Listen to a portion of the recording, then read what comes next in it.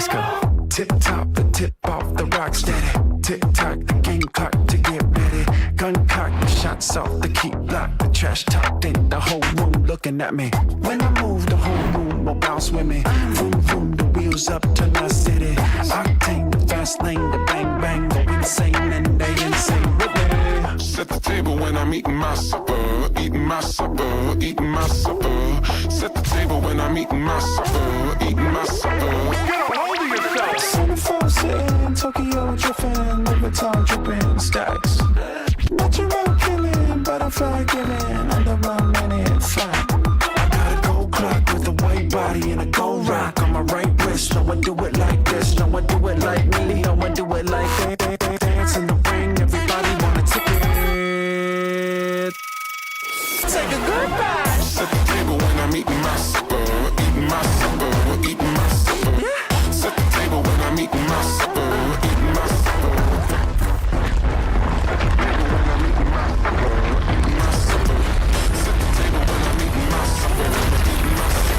Get a hold of yourself.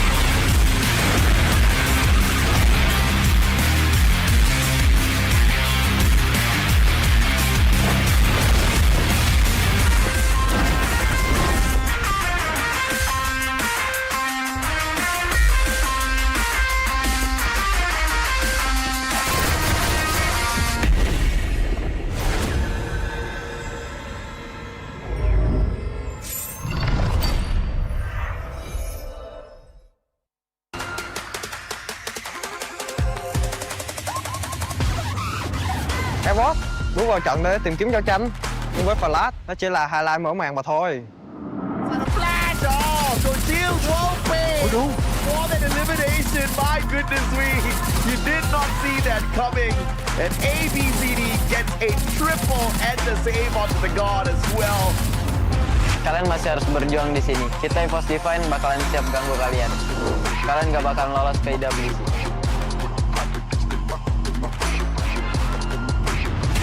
Falcon, the dominators of Thailand, the true champion. ดูเหมือนว่าทีมอินโดนีเซียนะครับจะชอบพูดถึงผลงานเก่าๆมากมายครับแต่อย่าลืมไปว่าใครแชมป์ตัวจริงในภูมิภาค Thailand, iya mereka buat sejarah, tapi masa depan cuma ada di Indonesia. RRQ di sini. Không có chiếc cúp vô địch à? Đừng quên, đây là sân nhà Việt Nam và Gao sẽ giữ chiếc cúp đó lại.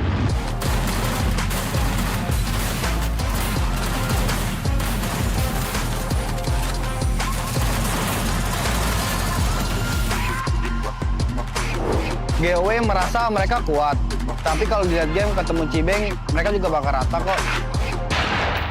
There's POIs in that center island. Pretty sure his squad's already there. Oh, he's thinking about it. Ah, this is it, but gets the second. พวกเราไม่เล่นตามจังหวะเกมแต่ว่าพวกเราเล่นตามสไตล์ที่พวกเราถนัด But Twisted Minds overtakes them with a total of 39. These that will be kept alive by the remaining survivors. I mean, it's all about the recovery. Play, what a shot!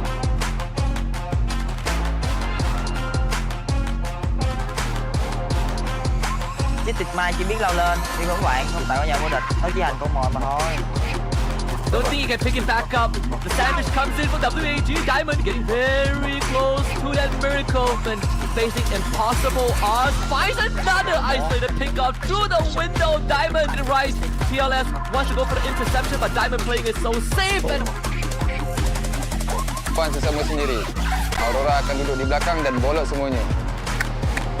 I mean, this could be a two-point attack. We have Gun on the low ground. Wiz comes in with the rest of the team. They immediately get rid of Moshi and Jonah. ที่เราเงียบไม่ได้แปลว่าเราอ่อนแอพวกคุณอาจชนะเราได้แค่บางเกมเท่านั้น แต่พวกเราบุรีรัมย์จะมาเพื่อเป็นแชมป์ของรายการนี้ครับ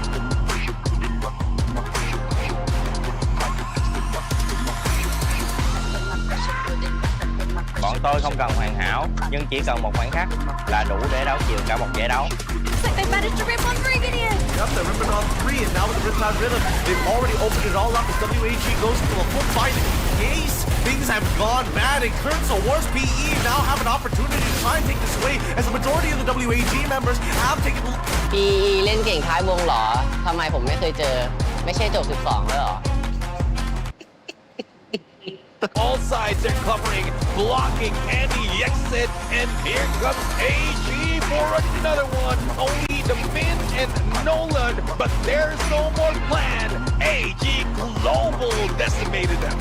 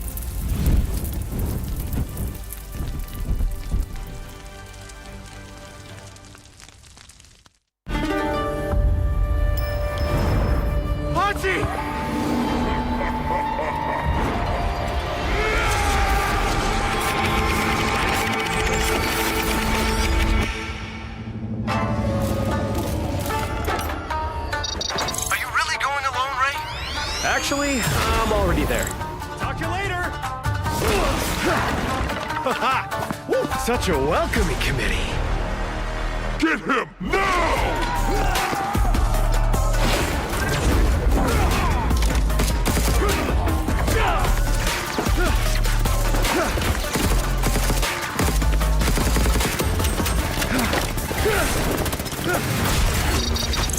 Not now, Shiro.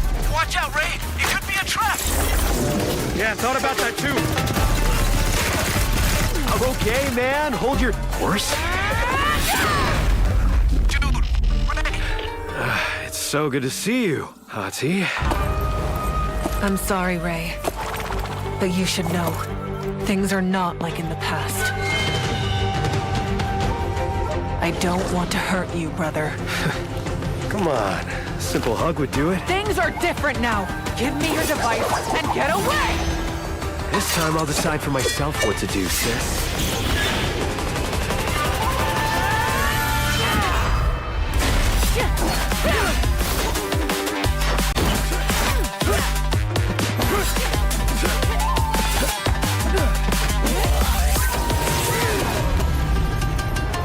Oh, I know what's different about you.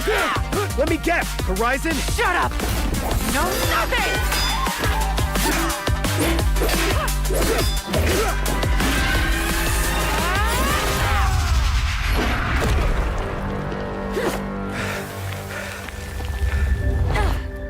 Do what you want. I don't recognize you as my sister anymore. Hati, isn't it cool that even though the sun and the moon are rivals, they can still find time to be together? They aren't rivals, silly. They're just different. Just like us, right? Yes, like us, brother.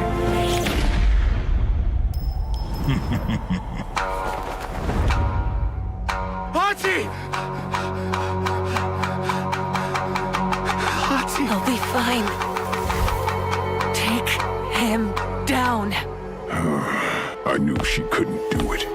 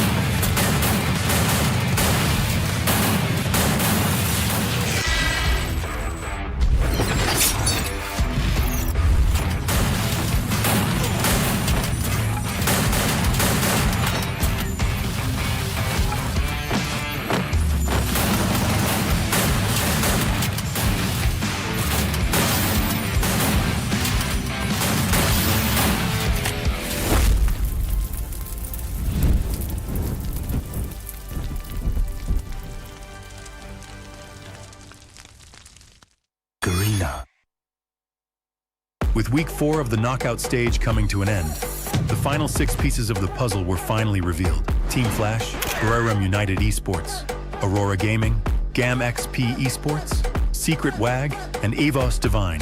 The grand finals picture of FFWS C2026 Spring was finally complete. Esports has always been ruthless. One slow moment, and every dream could collapse in an instant.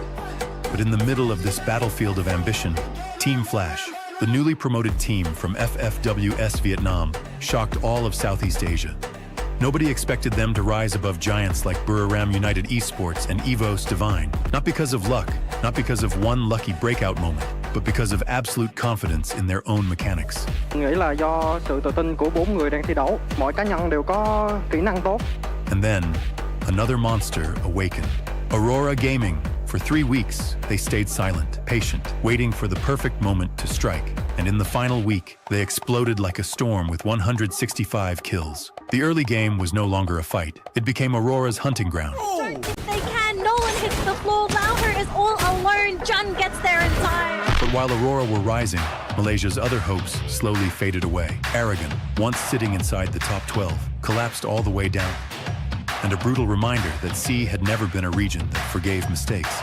Meanwhile, Buriram United Esports still marched into the grand finals. But this time, the Kings of Thailand no longer looked untouchable. They get rid of Roshi and Jonah. They do manage to get rid of Wasana as well. There goes Buriram. It's a full team clear at Aurora. Buriram played colder, more calculated, more patient, and it made everyone wonder, was the king waiting for the perfect moment to strike? Or had the era of the new generation already begun? Avida X KDC, the rookie from Thailand, finally ended their losing streak with one last booyah, one final farewell to the fans before saying goodbye.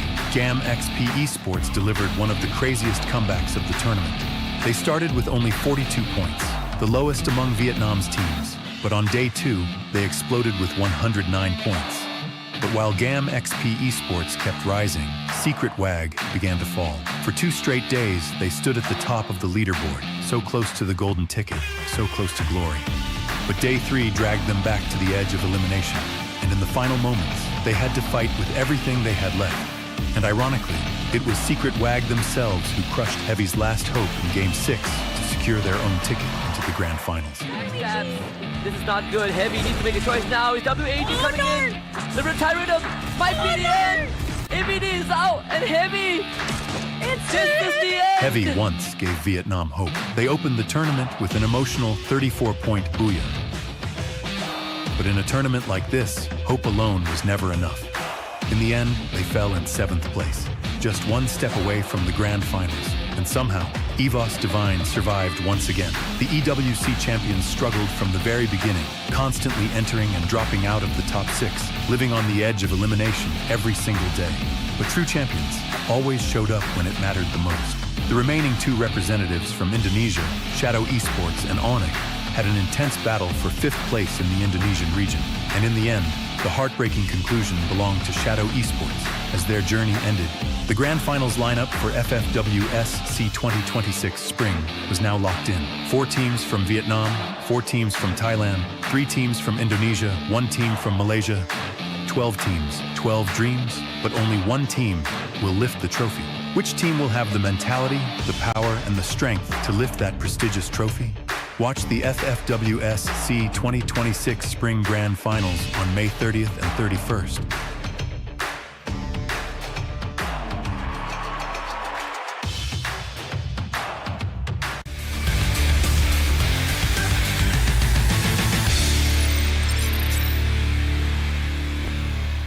Chìm qua lấy.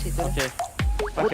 กูเดินออกขวาได้ปะกูเดินได้เล่นสุดเลยไปหนึ่งมันสเตปนะเดินออกขวาได้บนขวาได้ปะได้ขวาให้แล้วขวาได้ปะปืนกลางเพื่อนนายอยู่ขวาเพื่อนอยู่ตรงไหนวะเนี่ยขวาสุดเลยโบโคเนี่ยเรายิงเจ็บมากเลยนะเรายิงตรงไหนนี่โหลสกายเลอร์ได้ปะกูจ่อยบอลสกายเลอร์ได้หมดแล้วมันเสียบอลเยอะมากเพื่อนได้กับกูตัวนึงเพื่อนปากกาให้ก่อนดูให้ดาวได้เก็ตได้เดี๋ยวนะกูได้เก็ตตายรอเซตใหม่ไอ้กูโดนไล่คิวนะเพื่อนตัวไหนอ่ะใช่ป่าววะล่างอ่ะดิครบเลยนะครบ4ไม่เอ้ยตัวมาโจ้เรายิงเลยฝ่าเลยฝั่งกูไม่ล็อก1ไม่เป็นไรตีใหม่ได้รีสกิลใหม่รีสกิลมาแล้วพร้อมนะบอกกัน ยังไม่มามันจะดันมาเพื่อนถอยมาก่อนได้ปะนี่ใกล้ถ้าบอกกูจะหมดกูจะหมดกูรอตัดให้กูรอตัดกลับมันไม่กลับมันไปขวาล่างมีนะมันเหลือซ้ายมันเหลือตัวนึงเพื่อนโอเคเห็นแล้ว120เพื่อนตัดได้จะมาบีดดิเกตจะมา10 วิไปกันเราไป100มาดันเข้าไปในบ้านนะ100อีกตัวนึงก็มีระเบิดปะกูมีนะไม่มีขอระเบิด2 ลูกเนี่ยก็มีนะป้อนรออยู่ในบ้านรถเลยเพื่อนเชื่อมกูมีอยู่ข้างในเหรอไม่ข้างนอกในบ้านรถไม่มีนะบ้านรถไม่มีมันไม่ข้างนอกอยู่ข้างนอกมันเต็มกูจะหมดนะรอไปกูก่อนรออยู่ปลาเขียวติ๊กของมาด้วยแล้วปลาให้เต็มหมดแล้วนะมันจะดันเล่นขอบไปดอกอ่ะมาโดนฝั่งบายิงไม่หมดเลยเล่นกับกูได้ป่ะเพื่อนรอระเบิดแทงกูปาระเบิดเข้าไปให้แล้วเพื่อนมาแล้วต่อท้ายหมดเลยสกายเลอร์นะเพื่อนมันจะโดนล็อกโดนดาว1ก่อนต่อดิดาว2สวยเพื่อนดาว3เพื่อนเจนรอดันตู้นะเพื่อนตู้ตรงนี้ก็อยู่ในวงอยู่โอเคกดทางก็ได้ได้ขึ้นเนินที่สุดข้างในให้กูไหมเพื่อนไม่50ไปนึงกูกดเขากดเลยก่อนอยู่ขวาล่างไอ้โจ้ใช่เนื้อขวาล่างมันรีบไปฟูลรอเพื่อนตั้งแต่แรกเรามีโดดอยู่ในบ้านรถได้นะแพ็คเพื่อนมีเฮ้ยกูอยากได้อันนี้อยากได้ยาฟ้าใครมีปะไม่มีเลยมาไว้บอกกูได้ป่ะเพื่อนมาไว้บอกกูนะฮะโอเคลงไปต้องขอซื้อให้ไม่มีใครยาฟ้าเลยจะได้ยาฟ้าป่ะยาฟ้าไม่มีเลยป้อนมีสูตรหมดแล้วยิงได้แท็กตั้งโดดหน่อยเดี๋ยวเพื่อนเดี๋ยวเลยสวยแท็กตั้งโดดหน่อยดิร้อนอีกซ้ำไม่อยู่ไม่วงกับเราโจ้วงกับเราเพื่อนโอเคได้ป่ะค่อยๆดันเอาไม่ต้องออกไปเพื่อนเพราะเดี๋ยวกูดันเอาเราไปกำบังให้เราไปนึงเฮ้ยเราช่วยกูหน่อยนะเก็ตเราดูกูหน่อยรู้เรื่องขวาล่างก็ยิงได้เพื่อนขวาล่างดันขึ้นเนินมาเต็มเลยเพื่อนไว้ดรอปเลยดีตัวเลยพอนะเรารับกูหน่อยนะเรากูทำที่เล่นยิงกันเลยบอลเราอยู่ถ้าอยากไปดูซ้ายกับแฮกได้นะโจ้มันเห็นนะกูอยู่กับซ้ายเนี่ยนั่นแหละเขาอยากไม่ได้ตรงรถนะเพื่อนไม่เห็นอะไรเลยตัวซ้ายได้ระวังรถเปิดดาวนะป้อมไงบ้างเพื่อนรออีกบอลกูเก็บสกายเลอร์ประเด็นตีท้ายนะเพื่อนไม่ยิงไกลเอาฟรีๆนะกูยิงซ้ายอยู่ดาวสกายเลอร์ใส่กองนั้นนะขวาตัวขวาได้ปะตัวขวาตัวมาร์กอะ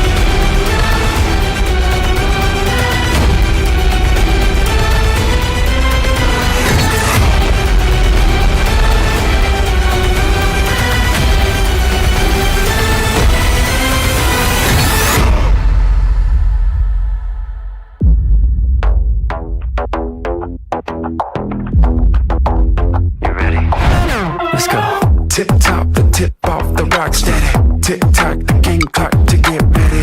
Gun cock, the shots off the key block. The trash talk, then the whole room looking at me. When I move, the whole room will bounce with me. Vroom vroom, the wheels up to my city. Octane, the fast lane, the bang bang, go insane and they insane with me. Set the table when I'm eating my supper. Set the table when I'm eating my supper. Get a hold of yourself. Centerfold sitting, Tokyo dripping, Louis dripping, stacks. Natural killing, butterfly killing, under a minute flat. I got a gold clock with a white body and a gold rock on my right wrist. No one do it like this, no one do it like me, no one do it like that. Dance in the ring, everybody want a ticket. Take a goodbye. Set the table when I'm eating my supper. Set the table when I'm eating my supper.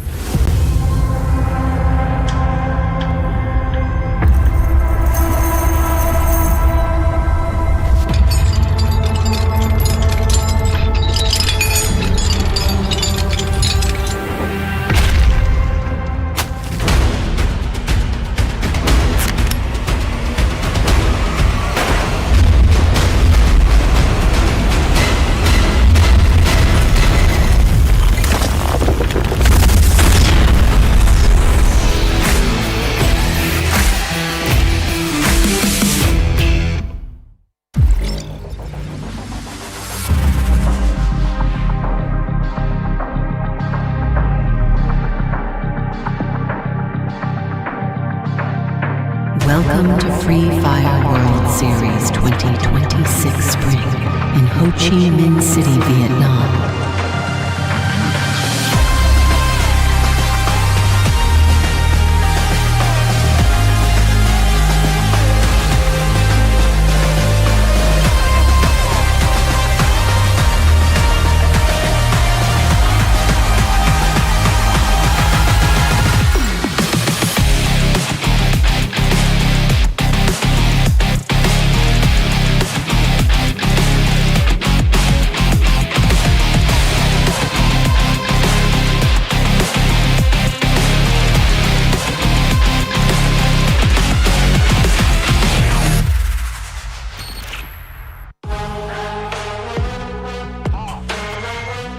Xin được chào mừng tất cả quý vị và các bạn đã cùng đến với sân đấu quốc tế của Free Fire World Series C2026 Ring đang được diễn ra tại thành phố Hồ Chí Minh, Việt Nam. Survivors! Welcome to the international stage of Free Fire World Series C 2026 Spring here in Ho Chi Minh City, Vietnam. Xin được chào tất cả các bạn, tôi là Quốc Bảo và đứng bên cạnh Quốc Bảo đó chính là Yun Sun, một cô gái rất là xinh đẹp và cá tính. Và ngày hôm nay thì chúng tôi rất là vinh dự khi được đồng hành cùng với tất cả các bạn trong những trận đấu vô cùng bùng nổ của vòng chung kết của chúng ta trong suốt 2 ngày. I am Yusul and this is my co-host Quốc Bảo. And we are truly honored to be your host throughout these 2 incredible days of the finals act. Quý vị và các bạn thân mến, vậy là chúng ta đã cùng nhau trải qua 4 tuần một hành trình khá là dài và với rất nhiều những trận đấu căng thẳng để tìm ra 12 cái tên xuất sắc nhất để tiếp tục bước vào trận đấu cuối cùng của chúng tôi, của giải đấu rất là đặc biệt của chúng ta, Free Fire World Series C2026 Ring, và tất cả mọi người đang rất sẵn sàng và chờ đợi được, phải không nào? After 4 weeks of intense competition, the top 12 finals team from across Southeast Asia have finally made it to the grand final stage. Và ngay bây giờ, hãy cùng chúng tôi điểm qua những đại diện xuất sắc nhất xuất hiện trong vòng chung kết của chúng ta. Đó chính là 4 đại diện đến từ Thái Lan, 4 đại diện của chủ nhà Việt Nam, 3 đại diện đến từ Indonesia, 1 đại diện của Malaysia, và tất cả đã sẵn sàng để bước vào cuộc chiến quyết định. Our top 12 today, that is the participation of 4 teams from Thailand, 4 teams from Vietnam, 3 teams from Indonesia, and 1 team from Malaysia, all ready to battle for glory. Và các bạn thân mến, trong ngày hôm nay sẽ là một vòng đấu rất đặc biệt, đó chính là vòng đấu Pirates, nơi mà 12 đội tuyển của chúng tôi sẽ thi đấu tổng cộng là 6 trận đấu để cố gắng mang về cho chúng ta rất là nhiều những số điểm, lợi thế cực kỳ quan trọng của chúng ta trước khi bước vào vòng chung kết đặc biệt, đó chính là vòng chung kết tổng vào ngày mai. Today is a point rush day. 12 teams will compete through 6 matches to earn crucial advantage points before entering tomorrow's grand final. Vâng ạ, mỗi mạng hạ gục, mỗi pha xử lý và mỗi cú booyah sẽ mang đến điều rất khác biệt trong cuộc đua giành lấy chức vô địch vào ngày mai. Well, every fight matters, every booyahs count, because the momentum built for today could decide the champions for tomorrow. Vì vậy ngay bây giờ chúng tôi muốn đảm bảo rằng tất cả mọi người đã sẵn sàng cho cuộc chiến quyết định của ngày hôm nay và sẵn sàng nhiều hơn nữa để cho tất cả những chiến binh của chúng tôi, những tuyển thủ của chúng tôi tự tin hết sức có thể để đến với cuộc chiến cuối cùng vào ngày mai. Mọi người ơi, mọi người đã sẵn sàng chưa nào? Well, as the point stage today, survivors, are you ready? Vậy thì còn chần chờ gì nữa? Chúng ta sẽ cùng đến ngay với khoảnh khắc đặc biệt của buổi sáng ngày hôm nay. Let the battle begin!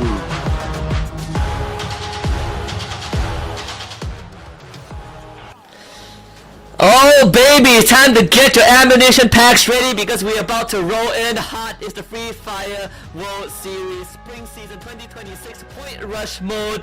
One day before the grand final. 12 teams remaining for spots at Paris, France for the upcoming EWC in July, but they all gotta start somewhere, and that place is here. It's me, Husky, and alongside the Mustachio AJ on the mic to bring you guys some exciting Point Rush rounds that are coming up. Absolutely, man. We have got a little bit of bonus to play for. Whether it's going to make a world of difference to who takes away the championship tomorrow, whether it's going to make a world of difference from where they sit on the overall leaderboard, because there's a little bit of money for everyone. And if you take a look at the top 12, the minimum you walk away with is $9,000 US. Up at the top, $100,000 awaiting the champion. And of course, the grand finals MVP walks away with an extra $4,000 USD for themselves as well. You can see there's a lot of money on the table. The squads definitely need to hustle. We are playing Champion Rush tomorrow and Point Rush today. This combination of Point Rush and Champion Rush is just absolutely lethal. It's not necessary that a team that dominates today ends up dominating tomorrow as well. Point system will stay as the same as it has stayed for so many years now in the esports ecosystem here at Free Fire. You hit the booyah, you walk away with 12 placement points, 9 for that second spot.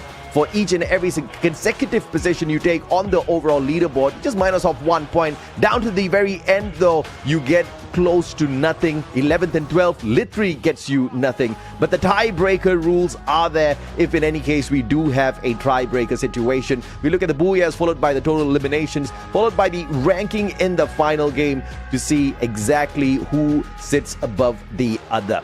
This is the one unique active skill. We have also introduced this last year. Apologies, ladies and gentlemen, boys and girls, because you just try to reconnect Husky, and in the meantime, you'll just have to do with the Mustachio's voice.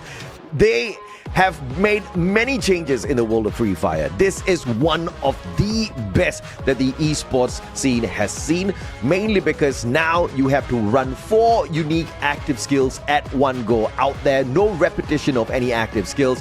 And now that we've got a plethora of playable active skills that really gets to amp up a certain capability, a natural capability of a certain player or squad, this competition has gotten so much more exciting. We no longer have a single 4 active skill meta that all the squads are repeating out there. I think the game has just grown to a point where you can really just focus on what amplifies your natural talents that you have discovered over time. Point Rush today will be quite the rough one, because if you thought the placement points on the overall leaderboard was rough, 7th to 12th places get absolutely no bonus points whatsoever.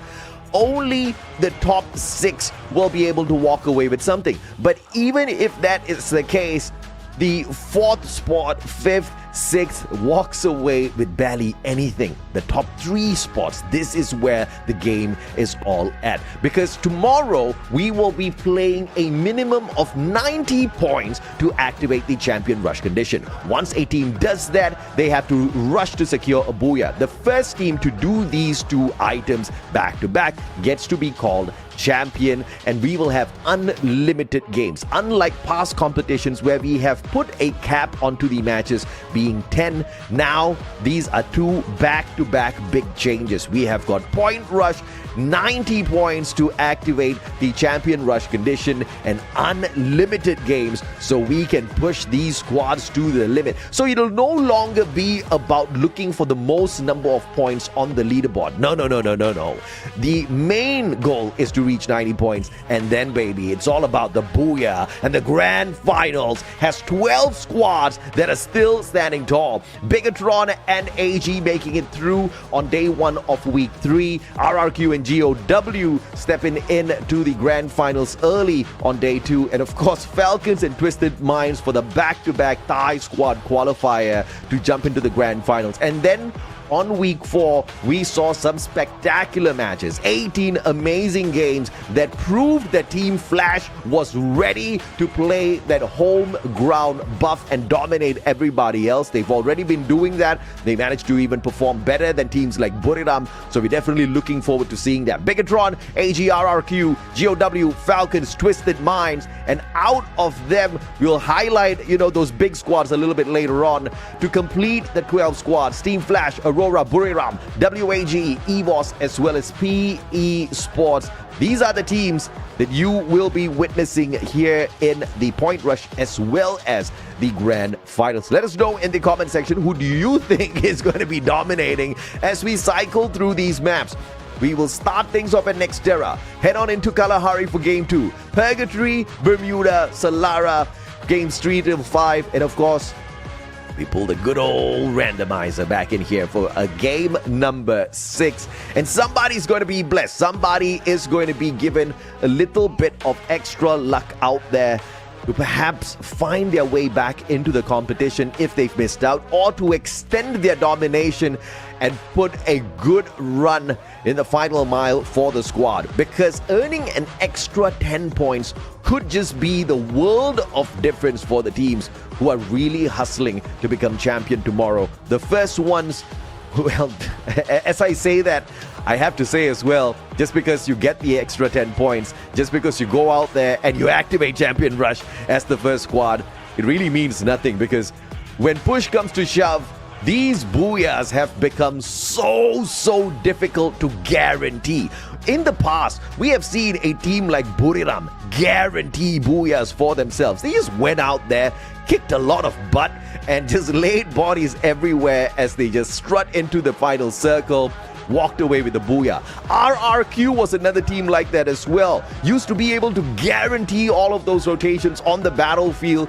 Booyahs were no problem for RRQ. But dude, we have shaked the game up to a point where it is just absolutely impossible for these teams to guarantee a booyah for themselves. And that's the main reason why we have seen so much of experimentational rotations coming through from teams like Buriram, from teams like EVOS, avoiding the initial engagements and avoiding a lot of these initial encounters just to see if they can navigate their way successfully through that final circle and guarantee a booyah here for themselves. And man, oh man, I think the stats of the squads will be able to prove that that is just not an easy task at all. I have not seen a single team in the competition really run away with the dominance. And one of the biggest shockers of this season has been Team Flash Husky. Yep, and I think so far it has been quite the journey, right? Even when we look at, again, the domestic team, the best example we have is Aurora. Now they're at this stage. It is, I think, a testament to how far these teams has come. You talked about the statistics early on, and we even saw certain teams that performed really well in the first and second phase sort of fall behind, right? Heavy is sort of the latest casualty, being the only home team that is not on that stage right now. But then there are teams that sort of fall off the radar as the competition went on. Twisted Minds, AG Global, I think even Bigatron by Vitality to a certain degree. Despite some breakout moments, you don't really remember them as much because they don't come as often. But in the Grand Finals, in Point Rush and Champion Rush, that could change. Those moments of brilliance, that one instance could just be what they need to win that trophy tomorrow. Yeah, no doubt at all. You have to be consistent in each and every single map. You know the drop spots now. You know the way these boys hustle. You just have to be ready for those engagements. Avoiding early encounters have proven to be the strategy for squads to stick to. And also, there are a plethora of active skills available out there to really determine if or not a squad wants to play passive or aggressive. And this has been a huge game changer because we have seen squads like PE Sports just switch it up instantaneously when it comes to how they want to play out there. When it comes for the points through eliminations, they become an absolute monster. They certainly do. And right now, it all comes down to how the teams start, right? Because we are at Point Rush, and as much as the teams would love to get that 10 head start points, it doesn't really define that Grand Finals performance, and it has been proven time and time again. But it would be nice to give the teams, to give themselves a bit of that morale boost, a little bit of the confidence, since the Champion Rush condition has been raised just by 10 points, so it's no longer 80 points to win. You have to reach 90 points, and that extra 10 points can offset the balance. Yeah, absolutely, man. And well, we've removed the limit of the games, and which successfully means that we no longer have to focus on farming, because there have been some squads who just make it to the 90-point mark first, and they're not too worried about the booyah. Even if they don't get it, they're thinking that, okay, maybe we can just max out these matches, and in the meantime we'll start farming on these other squads, we'll have the most number of points, and then we'll win by default. Problem is, no one has been able to successfully pull that off. It has always gone down, and the team that has managed to grab these championships have always been the team that walks away with the booyah. Which is why Onyx Olympus, man, they walked away with the booyah, they walked away with the trophy. Anybody can do it as long as they can get to the 90 points first. And the state of the competition just puts us at a point where we've got 12 squads who can get there fairly quickly if they avoid those initial mistakes. Yeah. I think all eyes are going to be on Evo's Divine them as well, right? Today is not the most important one, at least for the other teams, but it is going to be quite, it's a sort of a prelude of what might be the results for the grand finals tomorrow. Just for those who might not know this info just yet, we have guaranteed 8 slots to Paris for EWC, because Evo's Divine, they are guaranteed to go there because they are the defending champions. But in the event Evo's Divine finishes top 8 in the grand finals, then the 9th place team gets to go. So that also is a very important detail, especially for teams who have always come so close yet so far. Evo's Divine's performance could just edge them out and get them that ticket to EWC.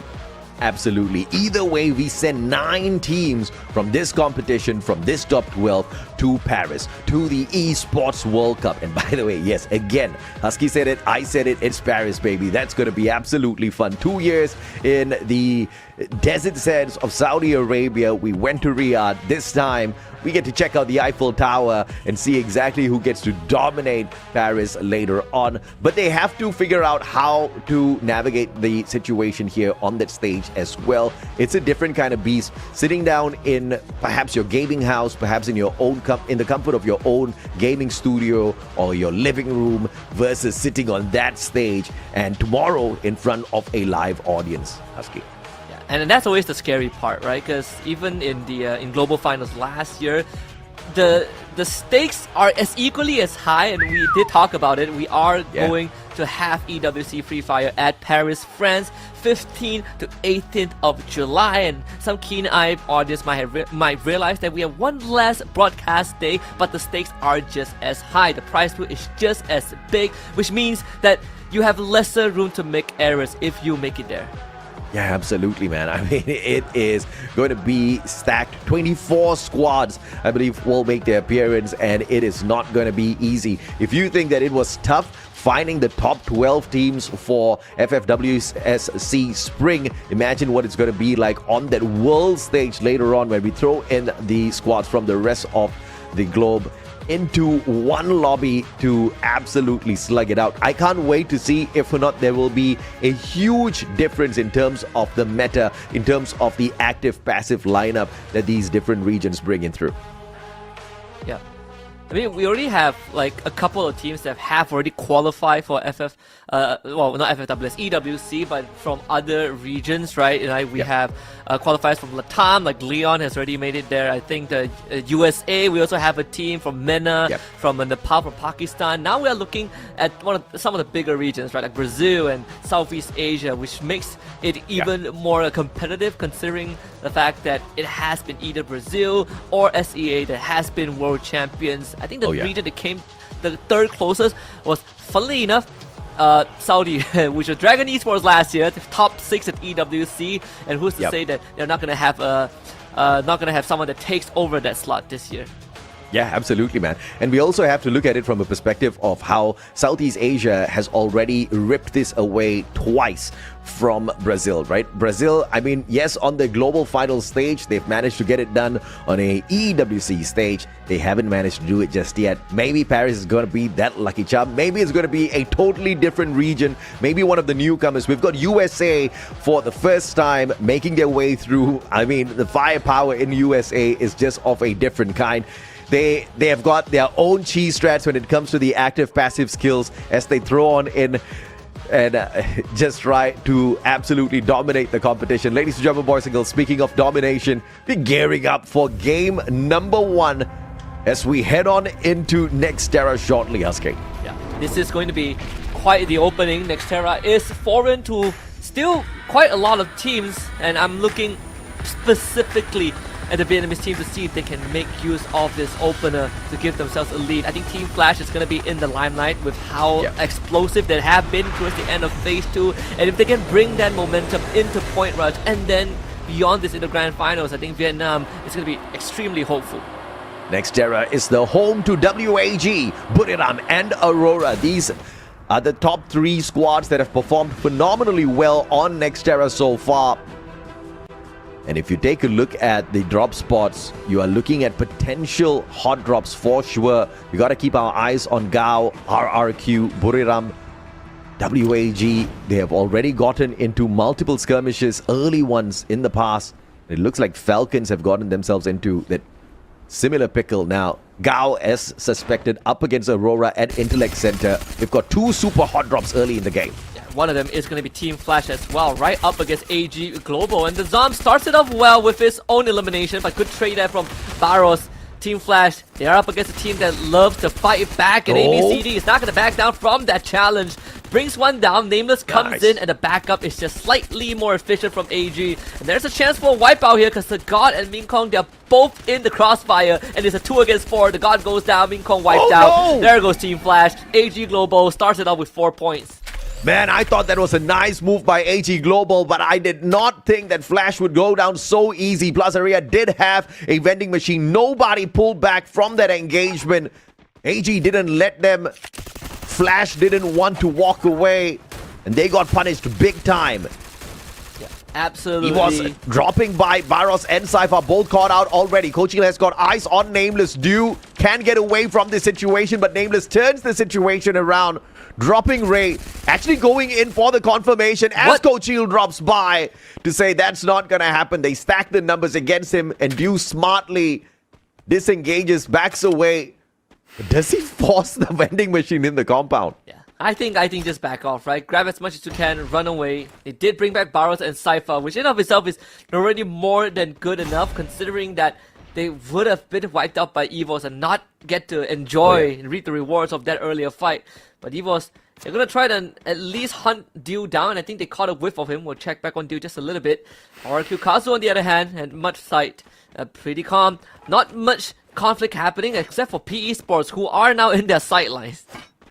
Dew getting a little bit of revenge here, taking Coachila out of the equations. And PE Sports, like you said, just rotating out in the open. Early moves coming on big time here as the squads just move compound to compound, looking for those extra coins just to hit those vending machines. But it's bound to bring you into the crosshairs of another squad. WAG, great position held on top of Robo. This is going to give them the bird's eye view over Twisted Minds, who quickly back away behind the haystacks. The Riptide Rhythm is not really effective in terms of taking down the Twisted Minds players. We're quite cautious now, moving away from this spot where the jump pad would be huge risk they play, but they will take that risk, and WAG just a little distracted to take advantage. I actually caught the timing just nice, so everyone from Twisted Minds gets to disengage without suffering much damage in the process. Whereas with WAG, they're on the hunt for a vending machine. They gotta go for the revive. AG steal real nice with Evo's Divine, not in the way that they wanted though. Rasha just blast Nameless in the back. There's 2 more AG members going down, and Evo's continues to enjoy this sweet early game. Oh, Rasya actually did that. Just getting up close and personal with the players now, with the VSS as well as the M590. You gotta love that. Probably a switch of Robo for one of the best snipers in the world. Jonah, sharp shot from afar. Headshot takes Avex down to the ground. Rasya's gonna be spotted out in the open plains, and he gets shot down by Get High. Buriram just catching EVOS in the wrong spot, wrong time for the Indonesian squad. But it doesn't seem like Buriram wants to get super aggressive just yet. Yeah, and I think they also recognize there's no need to do that, right? You take what you can get and then you back off into a safe compound, since the location that they control is actually in abundance of cover. Meanwhile, for Twisted Minds, get into a fight with BTR, and this time this might get a bit bloody. The boss is actively hunting for BTR and WAG members. In fact, BTR is the one that sort of gets to get the last laugh by taking out Exposy from long range. 4 Booyahs from the past 12 weeks. Not the best squad that teams are threatened by. Definitely the underdogs in the top 12 here in Southeast Asia. Twisted Minds have a lot to prove. Recently, bringing Diamond and Exposy into the squad. I think they've definitely been a great big advantage on the front lines. But now, up against Bigatron, Twisted Minds needs to exit the compound instantly. Sibeng caught out. And the rotation, the jump pad gets him to safety. Koja caught out as well. And jump with that backstab will make sure the M79 is non-functional for the side of the Bigatron squad. Twisted Minds still have 3 members left, but the only one that is more equipped to take on Bigatron is Jump. But he's surrounded. Good retirement from afar, but Jump the Trogon was able to win out that against Deeks. BTR needs to get that number advantage. Jump is doing a very good job of finding the isolation, but those blue walls are all going to go down, and yet he walks away. Who did that? Which Riptide Rhythm was that? That could have been a friendly one, as he called for backup. Insane stuff. And now Twisted Minds. I just said they were the underdogs, and they handled that situation absolutely cool, calm, collected. Bigatron by Vitality backing away. Kochiu might be spotted out as Sibeng splits up from his buddy. Pina out here in the open as well. Falcons might just pick up the final pieces here. Bigatron, it's not looking good for the squad. Yeah, and the Bigatron fighting 2 fights at once. Falcons hunting them down. Evil's also spotting them as well. And that's why that bridge is probably going to be the last vestige for the remaining Bigatron players. Falcons clearly does not know that just yet, but with this UAV sent out, there's going to be very less hiding spaces for whoever is stranded out there. But Falcons have to make that rotation westwards, and that's where Evos is at. Falcons, one of the teams that found the early access here as well. 119 points is their best run. Sorry, 115 points, I think, is their best run. There's a big potential they go absolutely alpha mode here today as well. But so far, it's keeping their heads low, focusing on the looting progress and getting more of those coins in their pockets before they go wild. Bigatron on the survival run is going to be spotted out by Gao this time around. Ooh, no finisher off of Demon. Sibeng gets to survive for the time being. The UAV definitely scanned out his spot already. High ground. Joel is there. Sibeng caught out. Oh, no glue wall. And this is going to cost Bigatron a little bit more for another revive. Yeah, they should have at least 3 more players, right? We saw that mass revive earlier on. Good stuff from Gao. They are, I think, one of the earliest teams to qualify for Point Rush. Phase 2, they missed out the first day by just a little bit, but Phase 2, they came online, and since then they have had technically more time than everyone else to prep for this moment. The circle strings towards the west side, and actually this one is quite the doozy. Covers both the Intellect Center, the Northern Island, and Web Museum and Farmtopia are at. So 2 bridges and a body of water to work with, and that means that certain teams will get to gatekeep those entry points. Aurora, Falcons, PE, Twisted Minds. It's going to be quite hard to cross into the safe zone. It's the hardest to determine which Vietnamese squad is going to be performing on a certain day. These guys all keep taking turns. At the start, Gao just did not look like a dangerous squad, and then they just happened to be the very first Vietnamese squad to find the qualifier to the finals.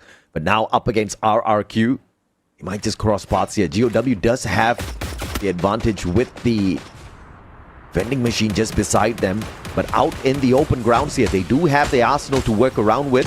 Ice grenade tossed on in. Riptide Rhythm will break down the defenses at the right outside. Dudes has got the M79. Tags up both players. Hans with the time turner. Saves himself for the time being. But Dudes with the angle finds Demon. Abe straight in with the Valiant Dash. And Gao dismantled by RRQ.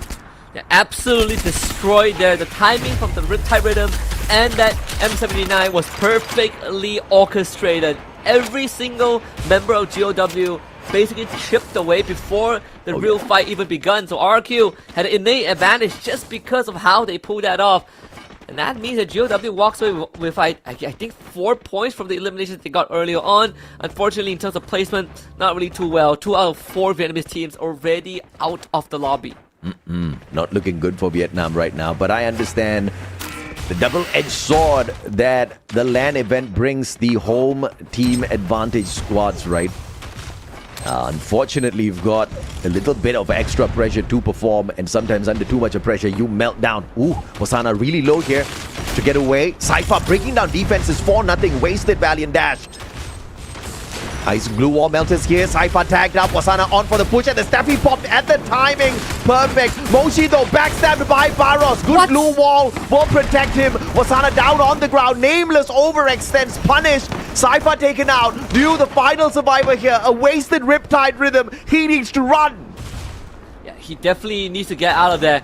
The idea was actually good from AG Global. They went on the flank, but for some reason, the awareness from BRU was just on another level. They had their flanks covered somehow amidst the chaos and walk away with 3 elims and no casualties.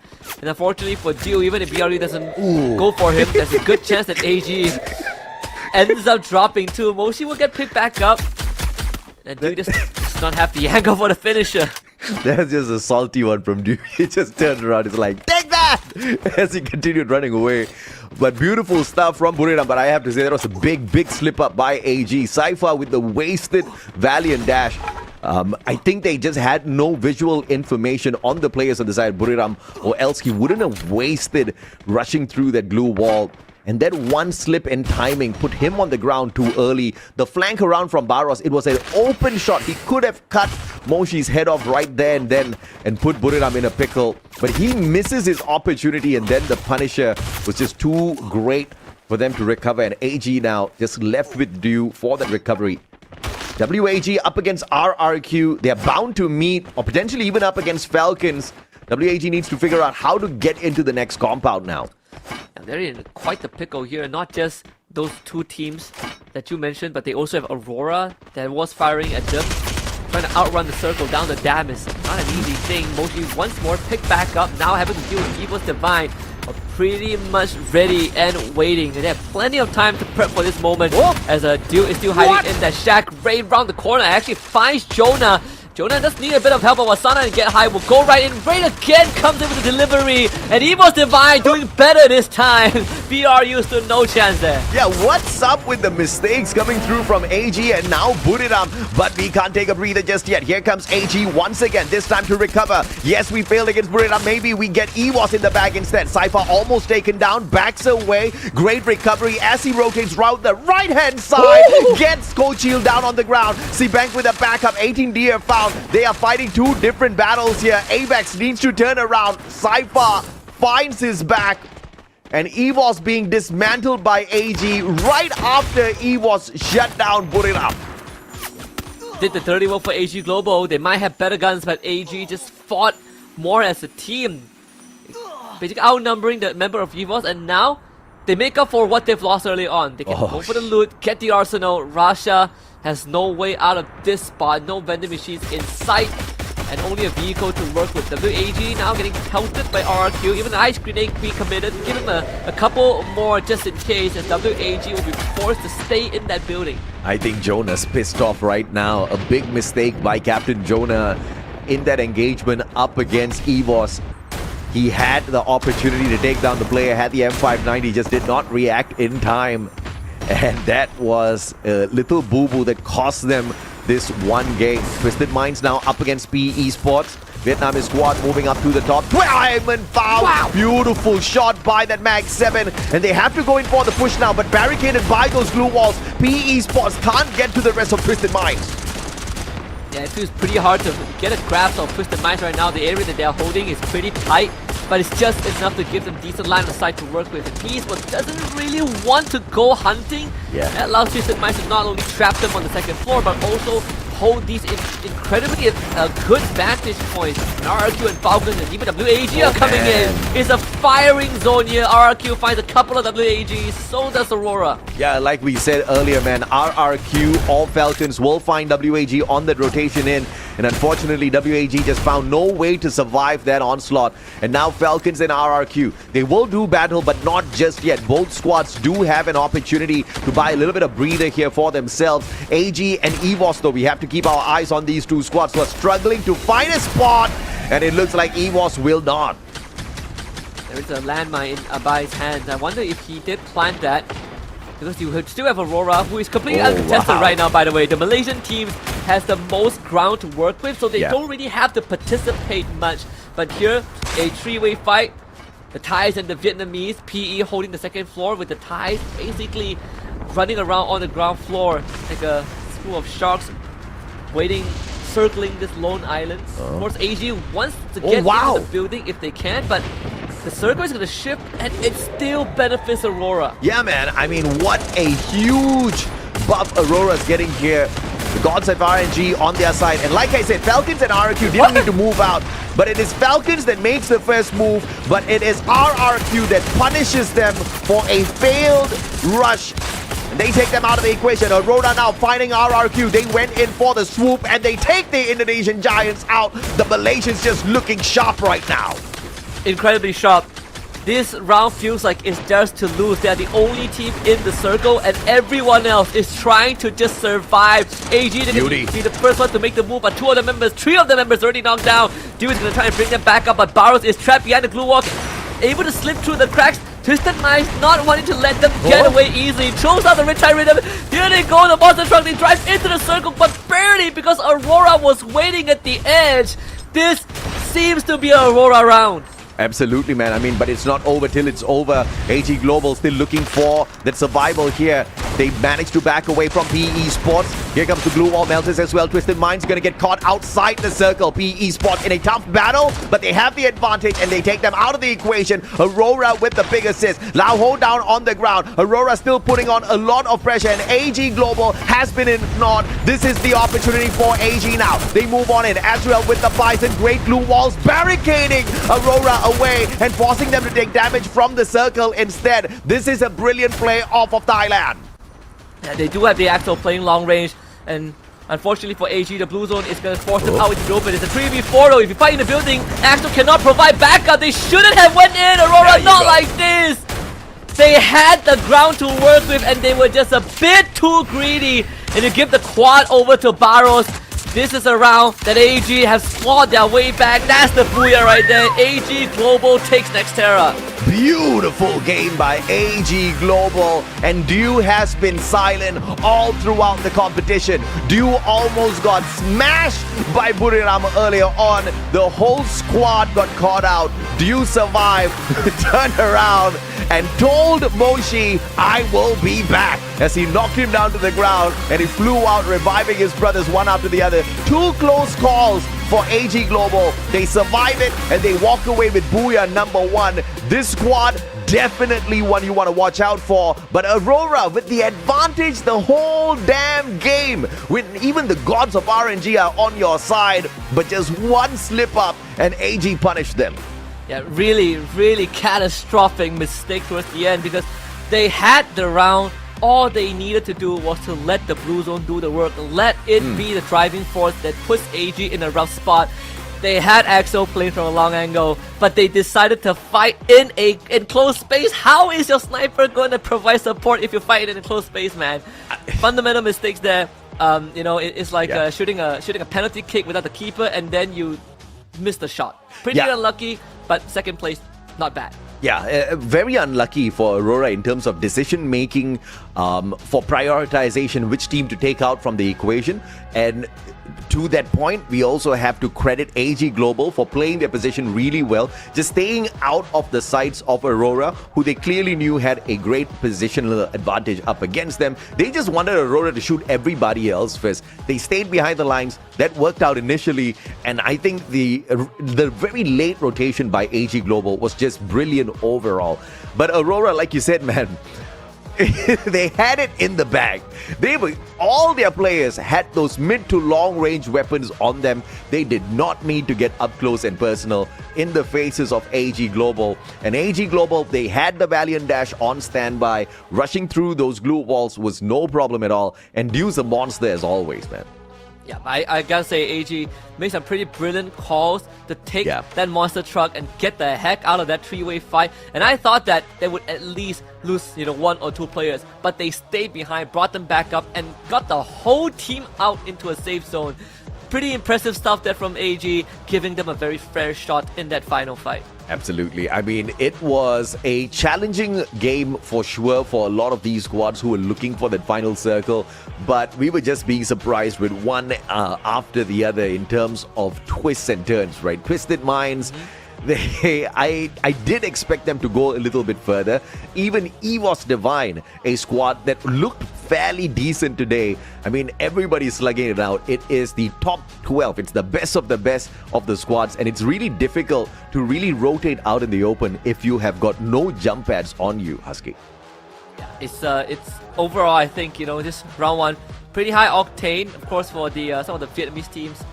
It's a slow start, gotta step up a little bit, but we did say AG, when you least expect them, they're always one of the top contenders. And just the way that they won game one, despite everything that has happened to them, really shows some good resilience and survival skills out there. Yeah, man. I mean, I'm still fairly impressed by what Aurora pulled off in the grand scheme of things. I think the rotations were sharp. Up to the final, decision making when it came to the final fight up against AG, that was sus, but everything else was sharp on the side of AG. Barros, the MVP this time round for AG Global. 4 eliminations, 3,264 on the damage, with the UMP as the weapon of disaster for his opponents this time round. I'm surprised this is not a big number game for AG. Yeah, not at all. I think they finished with 13 eliminations, but 13 eliminations when you play half the game trying to survive, still pretty respectable, right? A lot of these teams, at least in game one, are either third party or they got taken out because the circle was forcing 3 teams into a single compound. It is a very challenging circle by, I think, the third or fourth phase when we look at the radar. So the fact that AG still managed to get through one of the more crowded areas on the map, it's pretty impressive. Dew sitting at the top with 5 eliminations alongside Ray. We got Jun with 4, we got Barros with 4 as well, and even Abai from RQ Cars who gets a piece of that. Yeah, I think this first game has made our audience online go crazy, because now on YouTube, we've got a thread of comments saying that this live is fake. If this live was fake, how am I reading your comments and calling you out live on broadcast?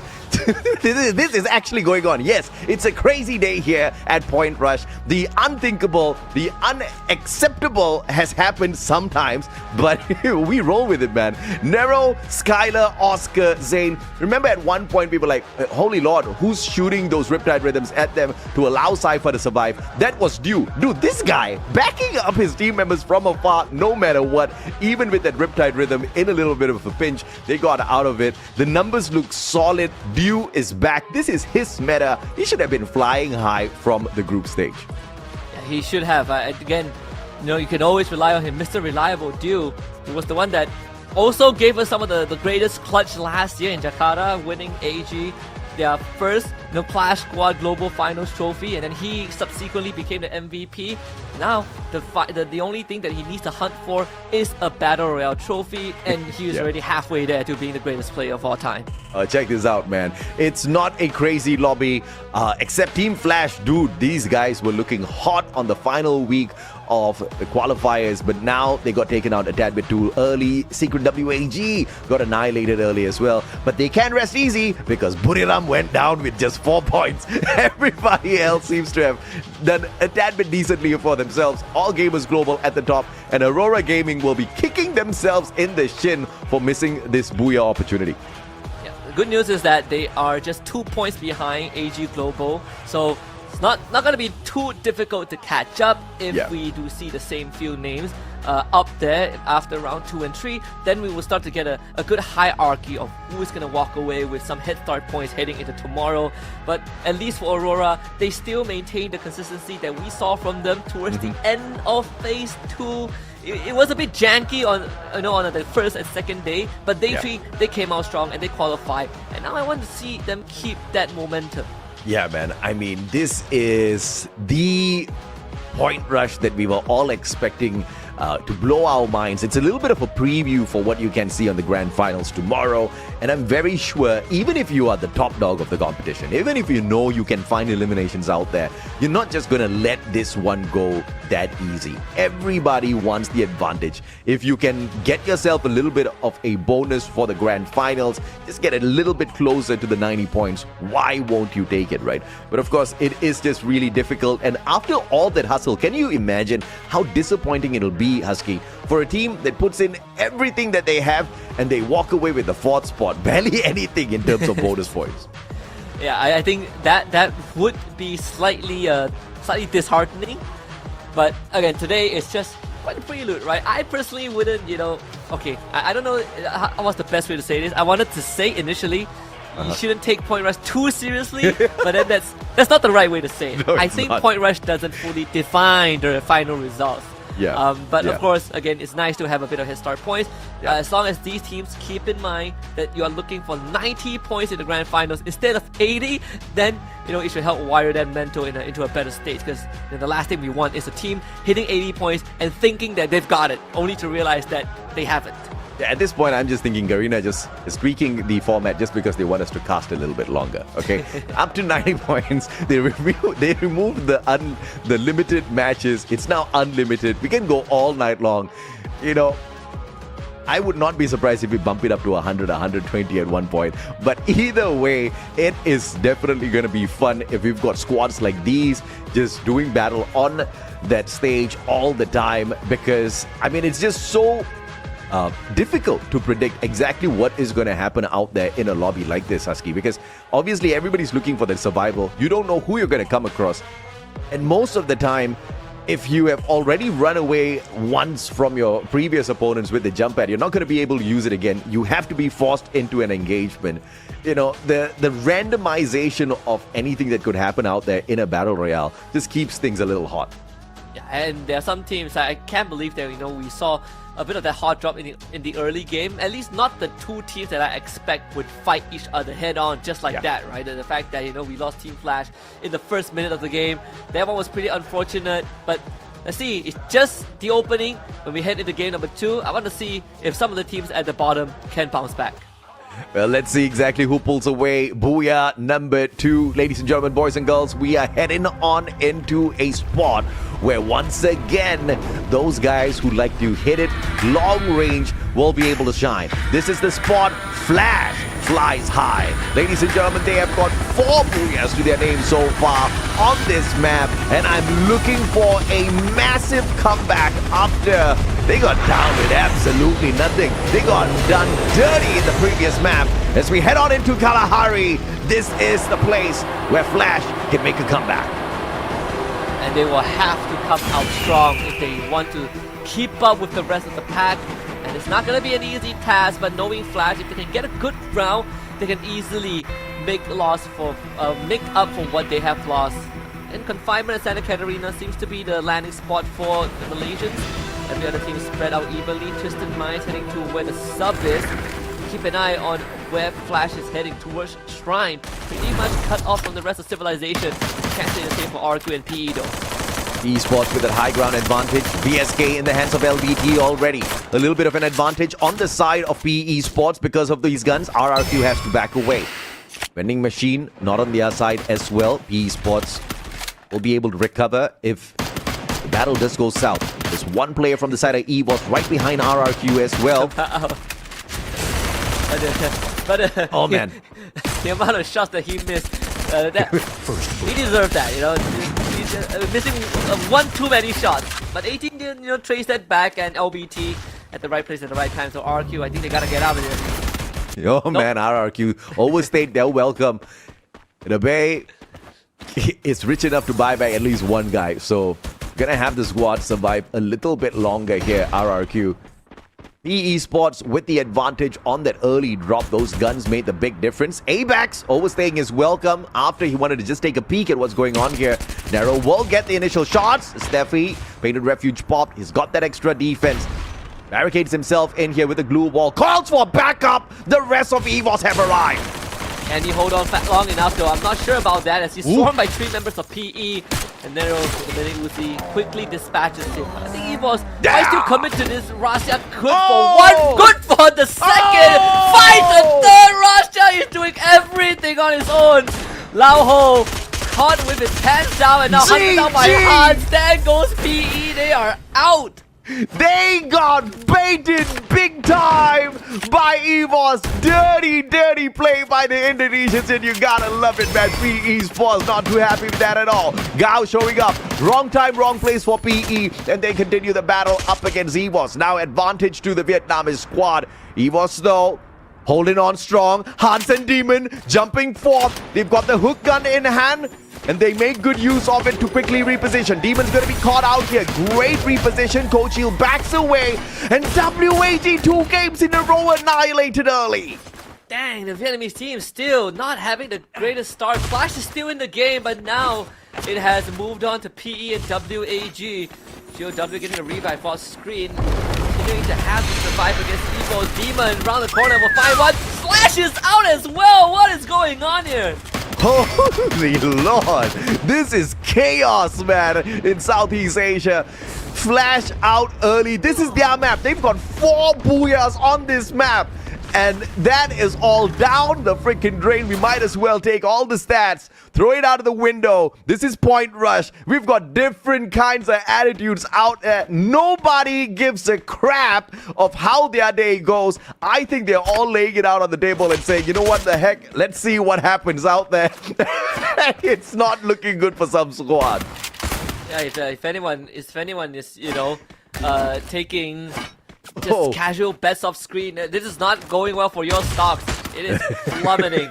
GOW is going to be your last hope here, and they're not doing too poorly, assuming that they escape from the grasp of Beijing Global, who are still sticking onto them. Oh man, it's lucky that Gao is still struggling to hang on for the time being anyway. Just hit the vending machine. Han can't even get there. Dian is absolutely broke, and he's being hunted down by RRQ. Well, bye-bye, Gao. The last player from Vietnam in this lobby will be taken out. And it's just a back-to-back slap for Vietnam. 4 teams taken out in a row. Southeast Asia is savage. Absolutely savage. When was the last time you see a region get absolutely floored when they had 4 teams in the same lobby? I don't believe I've seen anything like this. Not to Indonesia, definitely not to Thailand. No. At least it's Point Rush, alright? Thankfully, it's Point Rush. That's the bright side of things, man. Thank God it's Point Rush, so we can fix all of this tomorrow. It is just crazy in here. I'm having a ton of fun, Husky. I don't care. These matches are awesome. And now the battle between Aurora and potentially Buriram. Let's see how Aurora handles this, because damn, this Malaysian squad has been amazing. Coach Hill! I mean, a freebie. Aurora spotting a rare Coach Hill out in the open away from the rest of his EVOS brothers, and we now have one final EVOS survivor. Aurora has faced off against BRU multiple times in the group stage, and they put out some pretty good fights, you know. Obviously, the win rate for BRU is still in the positives, but Aurora, they didn't take it lying down, right? It's not like a 0% win rate. They have dealt some serious blows to BRU, but let's see if they can do it again. The consistency is what matters. Mochi and the Axo has been quite the matchup, quite the exciting matchup to look at, and in fact, that initial shot is going to force Mochi to heal back up, and even Wasana and get high and get on top of the command tower. Okay, alright, this is classic Buriram. They usually whoop some good butt from up there. Jonas the only one down at the bottom. He probably has a grenade launcher. If you're not careful, might just get blasted to smithereens. Wasana up top with the Valiant dash. But the Car 98 with the hook gun, they should be able to quickly reposition and punish. They just want the bird's eye view first. Twisted Minds up against EVOS. Rasya still messing around with people out there. Man, he should keep quiet for a little bit, but he's already revived the whole squad. So he's thinking that he has got a free reign here. Diamond's gonna get picked up. Now Rasya has to deal with 4 Twisted Mind players. Yeah, I just want to say it's pretty hard to escape the AI allegations when we have the full region wiped out like that. Twisted Mind still on the hunt. They should be able to see Rasya. Yeah. Oh, it didn't. Okay. If he moved slightly further, maybe he would have caught a peek of his head. Oh, he was right there. He was right there. Fine. Okay. Sub is a pretty good place. If anyone is AI Husky, it's you and me. We get to check out chat. We get to check out the action. We get to call it out as well. We get to have a ton of fun. If I was anybody else, I would envy us. Jokes aside, look at this circle, man. It's just going to pull so many squads out of position here.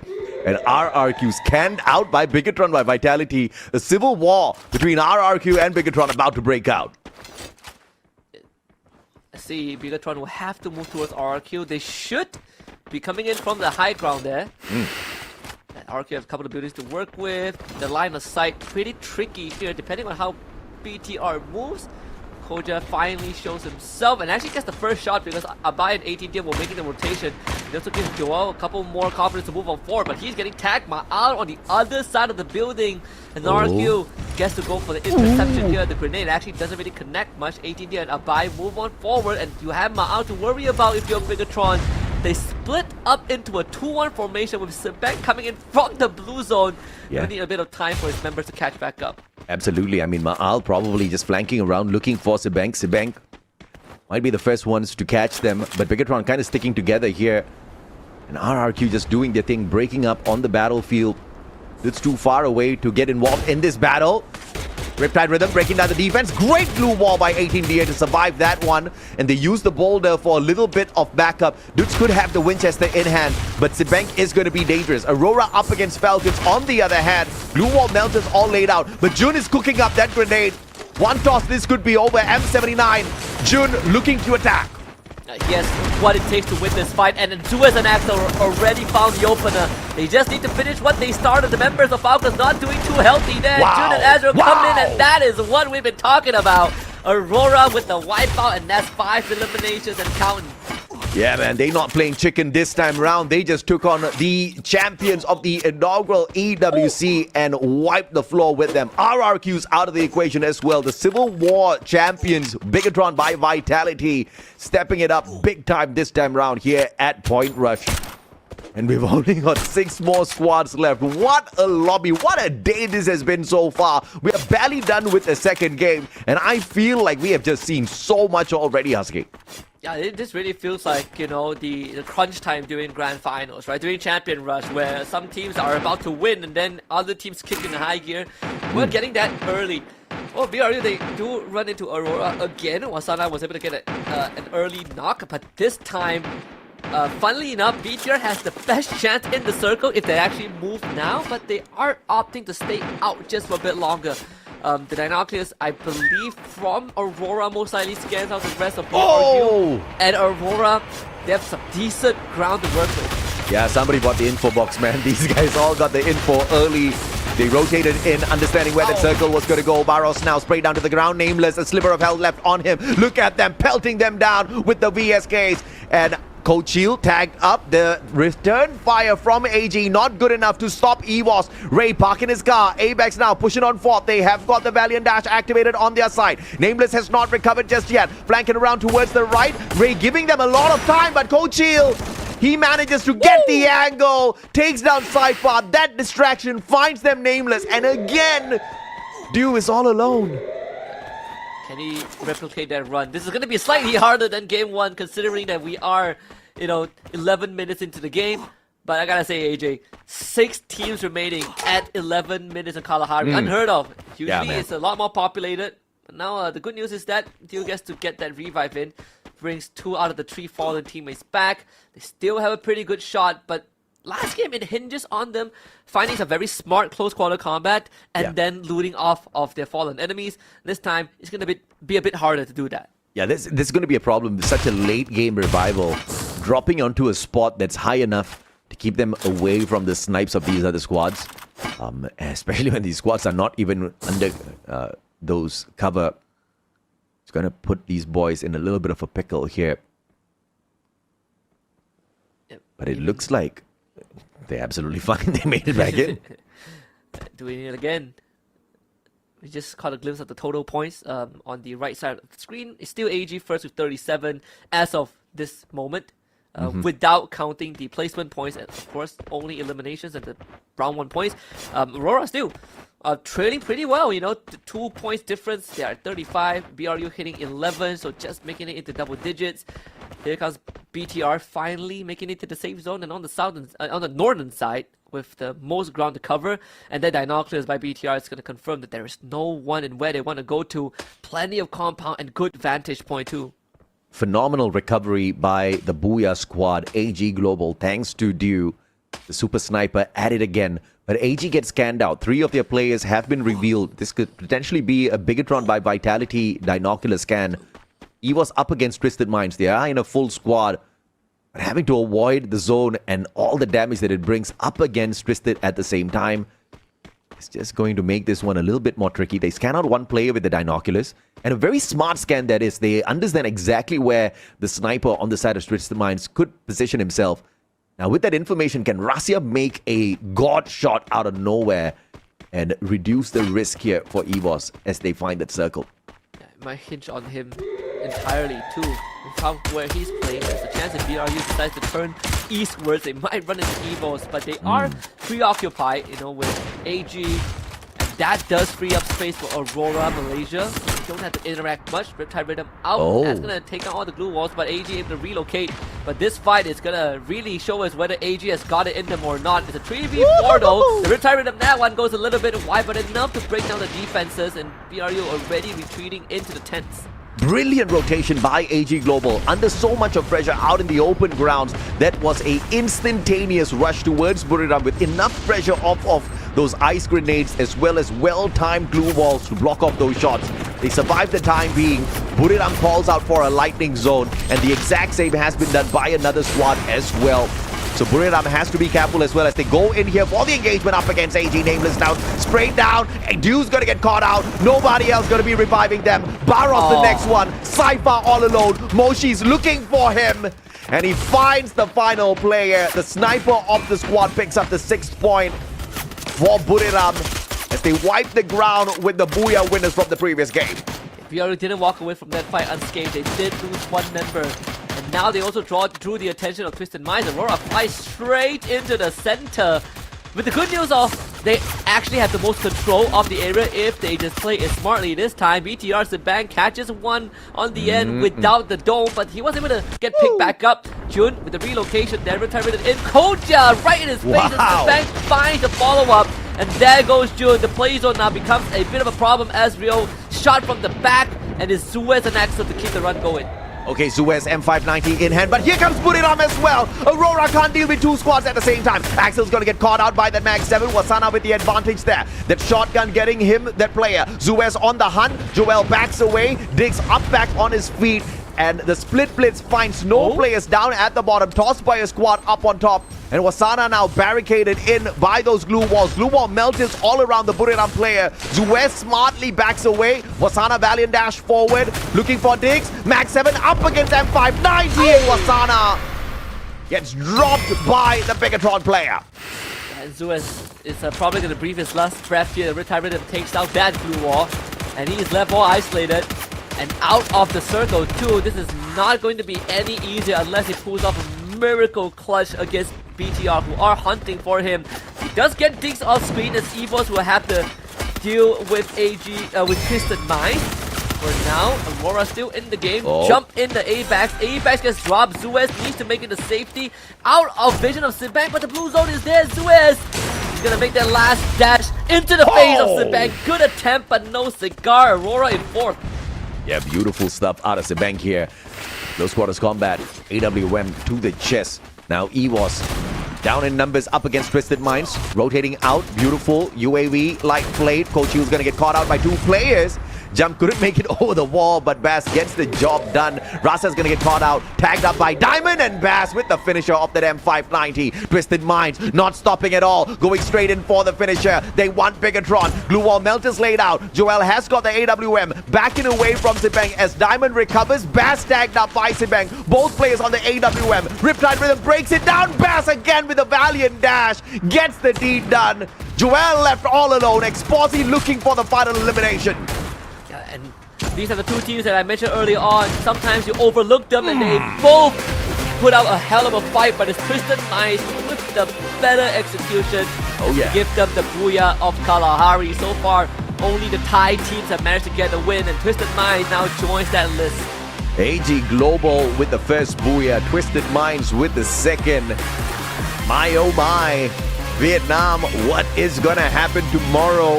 If you don't recover, this is going to be definitely a tough one, a tough ladder to climb, because these lobbies are hot.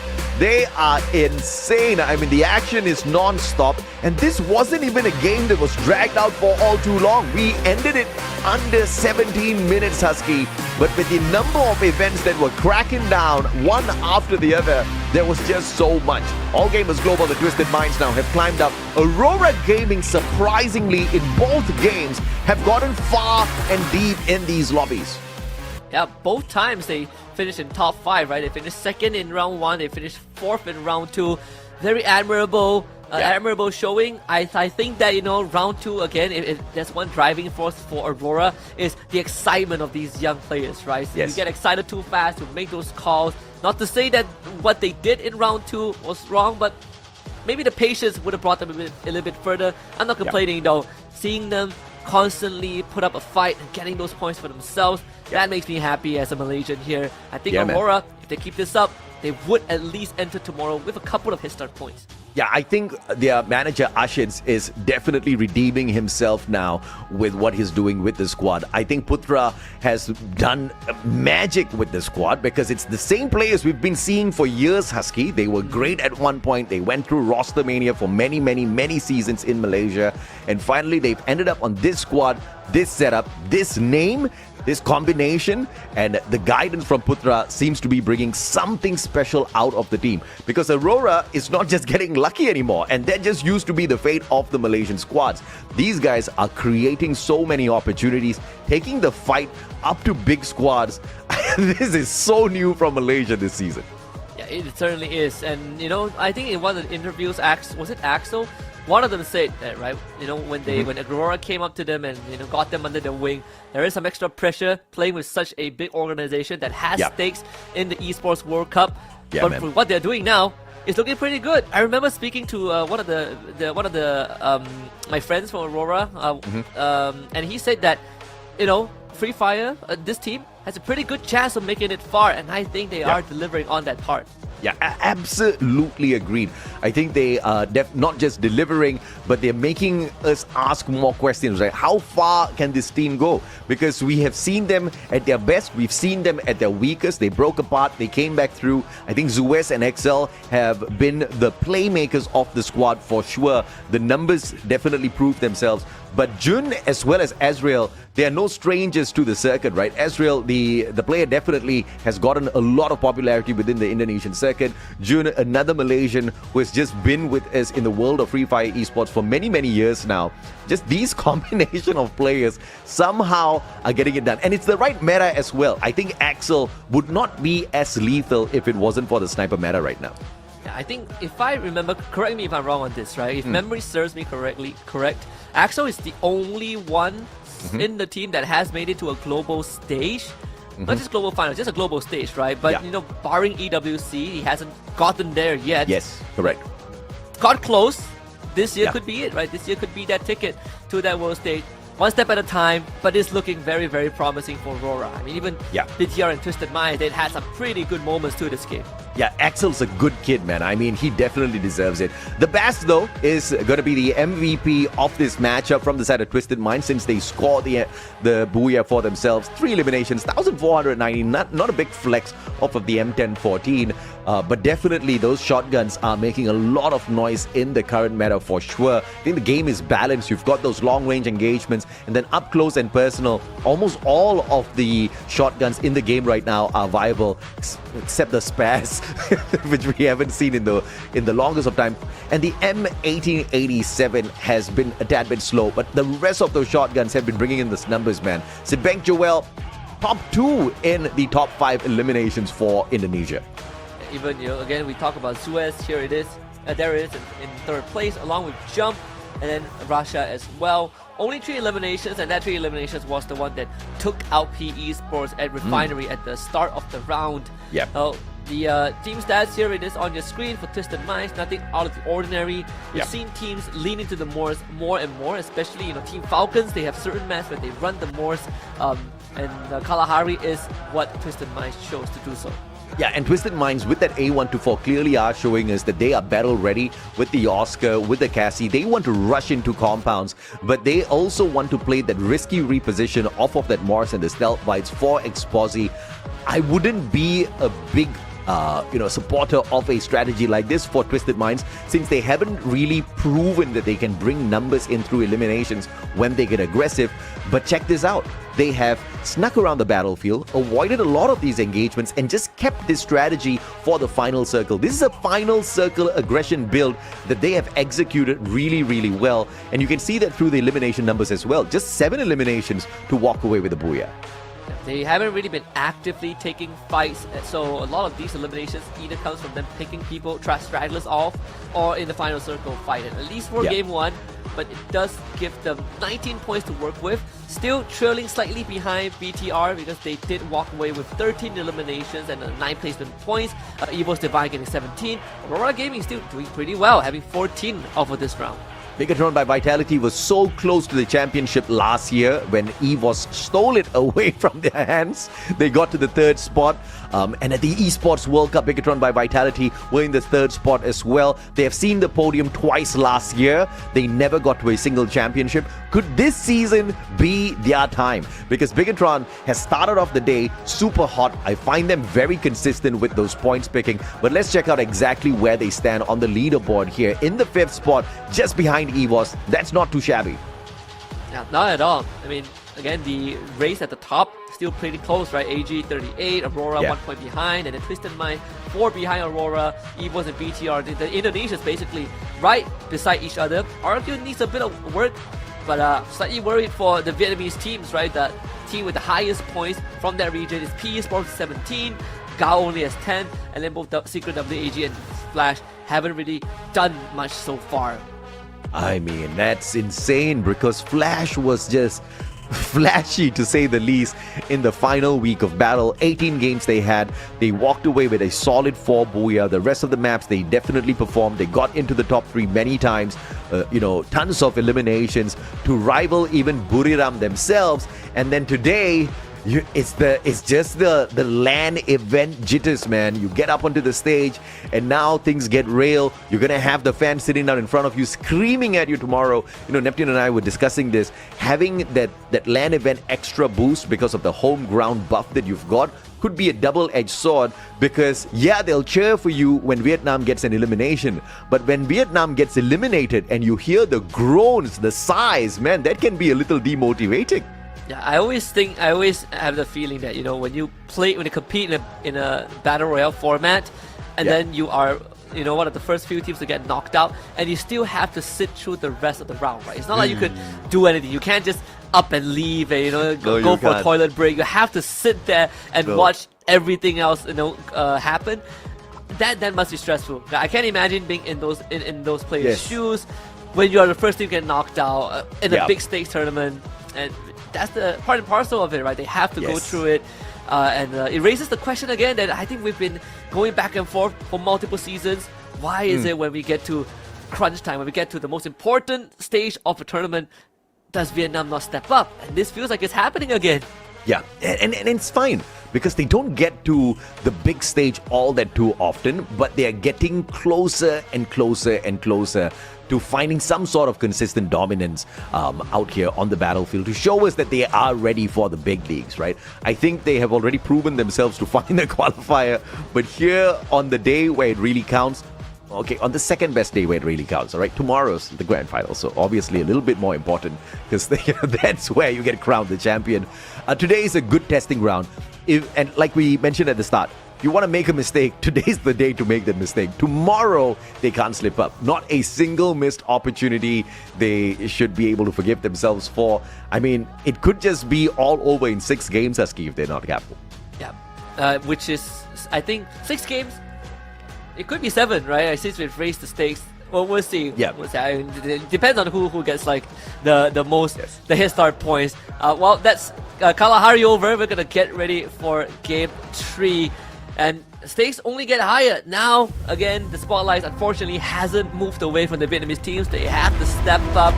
And I think the bar has been lowered just a little bit, survive the first 5 minutes. Survive the first 5 minutes.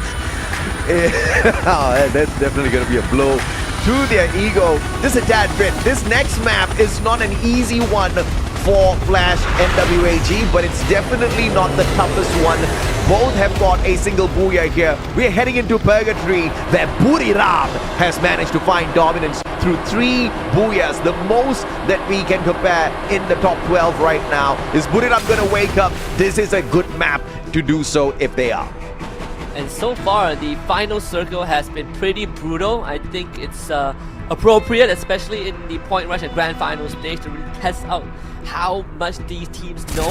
But when we talk about Purgatory, there's going to be a lot of hot jobs happening, especially on the southern side. Aurora and Gao, Falcons and RQ Kazu liking to share the southern island of Fire Brigade and Central too. So we've got to keep an eye on that. Gao with a very early drop here. Falcons bumping into RRQ early as well. Pina, beautiful trade onto our bay here. 1-for-1. They need that pickup desperately. 18D is going to get caught out here as well. But Dutz is there for the trade. Jumps on down. Can he survive this? Answer is yes, but only momentarily. Buys enough time for Ma'al to get away, pull in that revival. 18D is going to be brought back in here as well. But Ma'al's time running out at the vending machine. And he does not go down without a fight.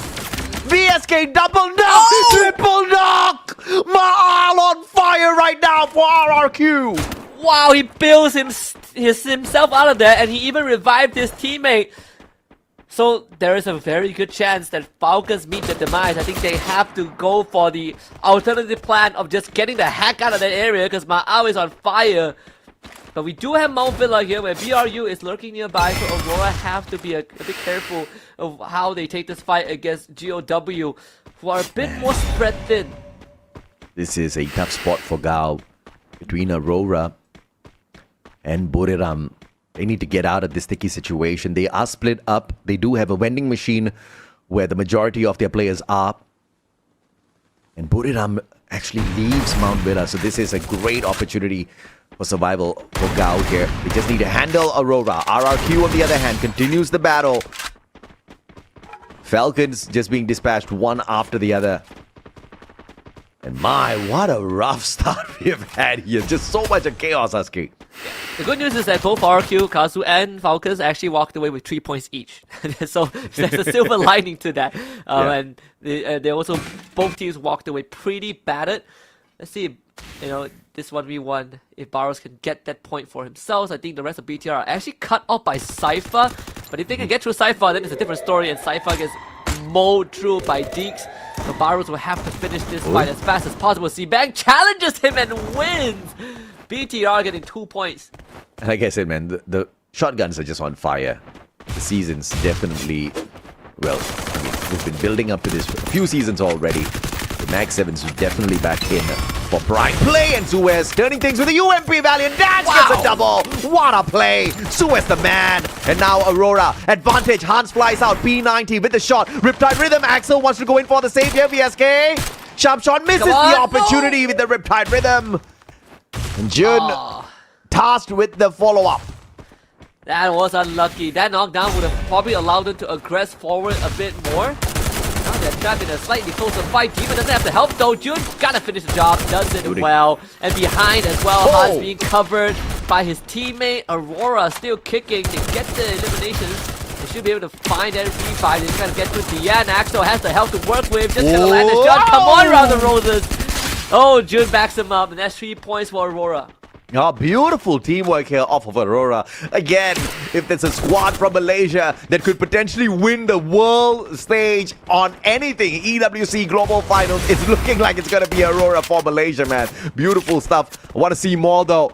Falcons, RRQ, not looking good right now for the Thai squad, having to abandon this battle. Pina is spotted. Beautiful follow-up onto Abe, the double shot, but 18D was connected to him. And just when they thought they were going to have the advantage here, RRQ getting a better of them. Triple revival will still keep them in the fight, though. And unfortunately, Devson just completely ran over by BRU. Aurora should be able to get out of this, even though they are not in the state to fight BRU. If things go well, they should walk away with 1 or 2 survivors to keep the round going. But for BRU, I don't think they're leaving anytime soon. So Aurora, let's see what they have. Aurora versus BRU. Oh, how the tables have turned. Earlier it was Gao that was sandwiched between Aurora and Buriram. Now it's Buriram. And they're taking the fight to Aurora. This is very interesting. Reposition straight into the face of Aurora. Azriel onto the right hand side. Wasana potentially going to spot Axel out here. Wasana was his Axel! But Zuez finds him. Moshi will trade that instantly. Car 98 will get the shot. Axel with the Punisher. Riptide Rhythm dropping the defenses, getting the knockdown as well. Moshi trying to pull one back. Axel still hard on his feet, and Azriel tags up Jonah. Moshi's gonna get backstabbed. Zuez back up on his feet. Buriram, valiant dash. Moshi dropped down. Jonah, the final player on the side of Buriram, on his feet. Oh my goodness, that execution was so good from Aurora. Let's see if Jonah can at least take down Axel here. The trade is important here for BRU as they are the ones down in numbers. Wasana getting knocked down again and bleeding. Wow. And in the end, Aurora, they hold the fort and they hold back BRU. The revives come through. Jonah is the only one with some competent resources, but I think Aurora's gonna go for the rush there. Another elimination. Aurora doing that execution perfectly. Dude, when have you ever seen Malaysia take a 4v4 against Buriram and walk away so confident, so solid? Man, Aurora's looking damn good at this point of time. But Buriram, can we talk about the survival play off of Captain Jonah, single-handedly bringing his buddies back, taking the fight, pushing Axel back, forcing him to call for backup, and with that extra time, brings the whole squad back into play. Buriram, that was a close one for them. We were expecting this to be the recovery game, and Aurora almost ended it early. Yeah, like Axel held his ground very well. Zuez, the backup again, just reminded me a little bit of what we saw in game 1, where BRU were fighting fights from a variety of angles, and they got all the flanks covered. Aurora, they had that spirit, right? And that, I think, a big part of it is just the communications. They must have worked on that extensively to get to that level of chemistry. So they get a free pass on that, they beat BRU, they force BRU away, they get some extra resources, and now they're more equipped to play the rest of Purgatory. I think the biggest problem for the players who have been popular from Malaysia in the past, you know, some of the team members of Aurora, the biggest problem has always been ego. You know, listening to each other, communication has been their biggest weakness. But it looks like this squad has just got everything pinned down. Communication is on point. They are working together as one unit. It does not seem like a scattered squad at all, which we are so used to in the Malaysian circuit. Aurora is just playing together as one squad finally for Malaysia. This is looking good, but of course, we'll have to wait and see if or not they can produce this on the grand finals as well. But so far, everything has been brilliant. Yeah, it's been definitely giving hope, right? People are raising their expectations as well. Another challenging circle. Fitting off this stage. Again, body of water cut in the middle, but it does feel like if the next circle moves towards the central island, then teams like Aurora is going to have a harder time trying to make it into the safe zone. And right now they're still opting to stay out there, which is pretty dangerous. Falcons taking quite an expedition here, tries right past RRQ, but decides to gather nearby. This could be Falcons trying to take the fight. Man, I thought they were going to shoot them out of those vehicles. Falcons do not get teased by RRQ. I guess they want a breather here for themselves as well. Buriram on that lower ground. Twisted Minds have the advantage here to gatekeep Buriram. And it looks like Buriram does not want to stay and play. They quickly back away, looking for a better rotation into the next zone. This reminds me of one of the videos I've seen as well, where the narrator basically said that, you know, Aurora, the Malaysian teams, no longer the freebies that other regions used to take them for. Oh yeah. Which is quite a meaningful line, you know, to hear, especially so long. And actually, now that I think about it, aside from Axel, I think Jun has also been to the world stage. With Farang, oh, that was such a long time ago. Shout out to Farang, the /Do Easy one of the few aggressive teams from Malaysia back then. Again, man, I'm saying this. I'm surprised I'm saying it. Shout out to Ashits because he got the recipe right finally. This is the best combination of players, of egos to come together. Zwes is a really good kid. We've seen Jun and Ezreal in the past as well. Everybody knows how to play together. They all know how to play nice because they're good kids, right? And I think a lot of it is being shown out there through the cohesiveness in rotation and every single move. Moshi taking Demon out of the equation. Gao just split up on the battlefield, not doing themselves any favors whatsoever. Wasana from up top. RGS in hand. Does he want to drop a nade onto death? Will do so, but finds no connection. GOW hold back here this time. This is the third encounter here. Just circling over hit, and unfortunately, I think GOW just not in the right position to fight this, though. They gave 2 bodies over to BRU, and now here comes the collapse. GOW should be the end here. The vending machine has completely been taken over, while Aurora somehow finds their way into this fight. GOW never really stood a chance from the beginning. Man, Vietnam just having it rough again. Another team from Vietnam out early in the 12th spot. EVOS Divine though up in a big fight. Once again, the Civil War. They get drawn by Vitality. Won that out up against RRQ earlier on. Now up against EVOS. It looks like it's a tougher fight. Back-to-back knocks coming on through. Final finisher. Takes out in the open. Ray with the Trogon could not get the job done. Just a little bit of panic here. Calling for backup. Buying himself a little bit more time. Takes all alone on the outside. And Twisted Minds in the meantime wiped out by AG Global. Yeah, again, like you said, the infighting, the civil war of all the regions seemingly happening. And Evo decides to fall back. RQ Kazuo on the other hand. This one is a cross-region banter between them and WAG. Abai! Whoa, way out in the open. That's going to be punished by PLS1. With the blue zone closing in, Abai, there's no rescue there, so RQ have to play a 3v4. The grenades are bouncing through, but not landing, not hitting the mark. And BTR, they're lurking from behind. RQ are going to get pincered. Tikui up against 18 Deer, M590 in hand. Dudes is that back up. Valiant dash breaks down the defenses, and Tikui sharp shot. PLS1 on the follow-up. WAG overwhelms the front 2 players on the side of RRQ. Ma'al's going to be caught out now. Bigatron by Vitality attacking from the back, and RRQ out early in 10. And WAG now have to deal with a second wave of Indonesians. Deeks right around the corner. The back has been so sharp with the VSS, but Tikui also good on that. Again, second one was the back. This guy is doing too much work for BTR. The Riptide Rhythm will force a retreat as there's no glue wall out in the open. It seems like EVOS have caught wind of that conflict and are showing up. Aurora against BRU again, and Wasana gets taken down, but Moshi finds the trade. A small enclosed area. Aurora slowly bleeding out. Moshi and Jonah looking to outnumber Jun. And there's no way out of this hunt. He has to fight his way out. Yeah, the rematch here between Aurora and Buriram not ending well for the Malaysians, but Jun with the God Nade maybe could walk away with this one. Hooked it up. Probably should focus on recovering first. Looking for the possibility to pick up Zuez as well. Jonah on the approach. Nade does not make the connection. Trip mine play by Jun. Waiting for the push. Jonah does not have the active skill that can allow him to take the rush. Moki with the backstab.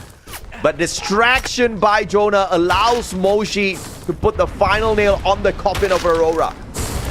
Good attempt there. The thought process was correct from Jun, but again, you're up against a team as experienced as BRU. It's going to be hard to exploit some of these loopholes and just being outnumbered. So Aurora finishing 8th, unfortunately, but decent amount of eliminations, right? 10 in the pocket as EVOS gets wiped out by Falcons as well. EVOS exiting the round with 8 points just in terms of elimination. So overall, these teams that get wiped out, at least they have some points to make up for the losses. What a day this has been so far on our point rush. These matches have been giving and giving non-stop action, and they have been absolutely brilliant. And as great as Aurora was, as great as that run was, it's been an unfortunate end for them in this lobby. But we've got 3 more games to go. So many more options for them to rise up to the top. Ooh, beautiful binocular scan potentially by Buriram over Falcons, scanning out the whole spot. The Esports could have been the ones with that information as well, but they'll have to deal with the shots off of Flash.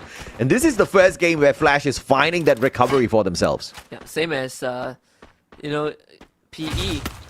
But the good news is that AG Global, they have a chance to get their second booyah here. The full team is still up and running. That could be what, you know, separates AG Global from the rest of the pack. I think the fans are also pretty hopeful right now because AG Global are really uncontested. A good vantage point and 2 monster trucks to work with too. So plenty of means to really navigate the map. The circle does center around BTR, and that's not really good news if you're BTR. Sibang. Just hoping and praying. Nobody looks at him. Everybody's busy taking shots at each other. Everybody's ignoring the guy in the next circle who's camping away on the prone. Man, just hoping and praying. This chaos keeps everybody busy for as long as possible. He's got the AWM to play some sort of spoiler later on. AG Global with that high ground. 2 monster trucks making their way in. Straight towards Bigatron by Vitality. No, straight towards Flash. Bigatron has a shot on them. Flash, Zom with the grenade launcher. Angle does not find any connection at all. Opportunity number 2, but Baros shuts him down. Zom with the double knock. Recovery. AG Global has to back away, and Cypher taking the Valiant Dash straight up. Drops Zom, and that's a big knock. But Esports attacking from the back, and they will prey on Flash, wiping them off of the battlefield. And unfortunately, in doing so, Esports also gets themselves eliminated. Wow. As the Vietnamese teams, they hold hands and go down. Now it's all an all-tie affair. Plus Sibang, who is now removed from the equation. AG Global have a chance to go for the second booyah. The Falcons can have a good chance of stopping them as well. Look at all the glue walls. Dude, what a shot there on the Pina. Russia will need to bring it back up. Red Tyrant is deployed as well. There is the Chrono Dome keeping them safe, but the Ice Grenade is gonna slow down Pina as AG Global slowly aggresses forward. Red Tyrant from the side of Falcons, break down the defense. Here comes Pina onwards, but the glue wall from Cypher keeps them alive. Cypher now brings to it. Cypher gets all of them. Cypher, Valiant Dash counter timed perfectly. The mistake he made earlier that almost wiped out the squad is the same move that he pulls this time, dropping those players back to back. Cypher, a final battlefield monster, fixing his mistakes and making sure he makes those amends and pays back with points he failed to take earlier. Pays it back tenfold. An essential ace in that final confrontation. Cypher did all of the work all on his own. I think he ended the round with like 10 eliminations. Insane stuff from AG Global. 10 eliminations out of what? Like out of 13. This guy truly a monster. I have to say, Cypher currently has the record for the most eliminations in a game. That was on day 6, game 3. He walked away with 11 eliminations. You thought that was the best out of him. He got 10 eliminations on the first day of play, if you guys remember, on game 4, and he repeats it again. Cypher is ridiculous. You know, we were always complaining, Husky, that Dew needed some great backup. Cypher was there. The guy just woke up in the competition, man. Yeah, I think the best part is that we said he needed someone, but it's not like they changed into someone new, right? It's the same exact players that he has been playing in for the longest of time, and they just got better and better, and they became what Dew needed. And now it's no longer whether Dew needs someone good or not. This is Twisted Minds this is AG Global at their strongest. At their absolute strongest, the best that we saw them do last year. Global finals on Battle Royale, they got the 3rd spot. Yes, definitely dominated Clash Squad, but to see them improve so much where they could take that Clash Squad away and get so close to being the dual mode champions of the global man, that was absolutely ridiculous. AG, they just woke up in the competition, and then the best gift for them is the sniper meta that we've got on the run now. I was just a little surprised that Dew is not the biggest hitter on the squad of AG Global. It's Cypher. Cypher has been farming the lives of these other squads out there so consistently now, and he continues to do so. Yeah, and I think this guy is one of the best rushers that we have seen, right? He's just very sharp with how he takes these fights head on. I think with the support of Baros as well, and a lot of times having Dew as the setup, it really makes his job so much easier. And when push comes to shove, Cypher is very, very reliable when you give him the right weapons. Yeah, I mean, no doubt at all, man. And, always the Oscar, always that valiant dash. In a couple of situations, we have seen mistakes made by Cypher. But, mistakes are normal out there for players. How do they recover when the stakes are high? It's ridiculous that not only was he able to recover, but now the team is at an all-time high. They've got the most number of eliminations. They've got 2 Booyahs so far from the past 3 games played. All Gamers Global is definitely on fire, and the most consistent squad that we've got here on Point Rush. I think placement points-wise, nobody else is contesting them or anywhere near to the squad right now. Yeah, AG is definitely slowly pulling ahead of the curve. And that could net them, at the end of the day, that 10 Headstart points heading into the grand finals. But if there's one thing that they are proving is that whether it's Point Rush or not, they're playing as if it is the grand finals, and that is what makes the team scary. Yeah, and what's actually scary as well is the fact that Aurora's whooping everyone, man. Aurora doesn't care if it's Buriram. Aurora doesn't care if it's an Indonesian squad. They are taking the fight to them. The squad is so strong. They've got great placement points so far in the competition, 3 games in, and the eliminations are at an all-time high as well. When have we seen Aurora be the top 3 in eliminations? We have seen some lucky, Booyahs come through for, and I'm not talking about the good old expand. The expand that, Malaysia just used to throw all of its hope on. Yeah, that squad kind of broke apart. We have got 2 players from their team in Zuez as well as Excel right now on this Aurora team. But, we have just never seen them so consistent and so confident, Husky. Yep. Consistent, making the right calls, great communication. The execution was there as well. It's not like they don't run around like headless shakers anymore. When they make a call, they actually do it. And I think the best part is that they're willing to take these fights, right? They're willing to take these fights, and they do it well, when they do. So the fact that they were able to give BRU such a tough fight, that's very commendable. How they find these backstab angles, how they survive when they are behind, when they get sandwiched by other teams, is something that we've gotten used to from other regions. But to see Aurora do it, that is the definition of how much they have come. Yeah, absolutely, man. And I think Aurora is the best case study for any squad that wants to, or any team that's looking forward to being an esports team one day. If you've got some friends that you really love playing Free Fire with, if you guys think that, you really can get it done, you got to study the storyline of Aurora becoming what it is today, and they're still not champions yet. We are already hyping them up because of the leap in terms of it used to be able to do versus what they're doing now with the same players. Very, very impressive. But of course, that's just 3 games in. We have got a little bit more action coming up for everybody. Point Rush only has 6 games though. We are limited to that. We are already halfway through the day, Husky. Yeah, halfway through the day and starting to see a bit of that separation in the pack, right? AG Global clearly the best team so far. But I think, tailing them, we have some good candidates. We have BRU slowly rising up. Aurora, of course, definitely on that list. Twisted Minds not doing too poorly as well. I think overall, the Thais, the Malaysians, doing okay. The Indonesians also trying to keep up. Vietnam made it to top 5 this time, but we got to see a bit more from them. I think Vietnam overall definitely on the bottom half of the leaderboard. We did see a lot of plays by Begatron, by Vitality, as well as EVOS Divine. RRQ surprisingly just hasn't been able to bring in the numbers today. Be it placement points or eliminations, they've just been having, challenges after challenges. But as far as Begatron by Vitality has been in the day so far, twice they've bumped into their brothers and they've won all those bouts.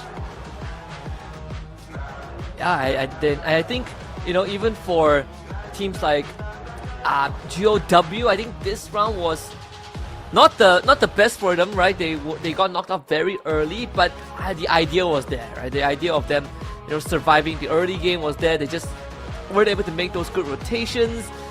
Flash, I think Flash so far has had the most disappointing runs in the first 3 rounds. It really felt like Flash wasn't really giving much.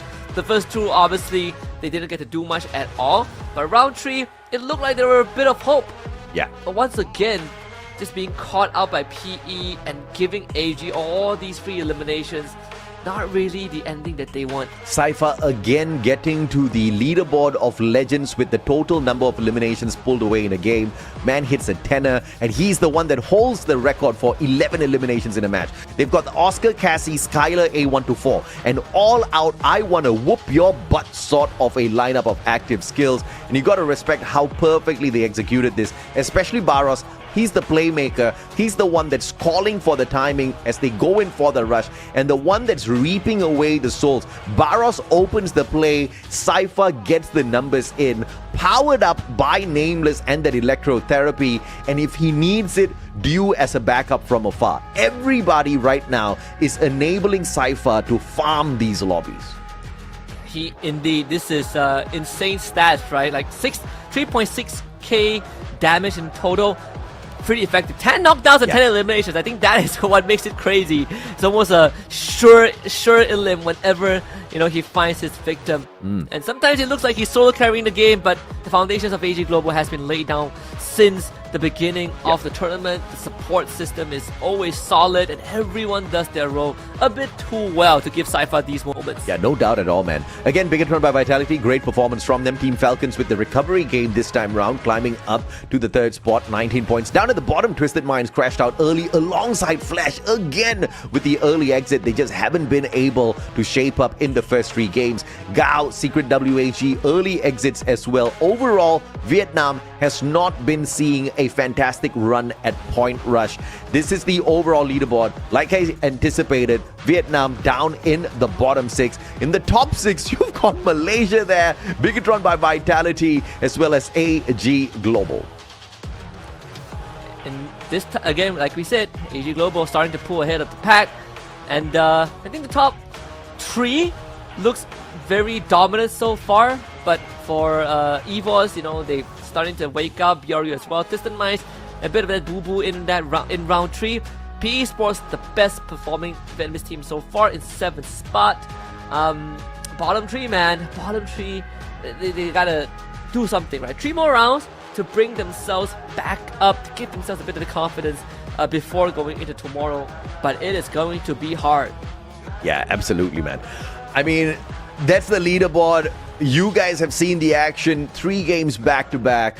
I'm mind blown. I know you guys are entertained, but I am just super psyched with what we can expect this time around from all of these players. The game is super balanced. The meta is insane. It's bringing the best out of these long-range engagements.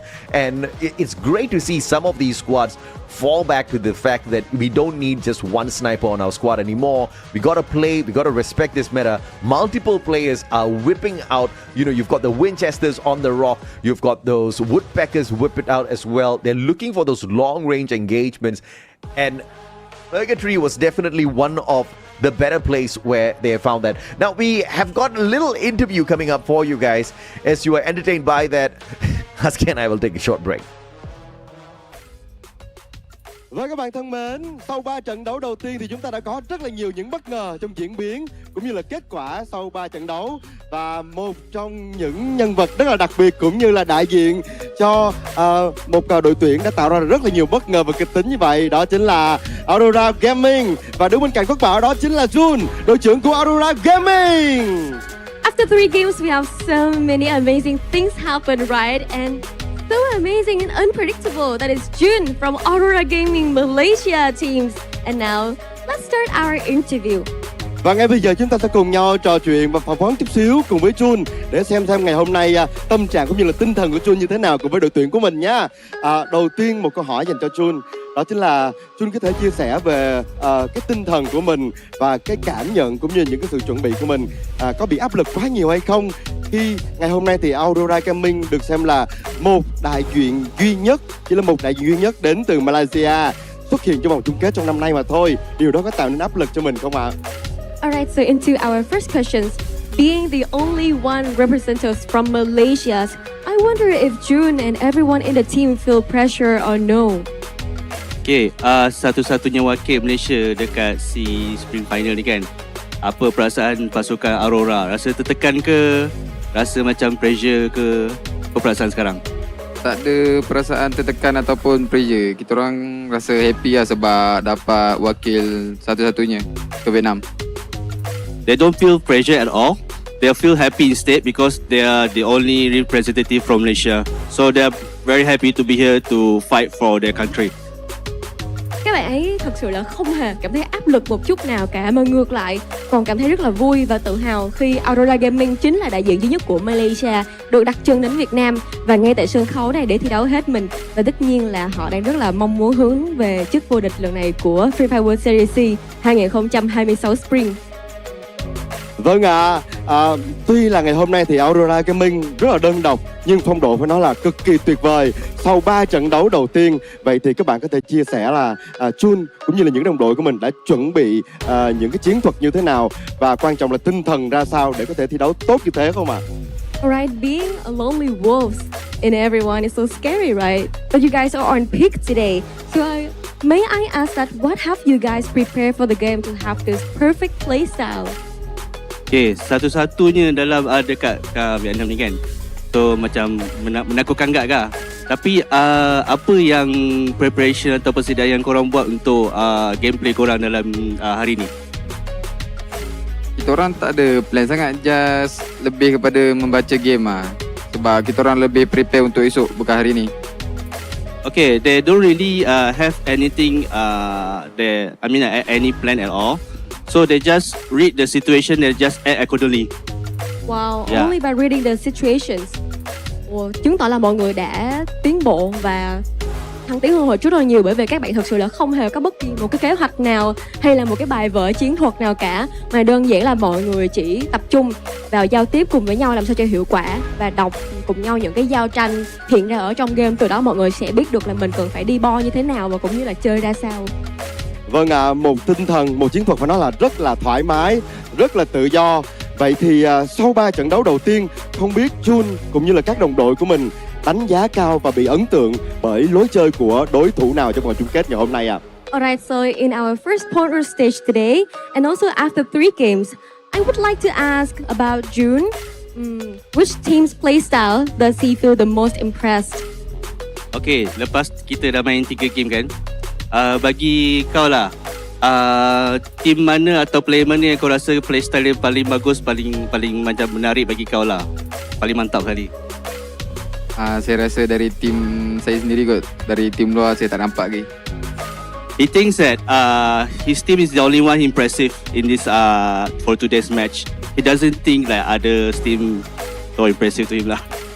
Wait, he thinks like his team is the most impressive to himself and Yes, no one correct. else. Yes. Oh my god, Yeah. you're very confident. Một câu trả lời vô cùng tự tin. Các bạn ấy nghĩ rằng Aurora Gaming chính là đội tuyển nổi bật nhất ở trong lòng của Jun và ngoài ra không có một đội tuyển nào có thể so sánh được với họ cả. Wow, tôi rất là thích tinh thần của Jun cũng như là Aurora Gaming. Vậy thì đã tự tin như vậy rồi, mình hãy mình thử dự đoán đi. Nếu mà mình để tự dự đoán cho cả team Aurora Gaming thì sau thấu game trong ngày hôm nay thì các bạn dự đoán là mình sẽ có số điểm và thứ hạng như thế nào ạ? Alright, so if you guys are that confident, let me hear your predictions of your ranking today.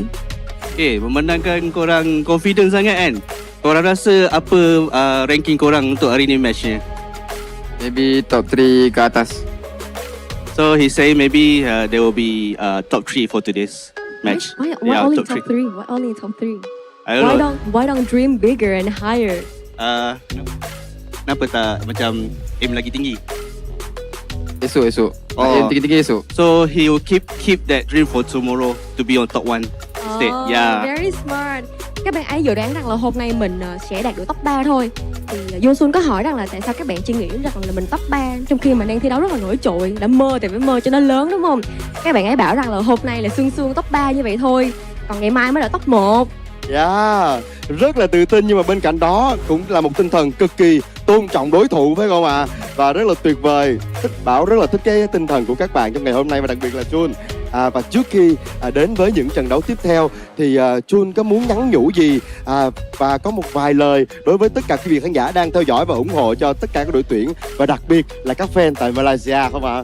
Before we end our interview, does Jun have anything he wants to send to the viewers and also to all of the Malaysians who are following Aurora Gaming?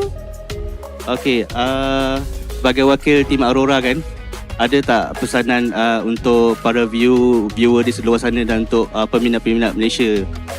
Pada peminat tim Aurora, teruskan sokong kita orang akan buat yang terbaik hari ini dan esok. Keep support Aurora. Kita akan champion. Okay, he's saying that to the viewer and fans from Malaysia, right? Keep continue to support us. Then we will do our best and we will aim for top 1 tomorrow. Yeah. Is that a promise? Itu satu janji tak? Janji. It's a promise. It's a promise. Yes. Cảm ơn tất cả mọi người vì đã luôn theo dõi và ủng hộ cho Aurora Gaming, và hãy tiếp tục ủng hộ cho tụi mình ở 3 game thi đấu tiếp theo và cũng như ngày mai. Và với lời hứa chắc chắn đến từ tụi mình rằng tụi mình sẽ giành được chức vô địch vào ngày thi đấu ngày mai. Vâng xin được cảm ơn Jun với những chia sẻ vừa rồi rất là nhiều. Chúc cho Jun cùng với đồng đội của mình và tất cả những đội tuyển khác sẽ tiếp tục giữ vững phong độ của mình và tự tin nhiều hơn nữa để chuẩn bị đến với những game tiếp theo. Còn bây giờ thì xin mời tất cả các bạn sẽ quay trở lại khu vực của bàn caster.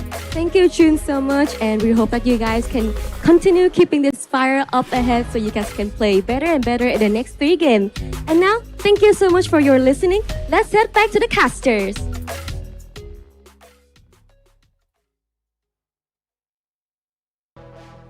Man, dealing with Buriram seems to be easier than dealing with these questions that Yoon Sul is throwing at this guy, man. I mean, Jun's already had enough battles out there on the battlefield, but I think he handled them fairly well. Very confident from the Malaysian. He thinks he'll be in the top 3 by the end of the day. Well, it's halfway through the day and he is on the top 3. So all they need to do is just repeat whatever they did in the first 3 matches. Consistency has been mind-blowing so far, Husky, no doubt about that.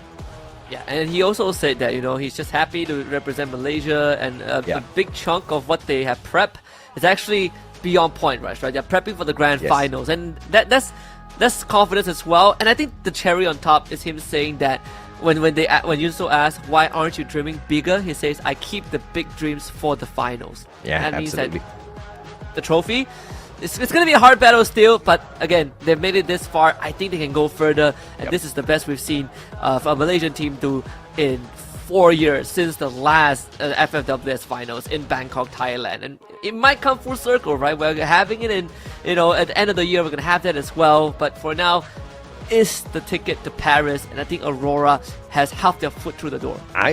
I wonder, right, because they definitely slimmed down the squad in many ways. You know, they are very different from what they used to be. You know, Expand last time, now Aurora. They were Wamos just before they got acquired, and these boys have definitely been gearing up well. Will the Malaysians make it to the Esports World Cup this time? Instead of Riyadh, Saudi Arabia, we are flying over to Paris, France, July 15th to the 18th. You mark your calendars. If you can't be there in person, you join us online, because the action will definitely be mind-blowing. You think this Southeast Asian lobby is hot? You have not seen anything just yet. The current meta mixed with the global squads, so many regions, I think it's going to be absolute chaos. I'm so excited to see some of the newer regions, right? Especially USA, right? This is going to be the very first time we see them, and the first time we see them is going to be in Paris. So, and it only keeps getting bigger, right? We still have South Asia, which, you know, is slowly being integrated back as well. It only gets better from here on out, and I think, you know, that's what the fans want. A lot of our fans have been very loyal. They come in every single live stream across multiple years. Yeah. Your wish is slowly being granted over time, and who knows, maybe one day we will get to see that as a constant. But for now, you have to admit, Southeast Asia is still one of the best regions in the world, after ahead of Brazil, and that's why we keep on being competitive. Absolutely. I think you know, the teams that are in Southeast Asia are definitely blessed. Vietnam doesn't feel very blessed right now, because not only are we in Southeast Asia, we are in their hometown. We are in Ho Chi Minh City, and this is where the Point Rush and Grand Finals will take place. And the home ground buff is not buffing right now. PE Sports, Gao, Secret WHE, and Team Flash definitely can do with a big boost in the coming games, especially Flash. They are dead at the bottom. Yeah, they have not found anything at all. I mean, game 1 and 2 was a given. They really didn't get to do anything. But even game 3, they made it to top 5, but it was a very passive game, right? They didn't get much eliminations, and they were solely surviving off of placement points, and that's 3 rounds essentially burned for Team Flash. So to get into a spot where you can even get some crumbs of the Headstart points is already a tall task. Yeah. But good thing is that they had 3 more rounds to do it, and we did have a bit of an extended break due to that the half match, the halftime interview. So let's see if they can bounce back from that. Absolutely, man. And it's surprising that Buriram United Esports is nowhere near the top 3 right now. They're quite far away from All Gamers Global. They need about a 30-pointer game in order to catch up. Thank you very much, production, for pulling up the overall leaderboard. Buriram's going to need about 30 points to jump over AG Global. In the next 3 games, can they get a 30-point surplus to walk away with the extra 10 points? But even if they don't, just because teams don't perform at Point Rush doesn't mean that they cannot perform on the grand finals day, Husky. And that is, again, has been proven. We sound like a broken record, but history has proven that Onyx Olympus, they did it last time. Yeah. But this time, there are still chances for repeat champions. Falcons have won before, BRU has won before, but the other 10 teams, they're still hungry for it. They're still hungry to get that spring season trophy. If we put aside the fact that RQ technically won the inaugural one of the new format, I think last year, there is a pretty varied pool of players who are out for blood. Yeah, no doubt at all, man. In fact, actually, Buriram has never won a Sea Spring event before. They've won Sea Fall. The best they have gotten on Sea Spring is the podium finish. They were the runner-up in 2025, and they were in the 3rd spot in 2024. They want to make it their year this year, but it is looking like the competition is rough. Buriram far away from looking like champions right now, but I don't know. Some mini fan in me is still thinking that the 3-time world champs are going to wake up anytime and just walk over every other squad out there. But, there's been a big shift in how they're rotating out there on the battlefield recently. Yeah, and I think, again, this is proof that teams are getting better, they're improving, and, this is by no means saying that BRU is not the best team. They are still one of the best we have. No other team in the world has won 3 World Series. But because of them setting that standard, teams work harder, they catch up, BRU raises the bar, and everyone else, keeps on trying to meet that standard. And I've longed for the day where we can, when everyone, BRU fans might disagree with me, this is controversial to them, but I long for the day where everyone can just unanimously agree that BRU doesn't have to win the tournament to say that they're the best. They've already done that. Everything else, I think, from this point onwards, it feels like a side quest to see how long they can maintain that dominance. But other teams getting better is also a sign that BRU was one of the best teams we have, is one of the best teams that we have. Yeah, BRU no longer needs to set the bar. BRU is the bar. Everybody's looking to do better than the best team in the world. And in terms of stats, in terms of numbers, in terms of leaderboard, at the moment it's being done. In terms of team history and the legendary run, nobody has come close enough to what Buriram has. Not only are they 3-time world champs, they're also 2-time runner-up. That's insane, man. To almost be 5-time world champs. Who can say that? These guys are ridiculous in the consistency. They've been the gods of Free Fire for a long, long time. And Southeast Asia has definitely seen a lot of motivation within their own individual regions within Southeast Asia, all thanks to Buriram. I mean, Thailand is a very hot lobby.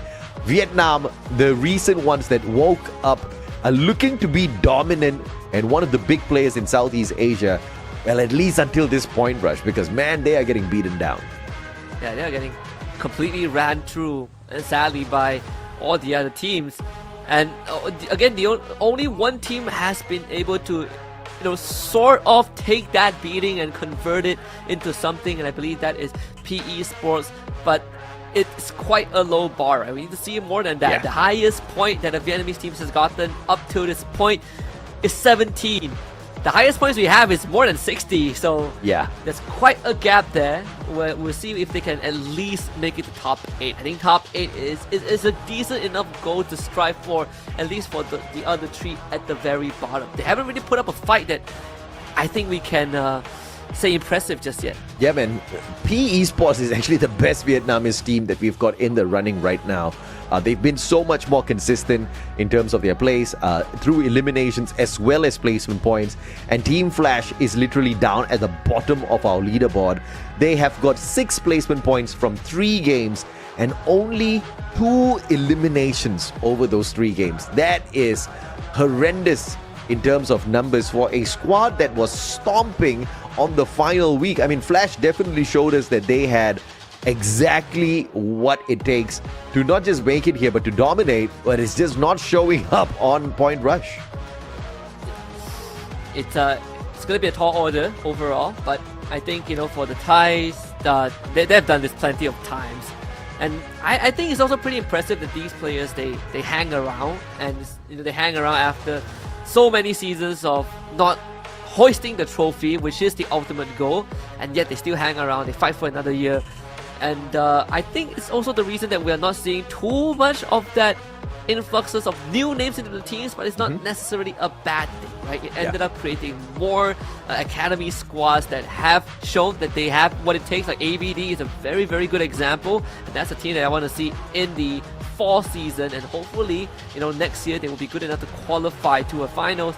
But for now, it's still these veterans, it's still these old dogs that have been too good for everyone else. Dude, I mean, thanks for bringing up ABD, because that allows me to talk about India a little bit. We had the Free Fire Max Asia Invitational. That's an official tournament, okay? We've had 2 seasons so far. The previous season, Avida X KDC walked away as the dual mode champions. They whooped everybody's butts clean on both BR and Clash squad.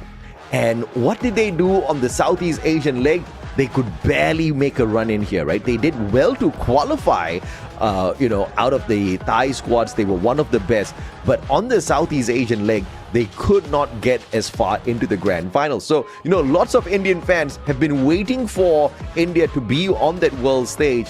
But we've kind of gotten a preview with a team that couldn't make the cut into the grand finals of Southeast Asia. India definitely has a lot of catching up to do. Thankfully, they've got a little bit of time. I mean, after a long, long time, Free Fire Max, we are back in action. And I think this is the moment where they can all look at what's happening through Southeast Asia on the global stage, EWC, global finals. And I don't think it's going to be too long before we see them make a play as well soon enough. Yeah, even like back in 2022, we got a preview of what that region has to offer. Like, was it like Revenant Esports, right? They would play in South Asia played in our MCP League spring season for one season, and we got a good preview of what that's like. But then there's like this 3-4 year gap in between, so it's going to take a while for them to restart everything. But at least the ecosystem, the foundations have been laid out. There's better support, so they have some catching up to do. But I think at least they don't have to worry about whether this is going to be stopped in its tracks, right? They have a clear blueprint forward. Yeah, absolutely, man. I think, the Indian squads have a lot of promise, just unproven just yet. And of course, we want to see more out of them. I want to see more, not just the Free Fire Max Asia Invitational, but a lot more of these Indian tournaments, because they need that practice ground. They need to really hustle. They need to fight amongst each other for quite a little bit first, up against all the South Asian teams, to really see if or not they can measure up, because Southeast Asia has been playing this on another level. Granted, they've been playing it much, much longer professionally and dominating out there. But the meta, as far as that goes, I think Southeast Asia really has got a good hand on this. In the past, we didn't really see a lot of experimentation out of Southeast Asia. Now, you don't just see the big teams doing it. Everybody is trying to find their best fit out there. Yeah, back then I think what separates a good and a great team is just how good they are when the 4v4 happens. Yep. Now we're looking at a lot of like macro, like decision makings, but the irony is that what separates a good region from a great region is still who shoots better. So that's something that everyone else can work on. Now gonna head into game number 4 and see if the Vietnamese teams can finally recover after an extended break. Yeah, absolutely, man. As we gear up for this next match, it's going to be a battle to see if or not Vietnam can find a little bit of recovery.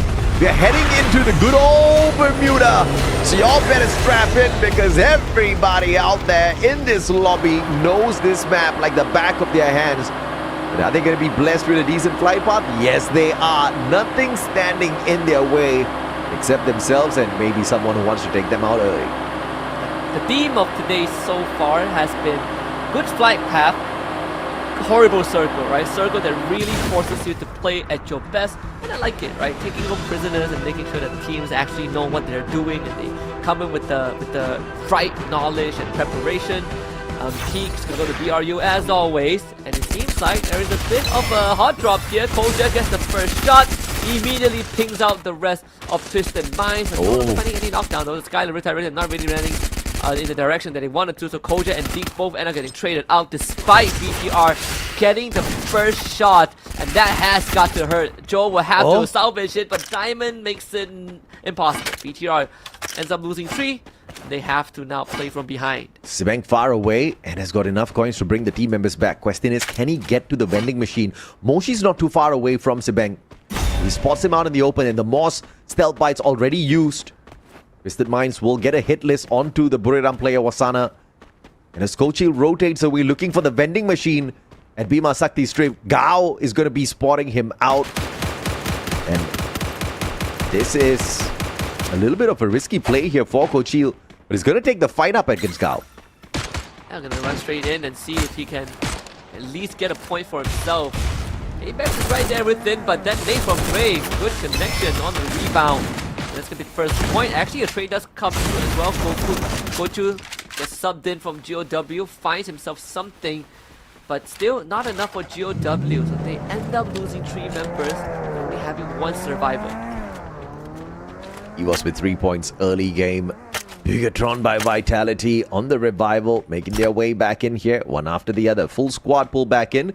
Gao needs to find a spot to recover in a little bit as well. Too far down the leaderboard. Flash on the recovery play. Up against Falcons, not looking like an easy fight here. The God is flying in as well. Flash is not backing away from this battle. They're flying straight at Falcons, and Falcons having a field day here. Easy knockdowns. The God now up on top. M82B in hand. Falcons are too far away from the vending machine. And the question is, why would Flash make that decision? It seems so odd that the call is to take that fight when they are already at a disadvantage, and now that allows the Falcons to just chase them down. The God definitely going to be sent to meet his maker after that exchange. Falcons with 3 points, Flash down to their last. The God is taken out of the equation a tad bit too early here. Flash does have one more survivor. Easy revival coming on through. They get thrown by Vitality on their head. It looks like they are once again added at the Civil War. Earlier RRQ, then EVOS, now again EVOS. They are out to get their own brothers here. Let's see, BTR, at least they get that a bit of that recovery, and they made it out. Bhima Sakti Street and Clock Tower that they could choose for. Usually, there's a chance that BRU rotates to Clock Tower after they leave Peak, but this time it doesn't seem to be the case, so BTR gonna be safe for now. Unfortunately, GOW, they run into ABCD and Flash again, losing another member, and this time in the hands of their own compatriots. Apologies, ladies and gentlemen, boys and girls. There might be a little bit of stuttering here. We're just trying to recover from a little bit of a technical setback. Esports trying to gear up against Bigatron by Vitality. Winning launcher will find Lao Ho, quickly reposition, looking for the team recovery at Factory. The rest of the Bigatron players making that rotation around the left-hand side. Narrow taken out. It's all going to be up to DMH to play distraction, potentially, or get those revives. And it's WAG now bumps into AG Global.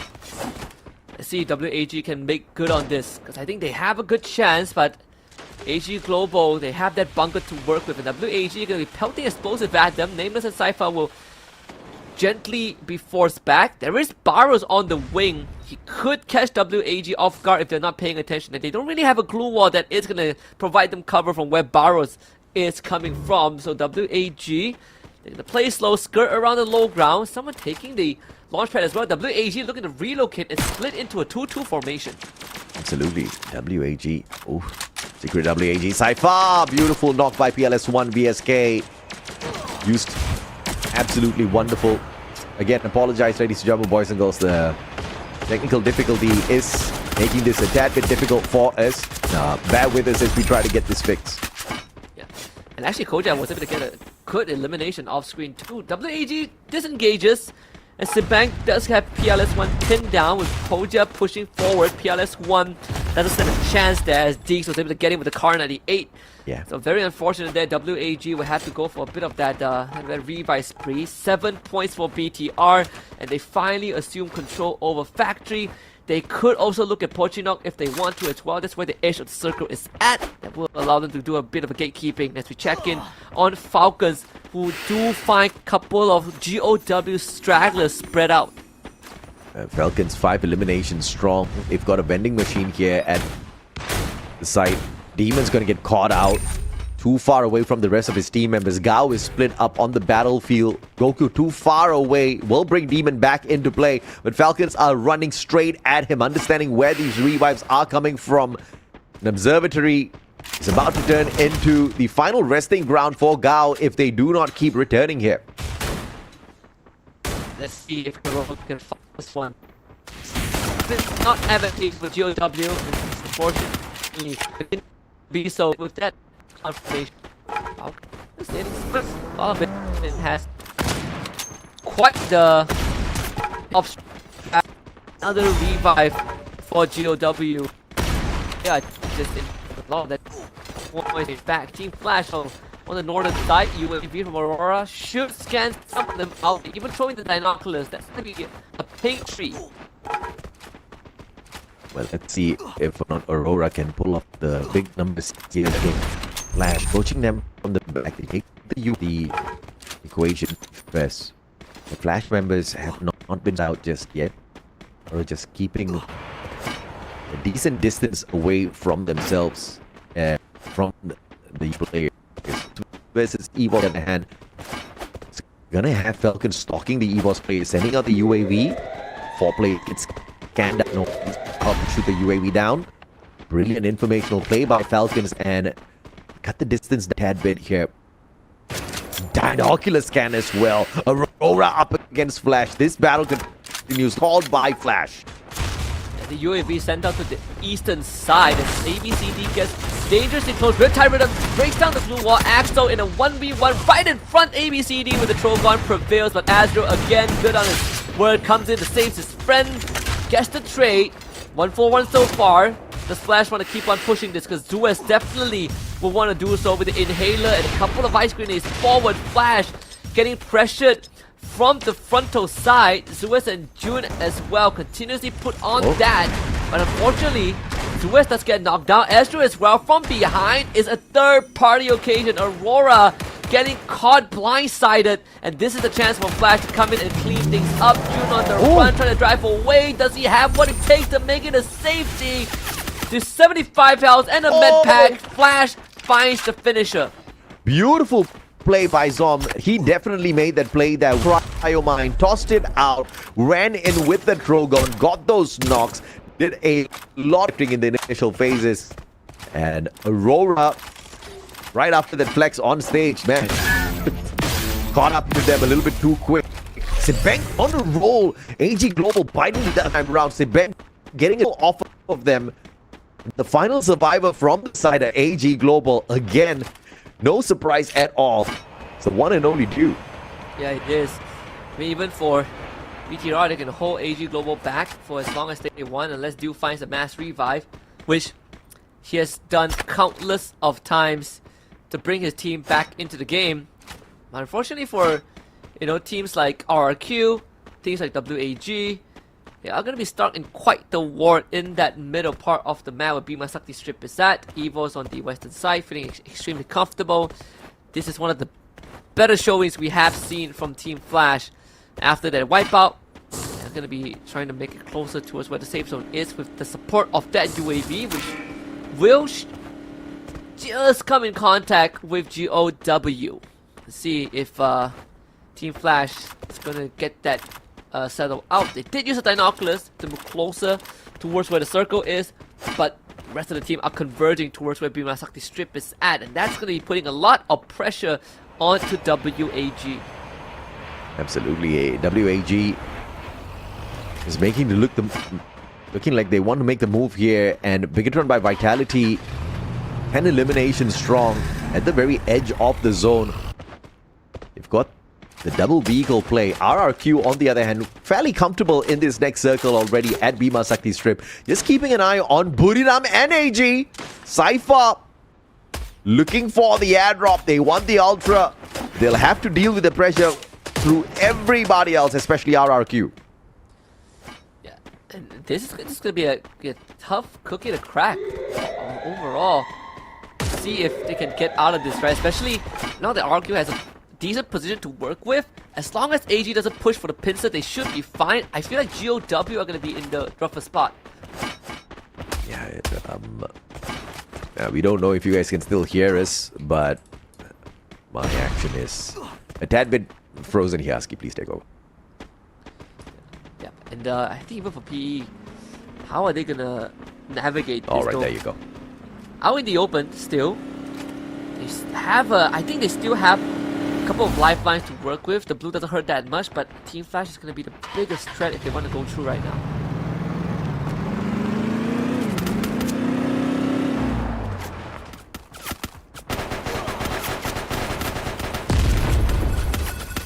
Now PE Esports is going to be under some heavy fire. The monster truck being the only refuge for Nero at least. You either have to pick a poison. Either you go and face off against BRU or you take on Flash. But I feel like if PE Esports can get rid of Team Flash, at least you have a bigger perimeter to work with. And that should give them a bit more of that leeway as the circle closes in. AG Global and BTR though, it's going to be a different story. The Force getting used as well. C-Bang making the big rotation as Koja finds Nameless with his back turn. Cypher now comes under pressure. Deeks runs forward. Joel with the follow-up. And that's a pan to the dome. 13 points for BTR.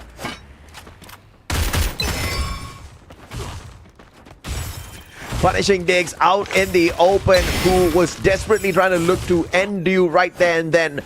But that's going to be a sacrifice for himself. Barros is taken out. Bigatron by Vitality have the advantage with the numbers, but still outside the circle. Getting damaged, tanked here as they look for those extra numbers off of AG, putting them in a little bit of a pickle as they rotate towards the next circle. Flash making their way in right beside WAG. The battle between the two Vietnamese squads could take one of them out. We perch on top of the roof here with Team Flash right underneath. You have Evos who can be on that lookout as PE Esports also show up. BRU, they have a decent spot to work with as long as they have blue walls that can keep them safe and leave the rest of the teams on that ground floor to fight amongst themselves. This time, the Vietnamese team is doing a lot better. WAG, PE, and Flash all in this dense area. Flash out in the open though. This is going to be a tough spot for them to survive in.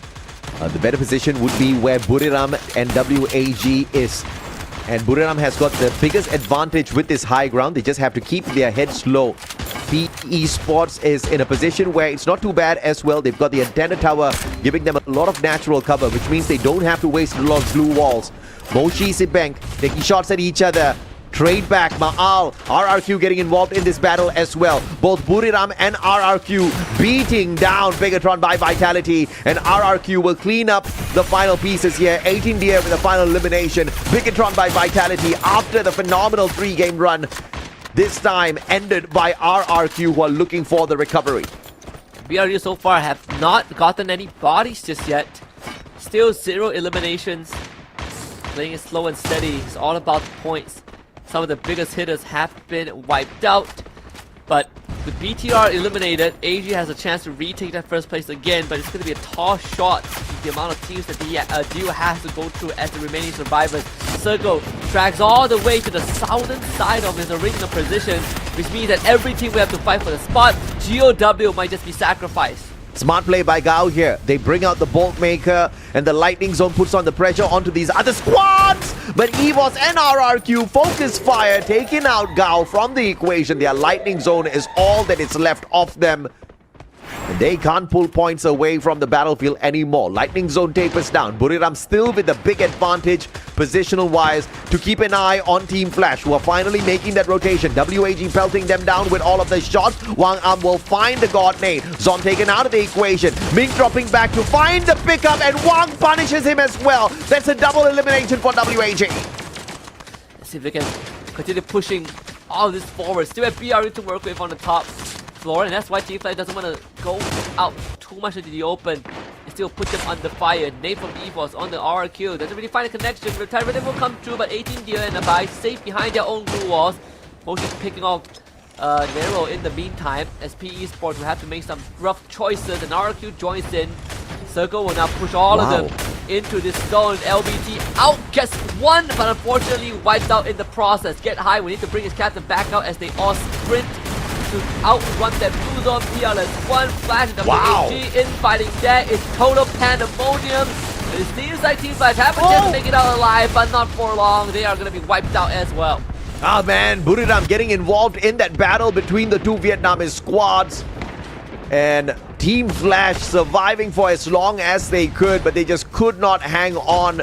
Those grenade launcher shots coming through from the side of Buriram took them out of the equation too easily. Now Buriram on the rotation, looking for the backs of EWOS. Riptide Rhythm breaking down the defense of Get High. Another shot needed to put him down on the ground, and Kochi will fight that with the RGS 50. Pickup's going to be impossible here for Buriram as RRQ now starts to attack from the back. This backstab taken perfectly. Jonah punished before the M79 can be used, and now EWOS not skipping a beat, putting the pressure onto RRQ to take advantage of the fresh fight that they just got out of. But Ray gets punished instead. Abe and 18D backing each other up. The numbers advantage now on the side of RRQ as they find Kochil and circle around to look for Apex as well. Rasya covering shots from the back, but the AWM is not going to save the squad of EVOS. And it seems like for EVOS here, it's going to be numbered days. RRQ looking for the final one. This Rasya can put off a miracle, but around the corner it's going to be Duts. And RRQ Kazu now on the board for Indonesia. We thought it was going to be a recovery for WAG. We thought it was going to be a recovery for Team Flash. But it was RRQ Kazu that makes their way all the way to the end. Almost got shut down by Divine, but they stood their ground and they took those fights absolutely perfectly. This was pure mechanical skills that they won this with.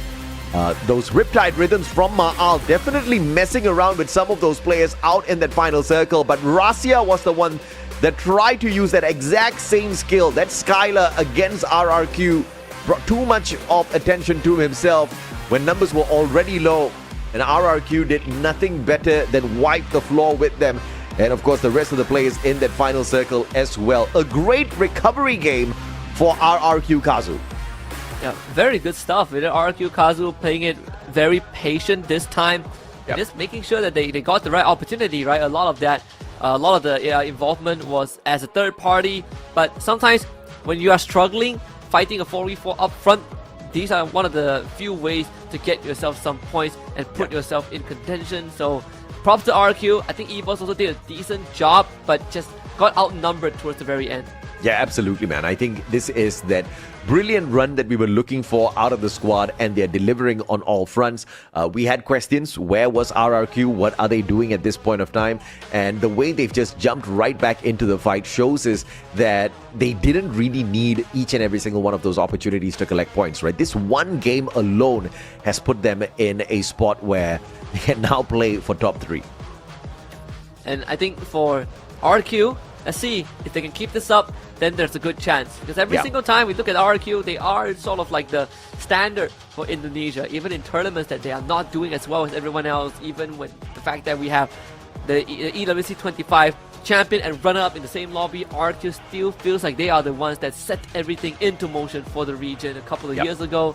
Now we just need them to keep up, because these people, they can get excited, a bit too excited, but at their best, RRQ is still one of the more composed teams. Which is insane, right? And they don't have the championship to prove that for themselves. Even Onyx Olympus has the championship already. And and RRQ still lagging behind. And that is the curse that they just have to rock with for the time being. The past 2 games have been really rough for RRQ. They had a decent start, not great, average at best, but then the past 2 games they took a dip, and one would have thought, okay, maybe this is the end for their run in terms of a top 3 placement by the end of the day. But this game, I think it was a huge recovery. I think it was a 31-pointer game for them. Massive eliminations. They've got the booyah for themselves as well. And AG Global just did not get to continue their lucky run instead. They met early and unfortunately. Yeah, it's one of their more underwhelming rounds, but even in the underwhelming rounds, AG Global still put up quite the fight. Again, just giving a lot of people problems and getting the placement points for themselves thanks to Dual Survival Instinct, right? Yeah. A lot of times, AG Global fall behind, Dual always brings them back. It wasn't any different in Game 4, but like you said, their luck eventually ran out because there just wasn't any way for him to win in that situation. Nah, none at all. I think AG Global, obviously, the teams are allowed to slip up. This is the first game AG is not showing up at all. They managed to get 3 placement points, no eliminations, just kind of looking for the positioning initially. They got caught out, and then too many of those situations where they just couldn't find a empty compound to just really focus on their looting progress and get anything solid on their side. Which of course brings me to a point as well. We're talking about the 30 bomber game that RRQ pulled for themselves. This is the biggest game so far of the day, which is insane. When AG was getting the booyahs, they were pulling in 20 plus points, right? Not close to the 30-pointer. And RRQ just, waking up beast mode within themselves. 18 Deer, one of the best on that EWC stage, initially caught our attention. And now he is doing it once again. This is RRQ aiming for the top. 4 eliminations out of the guy. 1,940 on the damage through that AC-80 being the best weapon this time round. And 18 Deer, I think, when he first debuted 2 years ago, we've sort of seen that potential, but we weren't really sure how far 18 Deer can go. And then he joins RQ Kazu, and we started to see that, there's a bit of that comparison between him and the existing members of RQ. But I think, overall, 18 Deer, solid and reliable, but the star still is going to be Abai on a good day, right? As one of the premier young rushers that Indonesia has discovered in recent times. Absolutely. And it's just all out Indonesia on the top 5 eliminations here. RRQ, Bigatron, EVOS all getting up there. And Ray has definitely lit up the battlefield, but I'm still waiting for Rasia to truly wake up and lead the team to the top. I think the sniper is just not making the best use of whatever that's available for him at this point of time. But let's focus on the team that did make it happen this time round. They had the Steffi, Skylar, Oscar, Cassie. This definitely shows me it's a more responsive sort of a setup on the side of RRQ. They're not looking to go all out just yet, but this is the kind of battle suit that you can also take aggressively if you wanted to. If you push came to shove, Ma'al with that Skylar's Riptime rhythm, Abe with the Valiant Dash off of that Oscar can really take that fight to you. And in those situations, dudes can keep the squad protected through the Painted Refuge. Yeah, and it's a very RQ style as well. They are not the most aggressive team, but they are very good in anticipating a response. They are very focused on playing the macro game, and the lineup truly reflects that. They don't mind you coming towards them, but you have to make sure that your movement, your decisions are counted. If not, RQ Kazu will be able to punish you. 31 big point for them after this round. Evil's Divine Bigatron by Vitality, not doing too poorly. And finally, even Team Flash is showing some signs of life. This is looking like the EWC leaderboard by the end of the day, bro. Last year when we were there, it was the Indonesians stacking it up at the top. It was these guys, and they do it again in this match. 31 bomber once again, RRQ Kazu at the top, followed by Evo's Divine with a 21. Down at the bottom, Aurora bombed out big time this time round, and they were not the only ones, so they don't have to cry those tears just yet. AG Global exited early as well, but this run by AG still keeps them somewhere at the top. Aurora now pushed down to the 5th spot. Nothing they cannot recover from. And just like that, Indonesia now is in the driver's seat, and Vietnam stacking at the bottom.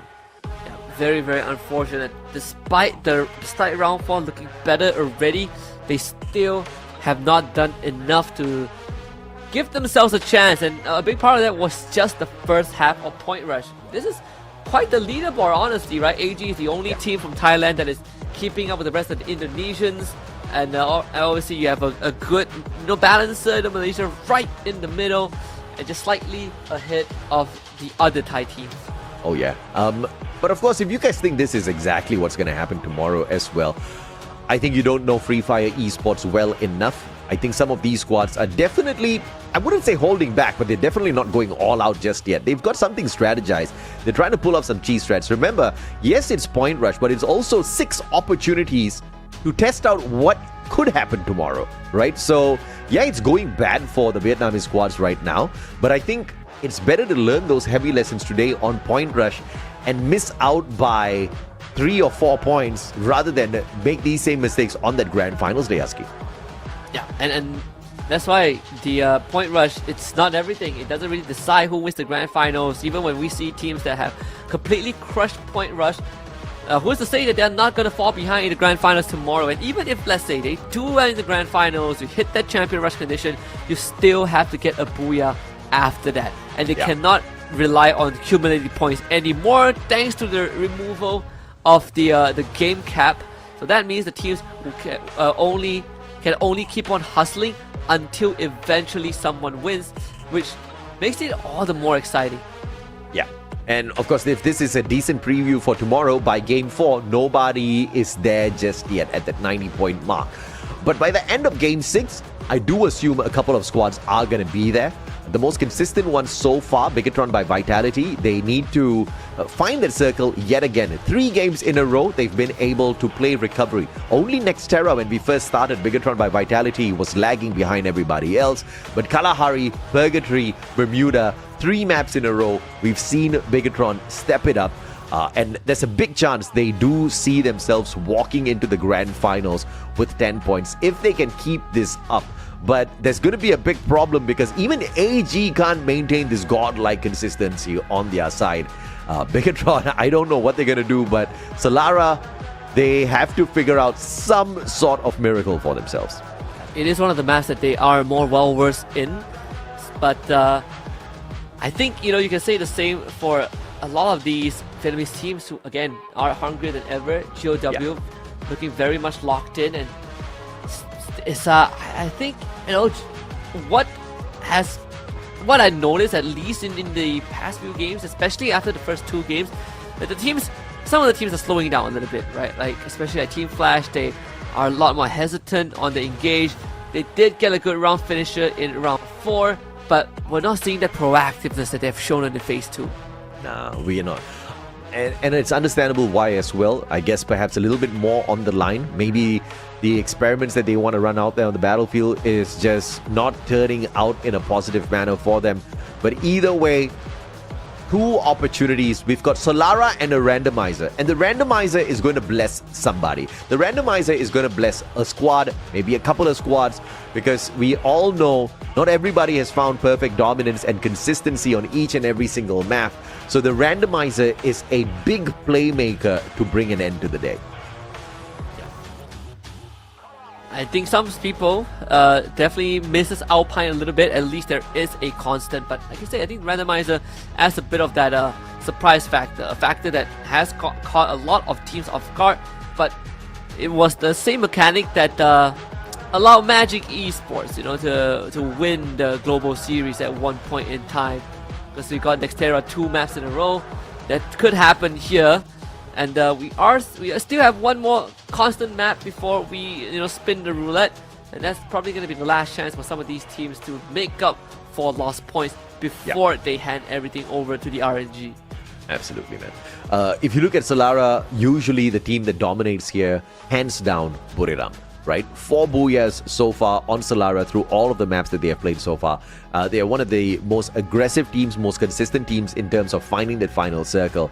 And beside them, you've got 2 Vietnamese squads that do fairly well here. You've got Flash, you've got WAG. Today, this hasn't been a great day for both of these Vietnamese squads, but it is their opportunity for recovery, just as it is a opportunity for Buriram to now climb up into the top 3 through this next match, Husky.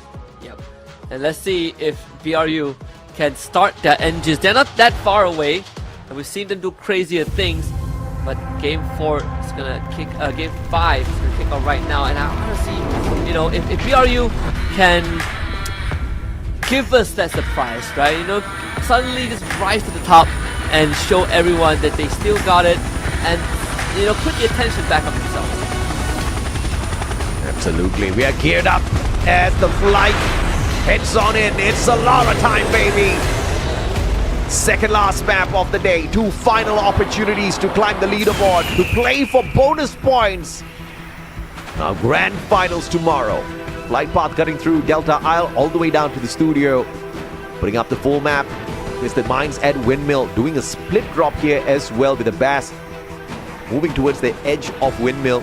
Potential clash between Twisted Minds, Falcons and Flash here later on. RRQ is going to be fairly comfortable, but I believe there is a hot drop against Gao at Delta Isle. Couple of shots been fired. It's Dian that takes the damage. 18 Deers should catch a glimpse of where they're running at, and it seems like RRQ are the ones that are the hunters right about now. GW, if they want to strike back, they could work with the numbers. Ma'al having some long-range rifle, and finds Go-To right off the bat. GW off to a not so good start.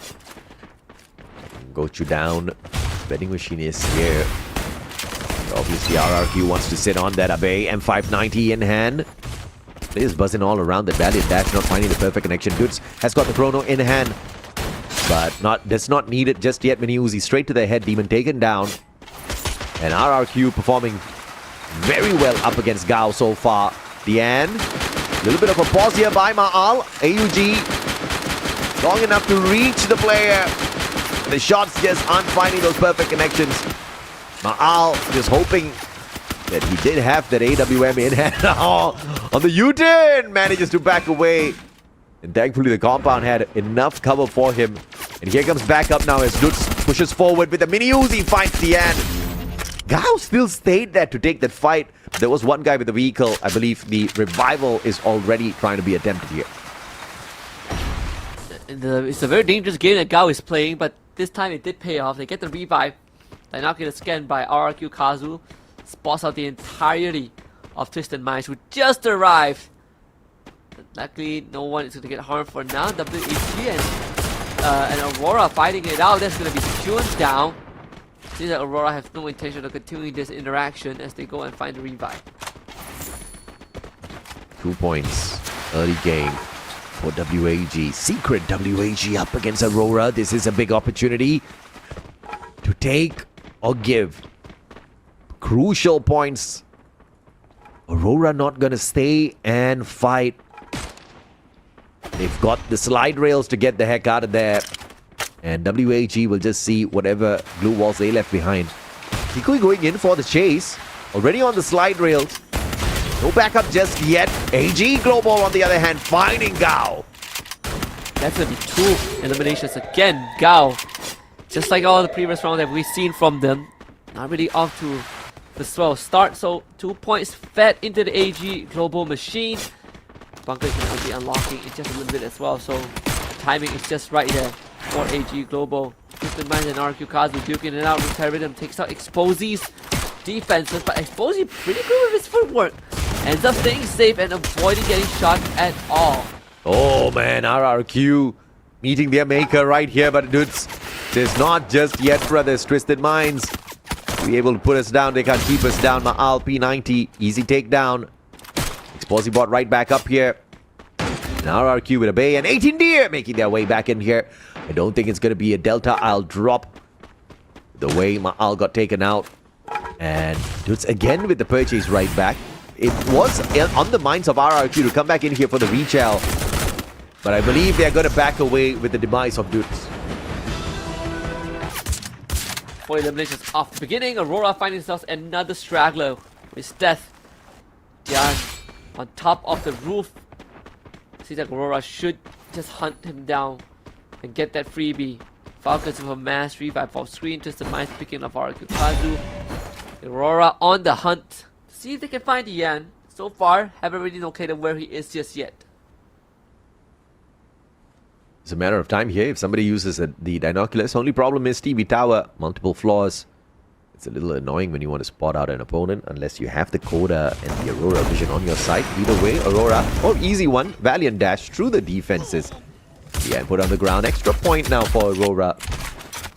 They sort out and take command of TV Tower.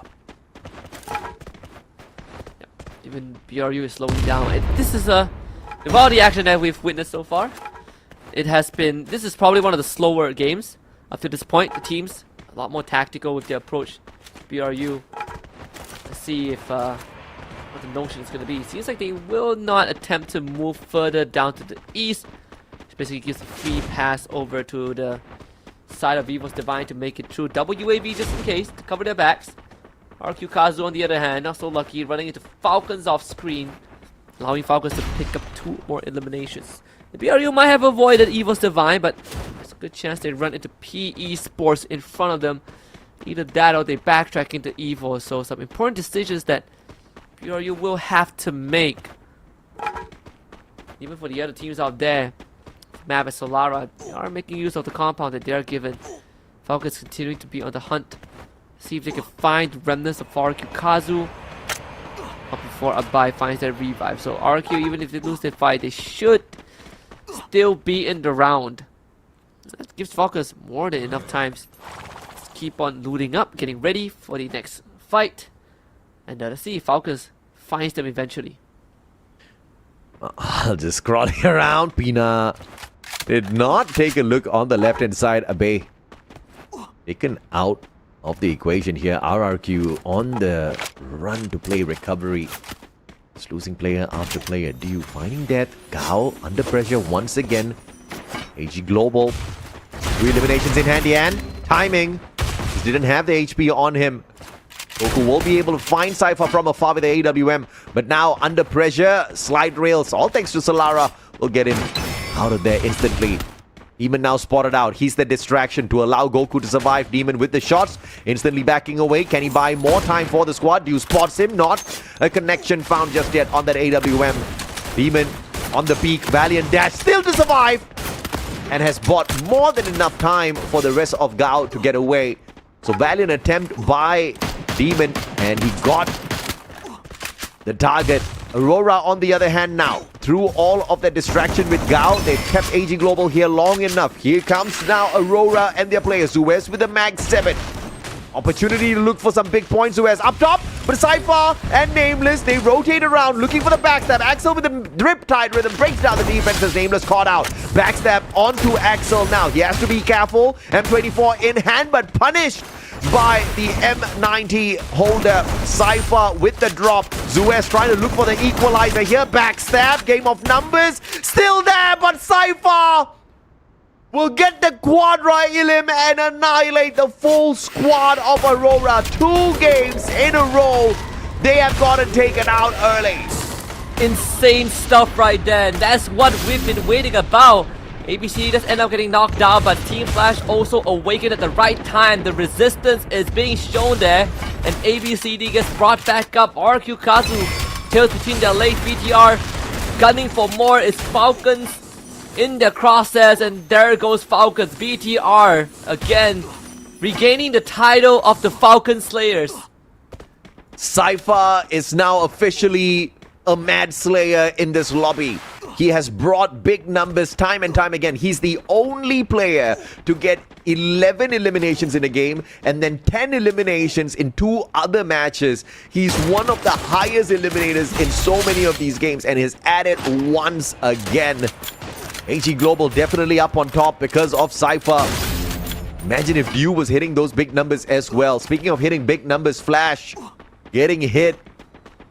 Not the way they want to be hit on. It's putting up chasing after them. They're losing these numbers fast. What a shot by Zom. That headshot finding the connection, but Get High is there for the instant trade. You gotta respect the speed of Buriram. That almost looked good. Still valiant effort there. You can't really blame them when they're up against BRU. Flash still in it though. And not anymore. He ran over a trip mine. Oh, 2 games in a row now. And for Aurora, that's not great. Flash did play recovery on Bermuda, doing fairly decent, and then back to being down at the very bottom. Early exit for the Vietnamese squad. Not looking good.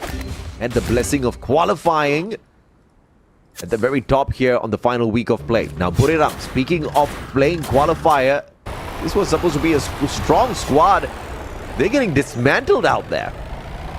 I think even for BRU, again, not really the team that always comes in first anymore, but AG seems like they are not stopping anytime soon. Let's see if Cypher can keep on padding that KD, because we still have plenty of players left in the lobby. A good painted refuge there, so all those utilities from WAG does essentially nothing. You have Dew, was able to set up shop, Riptide Rhythm from another angle. Cypher and Nameless gonna try and bomb rush that site. T-Quay looking for an interception, but finds nothing. AG making the right call to stay back, but those clusters are making it harder and harder to stay there for long durations of time, and Cypher needs a bit of help. Therapy will be around to help him out. Hey, they banked big time on that Steffi and the Valiant Dash. 2 active skills used. WAG did not get the execution, and now they fall back. They have to play a little bit of time here to wait for their active skills to get refreshed. The cooldown is going to be putting them at a disadvantage, and Cypher, understanding that, takes the advantage instantly. He gets the shots. Dew with the follow-up. Dew will claim their lives and pick up those numbers, but Cypher still deadly as ever. Revive onto Nameless as well. And this is a heated situation as EVOS now drops by to say hello. Let's see if how AG breaks themselves out of this. They might be forced to take on EVOS though. Baros getting absolutely rushed there, and Cypher is about to get pincered. He goes straight into WAG and takes them out.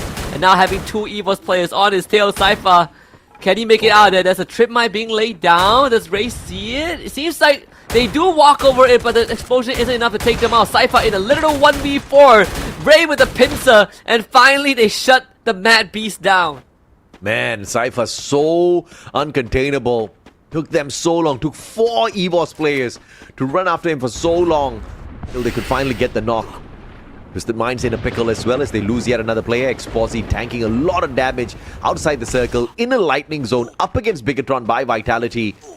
The battle's not doing Twisted Minds any benefit whatsoever. They need to get to the vending machine, but Exposy found again. And this time it's AG Global's Dew that's looking for that survival play that stumbled upon Bloomtown. And they just catching strays now. Twisted Minds. One more shot should put an end to the team's run. Sibank with a VSK exposes the Bass, but still in a decent spot. AG from the back though. Dew might be able to find the finisher. Sibank does still have some tricks up his sleeve. The chip damage. Gonna give him one more in the back. Around the corner. That one misses. Switches back to the VSS, and now the blue zone is gonna take both of them out. No one's the wiser there. He doesn't get the elimination, and now he is gonna be knocked down too. This is unfortunate, but the rest of the Bigatron players have already managed to get away. So, should be able to pull back into the squad. Beautiful by Dew, still alive and torturing everybody else out there. Bigatron by Vitality catching a stray off of Dew as well. Dew alive and kicking with the VSK. Joel now final player for Bigatron by Vitality at the top of the leaderboard.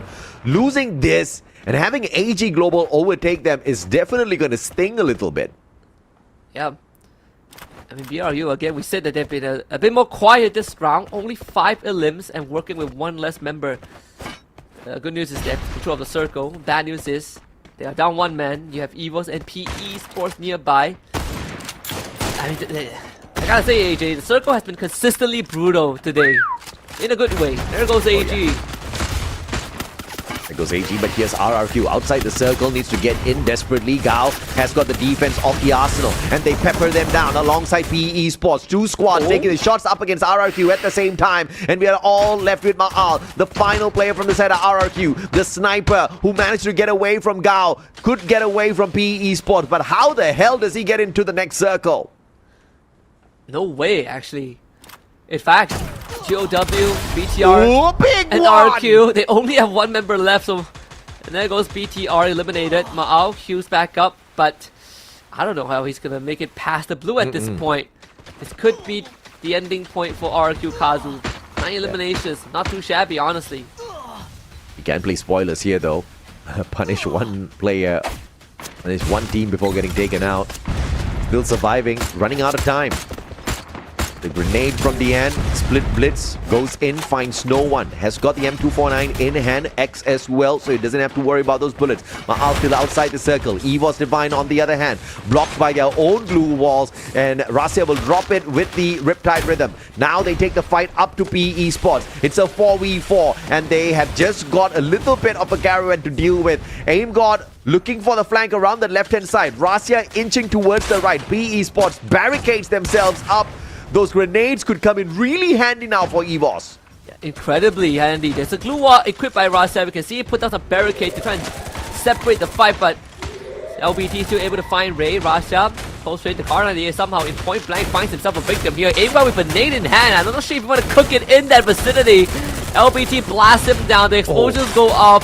EVOS left with just Rasya, the Wonder Kid, on his own. He goes in, try to 1v2 this. Can he find the isolation? Not possible. PE Esports comes out on top, and it's now them versus BRU. Man, thank God this one just had one window. It's so difficult to defend when you've got these little slits and those nades can just slip right in. But PE Sports using those glue walls perfectly in that situation up against EVOS. But now booking the final circle up against Buriram. It's a 2v3. Buriram at a disadvantage, but Jonah, Car 98, knocked down onto LBT and goes for the rush. Riptide Rhythm by Lao Ho. Big play as Moshi gets taken down. Jonah still alive and kicking up against two players. Can he get the job done now? Circling around to look for the save onto Moshi. Will fail at that. Lao Ho makes sure he gets the job done. Now, Car 98 supremacy. Can Jonah pull off a phenomenal fight? He needs to keep a distance between himself and the two players of PE. This is PE's best chance in restoring faith and hope to BRU, at least to Vietnam, excuse me. Yeah. Let's see if Jonah can clutch this out. Again, isolated fights is what's going to make the difference. If they don't gang up against him at the same time, Jonah can clutch this out. DMH needs to understand this.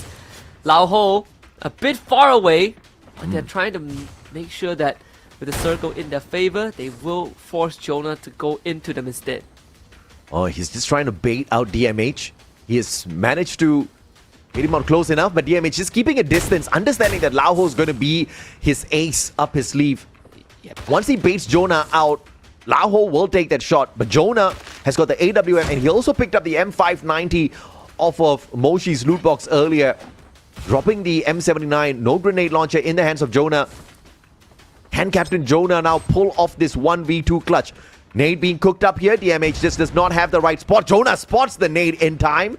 Turns around, no damage off of the grenade. But the circle's going to start closing in shortly, Husky. Jonah's running out of time. He needs to cook up a plan. Yeah, I wonder if he still has any glue walls up in his arsenal, because he did have to expend quite a lot to keep himself safe. And I think Jonah knows that. Unfortunately for him, PE Sports players are well secured with their own defenses. Monster Truck even dropped down, and that provides DMH with even more cover. Jonah, what's the plan now? Inching forward. Forward. Yeah, man, the glue wall's still protecting him. It's just a matter of time. Circle's now gonna start inching in towards all of them. DMH, somewhere down the middle here. Lao Ho and Jonah will be forced to reposition first. And between Lao Ho and Jonah, obviously, both are going to be pressured. UAV coming straight towards him. He takes it out of the equation.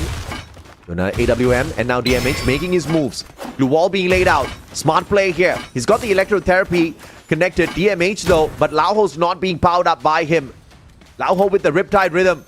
Looking for the angles to play that Skylar. Jonah M590. 1v1 DMH tagged. Captain Jonah so much more closer to getting this done. Can he bait out the sniper instead? Yep. They have the Riptide Rhythm on the side of PE Sports. The perfect timing, the right timing would allow them to win this, and that's one. But Jonah still has more than enough goals to keep himself safe. DMH! Oh, so close for Lao Ho. The ace up PE Sports sleeves. Gets the job done. Took them a while, but PE Sports now will find their booyah. We just say they are the better performing Vietnamese team today in Point Rush. And for them to get that first booyah for their region is a sign of that. They didn't panic. Cool, calm, collected. They knew they had the advantage, and they set it up perfectly. DMH just dancing around with Jonah and Lao Ho in the final battle, in the final equation. Lao Ho just with the crosshair placement, anticipating the move from Jonah. As he got the MH really low, he saw Jonah rushing towards the left-hand side, gets the flick, and ends the run. Buriram brought to an end in that lobby, but Buriram got far enough to the final circle, which means they're still going to be putting enough pressure to climb this leaderboard. But it is PE Esports that will break away from the bottom now to climb a little bit higher. Vietnam has definitely been having a tough day out there, Husky. Yeah, but the good thing is that, PE Sports, the spirit is not dampened, right? Even though they know that they are far behind, and the last time we checked in on them, they are literally in the bottom 4. With that win, you can see smiles restored, and let's see. I mean, now that they've gotten sort of like a glimpse or like a taste of how they should approach these rounds, albeit still a bit messy, but they're capable of finding that win. Still one more round, the randomizer. Let's see if their luck is going to change, right? And if the other Vietnamese teams are going to take that blueprint and also apply to their own gameplay, especially Team Flash. They have not gotten anything going today. Flash has definitely been, down in the deep end. First game, they had no points whatsoever. Their best match was in Bermuda, where they got 14 points, but they just slumped once again at Solara. If we get dragged into Solara again, it's not looking great for Flash. So I don't know exactly what the chances are going to be here for the squad. If we get dragged into Nexterra or Purgatory, I think AG Global is going to be very excited to go for a double booyah on that map on this point rush day to make their booyah tally to a total of 3. AG Global still maintaining their dominance somewhere at the top. It's very close between them and Bigatron by Vitality. Yeah, extremely close, and even AG has started slowing down a little bit. Same for BTR, Aurora also getting affected. And it makes this lobby a bit more closer, because a part of me was worried that what if AG Global starts running away with the competition, right? Yeah. But at least now it's a bit more blurred who is going to finish first, and it will have to depend on the final round, which means that I think these hot drops might also make the difference. In fact, we haven't really seen much hot drops in round 4 and 5. That could change when the teams realize that the competition got even closer because of that. Yeah, absolutely, man. I think the hot drops are just really risky. It's going to depend on which map we get dragged into, first of all, because, final game's going to be chaotic. You're going to have the bottom feeders trying to go all out because there's just nothing for them to lose, especially when you're looking at so many teams at the bottom will walk away with no points whatsoever. So if you are in a situation like that already, what are you waiting for, man? Make a good name for yourself. Go hot drop one of these big squads. The problem is they've got very little time to formulate a plan between the randomizer and the start of the game. Yeah, and I think even then the teams, some of them, the morale, if they're not doing well, it's we'll have to be looking forward to tomorrow. But the spotlight is going to be on LBT. That's the guy that showed you his immaculate jawline when they got the booyah. 6 eliminations, and with a 2,000 and almost 2,600 total damage. LBT always reliable when you need him the most, but fortunately PE Esports as a team sometimes makes you wonder where they truly stand on that ranking. Absolutely, man. LBT is definitely the front runner when it comes to the eliminations, followed by Nero. Together as a squad, they function really well, right? Lauho, Nolan, sometimes the Min joins them on those plays as well. And we've really seen them go all out, but it's just not enough out of PE so far. AG Global, earlier we saw an all-out Indonesian flag on the top 5 eliminations list. This time Thailand tried to do that, but LBT somehow squeezed his way through into this list. Captain Jonah making Buriram proud as usual, but they haven't been able to climb up the leaderboard like how he has climbed up the top 5 eliminations for this game. Yeah, I think overall it's just Jonah taking matters into his own hands this game. It definitely was a tougher one with how many third party there is, and then we say AG Global, sure, no booyah for them. 2 of their players got 6 eliminations each, right? So they make up for whatever lost points there is. Even Twisted Minds, I think they ended with like 8 or 9 eliminations total. It was definitely a tougher game overall for Twisted Minds, but I think Solara, this game felt like a lot of that third party action that was going on. Of course, PE Esports, all smiles on their face with that win. Absolutely, man. And of course, let's take out the active skills here. The Oscar Skyler A124 Cassie. Holy mama. PE Esports wanted to run at the whole town here. And as far as their passive skills are concerned, obviously DMH as well as LBT looking to shrug off any bit of slowing down process out there in the open in case some of the other teams use that A124. And this makes sense as to why PE has been so confident in some of these later battles. Because of what Nero can do out there, I'm just a little surprised that they didn't double down on the Nero pick this time around. Usually the Cryo Mine is fairly effective in the hands of Nero. 6 eliminations on the side of LBT. That's going to be the only big flex out of PE Esports apart from Lao Ho and the 4 eliminations. Yeah. And aside from that, PE Esports still, if there's one thing you could bank on them, it's just they do fine. They do well enough to not sit at the bottom, but anything aside from that, it still leaves a bit more to be desired from PE Esports, unfortunately. Yeah. So they have still one more round to prove it. 23 points for PE Esports, 19 for BRU, and AG Global, sure, they have 4 placement points, but they got 14 eliminations, so that still puts them in the running. What a run from AG. I mean, they got annihilated so early on, but I did not see those 14 eliminations on their side. Good on them. Gao kind of a little bit of a recovery here for Vietnam as well, 16 points this time round, RRQ Kazu, but down towards the bottom again. Team Flash, Secret WAG, not really fighting their way up to the top. I believe this should also put both these teams at the very bottom of the overall leaderboard as well. Yep, I don't think there's any way to recover in a manner that is good enough to give them even a shred of the Headstart points heading into tomorrow, which is very, very unfortunate. I think more so when you look at the 2 teams that are at the bottom, which also happen to be the 2 teams that struggled the most to get into the point rush format, like WAG missing out 2 days in a row, Team Flash also falling very far behind, and when they finally made it, Team Flash did it in the greatest way, and WAG recovering in terms of consistency, and now both of them are at the bottom, right? It's irony can be pretty cruel sometimes. One final game to go, and this is the overall standings. Do we see a major shift? Do we see a team that takes away the 10 points not be from the top 3? Because, you know, even EVOS is in reaching distance for the top spot here. Granted, RRQ, Bigatron by Vitality and AG falter early.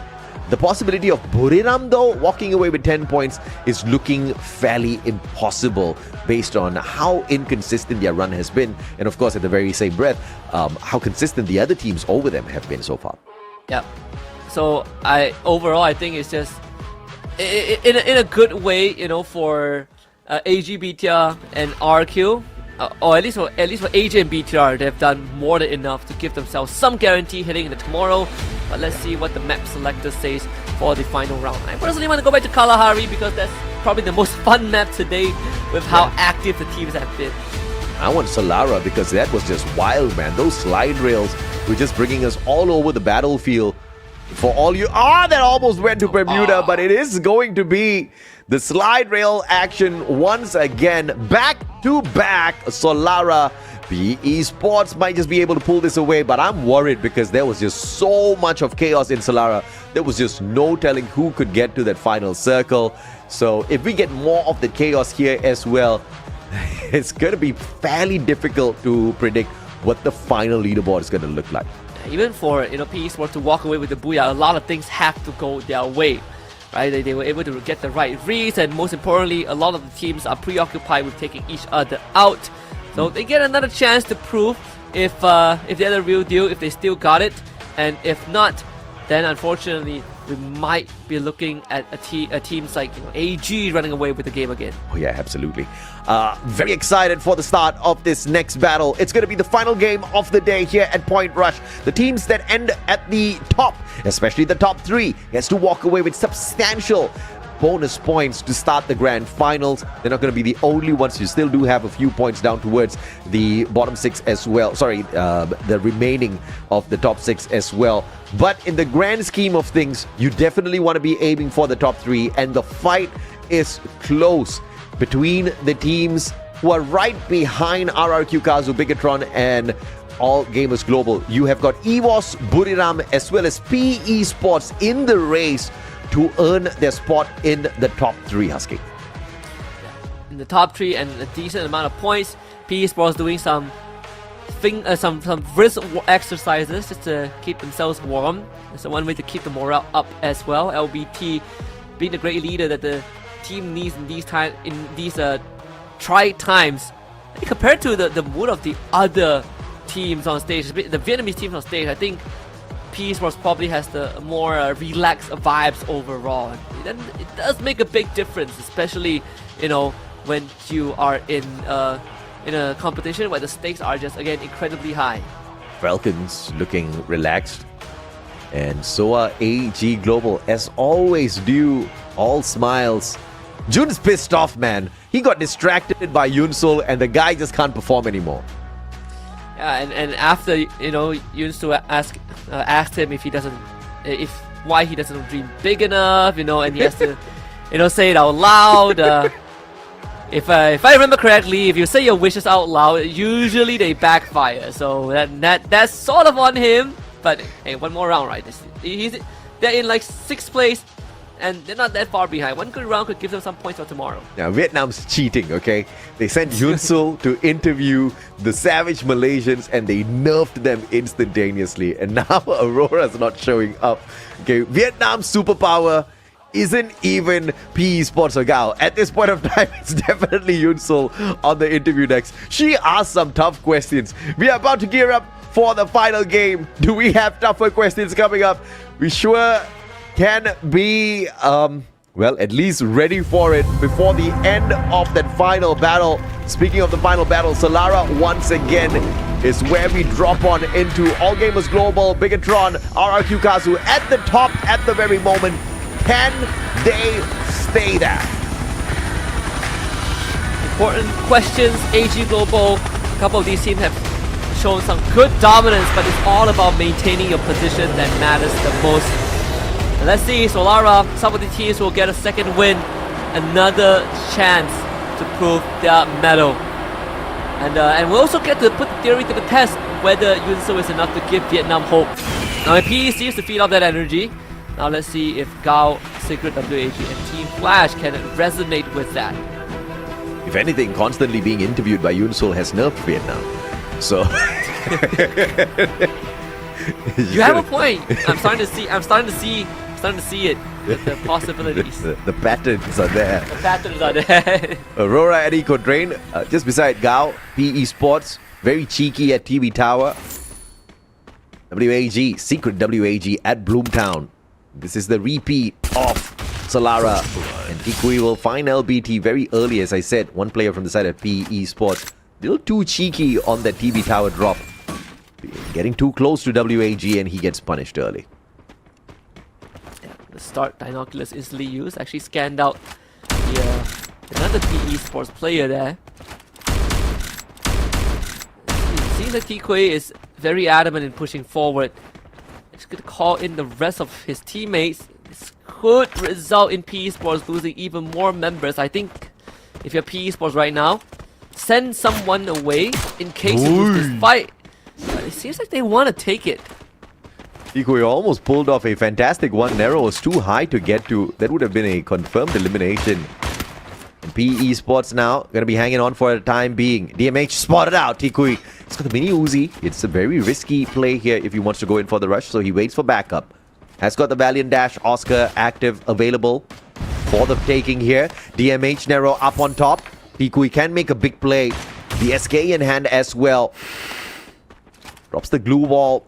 But the players on the side of PE Esports not going in for the Palace rush just yet. Waiting for WAG to make the approach. And just being very patient. Especially for WAG, because they are the ones that need to find where PE Esports is at. Especially come out those stairs. PE Esports will have some time to set up. Seems like they're double guessing. Someone tagged them. The lightning zone gets called in too. Electrotherapy will now be attached. DMH and Nero. As Aurora springs into the action, finding GOW. Demon bleeds out too. 2 points for Aurora. No mercy for Vietnam anymore, Yunsul, says Aurora. 2 eliminations.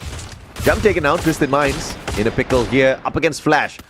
Flash needing some sort of a spoiler run at the very least. I mean, that's the best they can hope from where they are on the leaderboard. As long as they can ruin somebody's party, I think they'll call it a good day. It's the revive there, WAG. Luckily having a vending machine. Binoculars being used. The 3-man ping, so that should be from PE. Yeah, they really want this TV tower, huh? I honestly thought that PE would at least send one guy far off, but seems like they are confident that they stand a chance there. Although I say that one of the PE members is going to be distancing himself from that area. And it is a Twisted Minds Bolt Maker called here over Flash. Falcons making their way into Windmill as well. Things are about to get a tad bit turbulent with the winds. Falcons gearing up for the battle up against Twisted Minds. This is going to give a little bit of an opening for Flash back out of this compound. Question is, do they have info on what's going on? Megatron by Vitality bumping into Razia. Again, it's going to be the Civil War that either takes out EVOS or Megatron. Got with a double revive. Coach is going to get caught out here. Here comes Jun with the M590. Beautiful knockdown. Partnered up with Azrael. Aurora pulled that battle their side with a fantastically timed push. Now, great irony that all of that damage was dealt onto GOW. Take that, Yunsun. Just wondering. She even made him promise, bro. Okay, Gao just annihilated. Vietnam can thank Yunsul for that. Aurora stepping it up. Bigatron by Vitality now on the hunt. Aim got found. And the Civil War again being worn out by Bigatron by Vitality. RRQ on the super revive, bringing the full squad back in. EVOS hanging on for their lives. BTR gets to do a bit of shopping too. We'll put up a hit list onto Moshi of all people. And Aurora still keep on going. This time finding Nero off screen. It seems like the target is pretty much set. Team Flash. This time a bit more quiet in the opening. Might run into AG. They spot AG crossing in though. Sci-Fi actually cuts down. Barro's almost losing his head. If you stir the hornet's nest, you better be ready to fight. Seems like ABCD has made that choice. Man, ABCD, I don't know if he's ready for this battle just yet. Here comes AG Global. Cypher, fantastic. Finds the connections.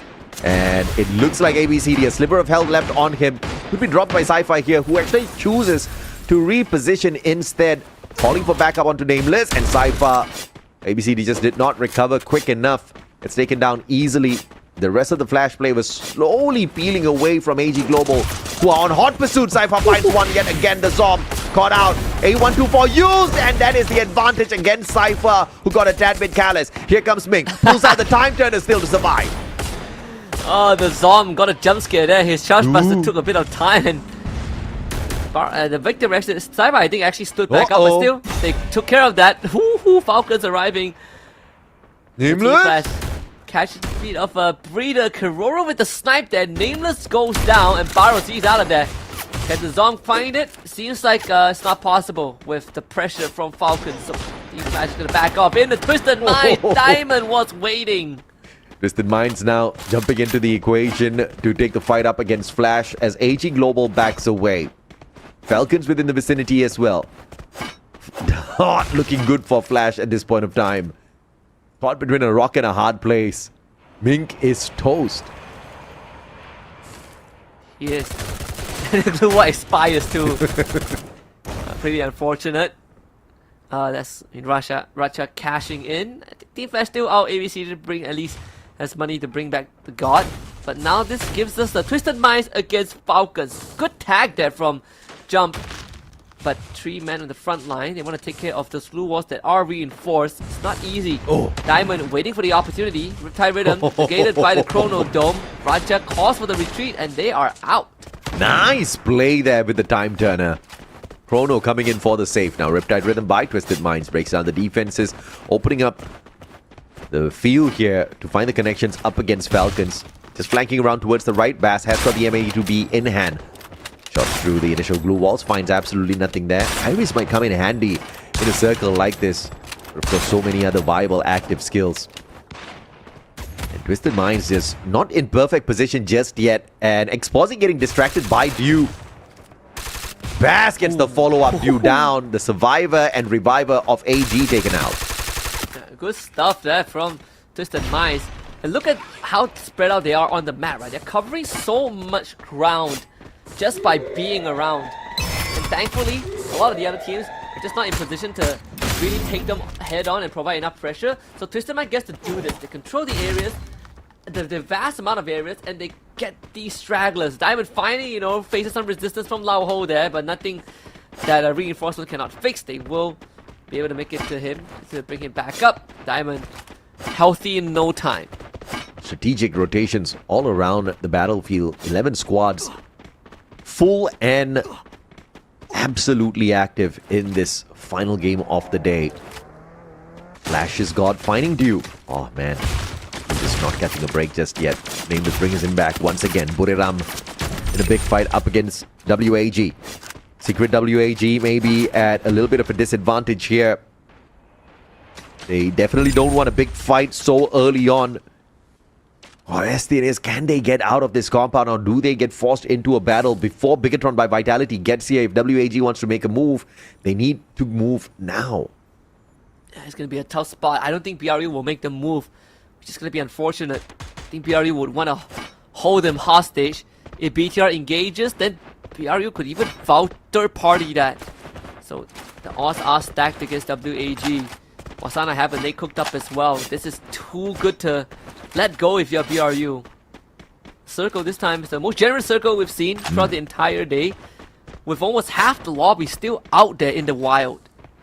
Granted, we have so many squads still alive and kicking as we approach the 10th minute mark. This is just too much of chaos waiting to unleash itself onto the Solara lobby. Very passive rotations coming through a majority of these teams, and a battle outside the circle. At Funfair, it's the fight between AG Global and Falcons about to break out in full. Maybe only one team from Thailand will get out of the compound and into this next circle. See where the next circle goes. Down to the center. The leaders are at. Falcons now taking the fight. Them against AG. Limit getting knocked down already. Dew underneath the bridge. Ooh, Pina right in front of him with the shotgun. Blows him up. There goes Dew. Nameless not even given a chance to respond, and Karoro was near a vending machine, so near a vending machine, I think. That's the buyback. So it's AG Global, they are on the back foot. Karoro finding Barros cuts down the numbers even more. Nameless going to be the next on the menu, unless he can find a clutch here. Nameless left behind to play distraction as Cypher gets the double revival onto the team members. Smart play by AG Global. The rest of the team members, though, won't be able to drop right on their heads here, but they can get close enough to play the pressure onto Falcons. As Twisted Minds make their exit, Aurora back in here for the performance. Pina getting sprayed down by Nameless. The trade will come on through by Racha from afar, flying on in, picks his buddy right back up as well. And Falcons just shrugs that off like nothing happened. 5 eliminations, everyone almost topped up. Gives them a puts them in a very decent state to keep on rotating, especially with the slide rails. Makes traveling so much easier into the circle. Gonna hit the next checkpoint to Luda just for a little bit as Aurora sitting at 11 eliminations, AJ. I mean, this is what you want from Aurora, the recovery play. I mean, they were in the top 3. They took a big dip from the past 2 games.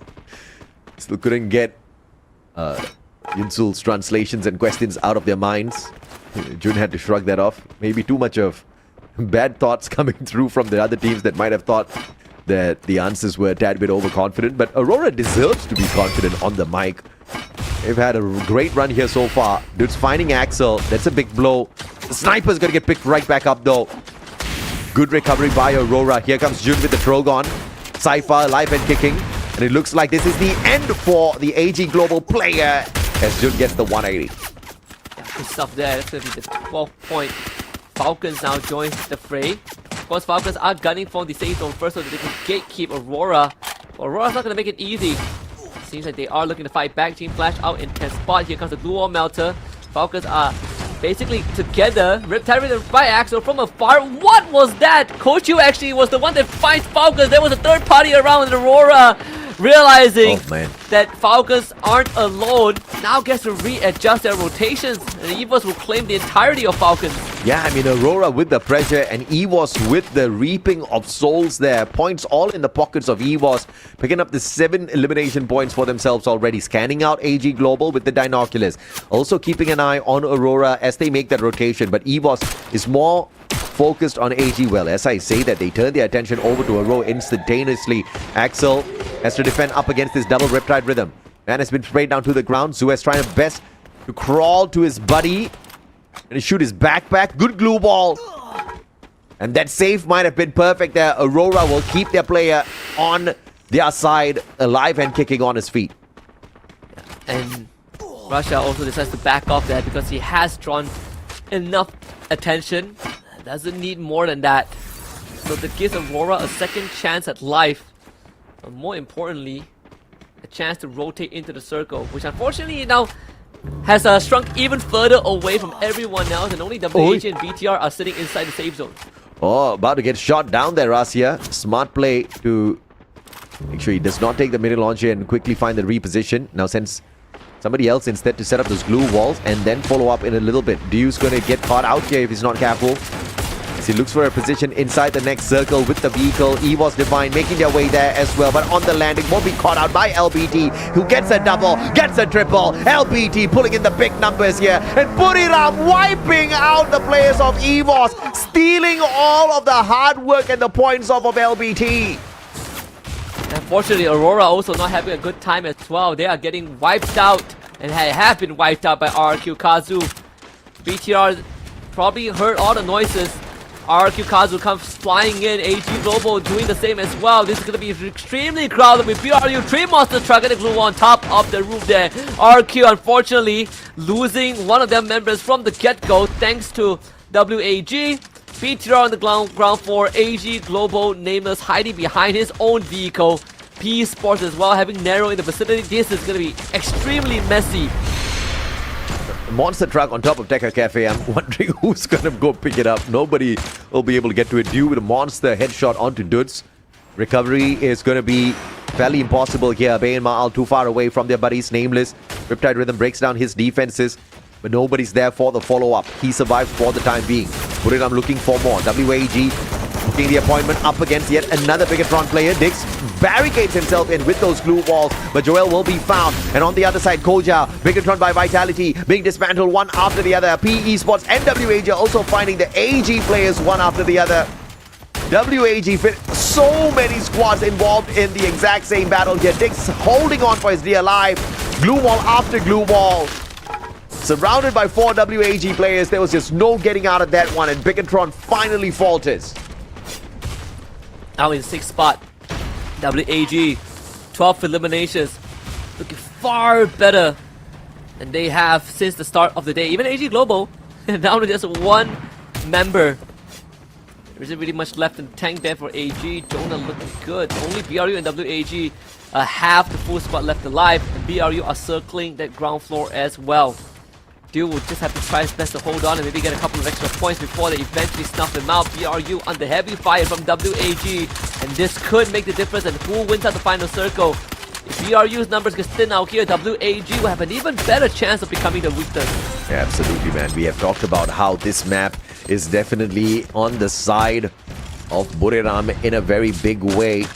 They've managed to pick up 4 Booyahs here, and it's not even their best map just yet. Moshi sharp shot, taking out a player from the side of RRQ, leaving one final survivor there, which WAG is now trying to focus on. Abey barricading himself with those glue walls, finally found by PLS1, and now it's a 4v4. Here comes Wasana and the squad. Riptide Rhythm will not be shot out just yet. Steffi pulled out instead, and Jonah Snake's not going to reach anyone just yet. Tikui with a backstab, and 590 will find Jonah. In the meantime, Jonah unfortunately helps out WAG. One misplay with the grenade launcher takes him out of the equation. Wang Am holding on for his dear life. The ring around the Rosie will put WAG in the driver's seat. Wasana and Get High in the thick of the action, and Moshi disappeared from the screen. He's tried to snipe them from afar, but we've got no info on the guy just yet.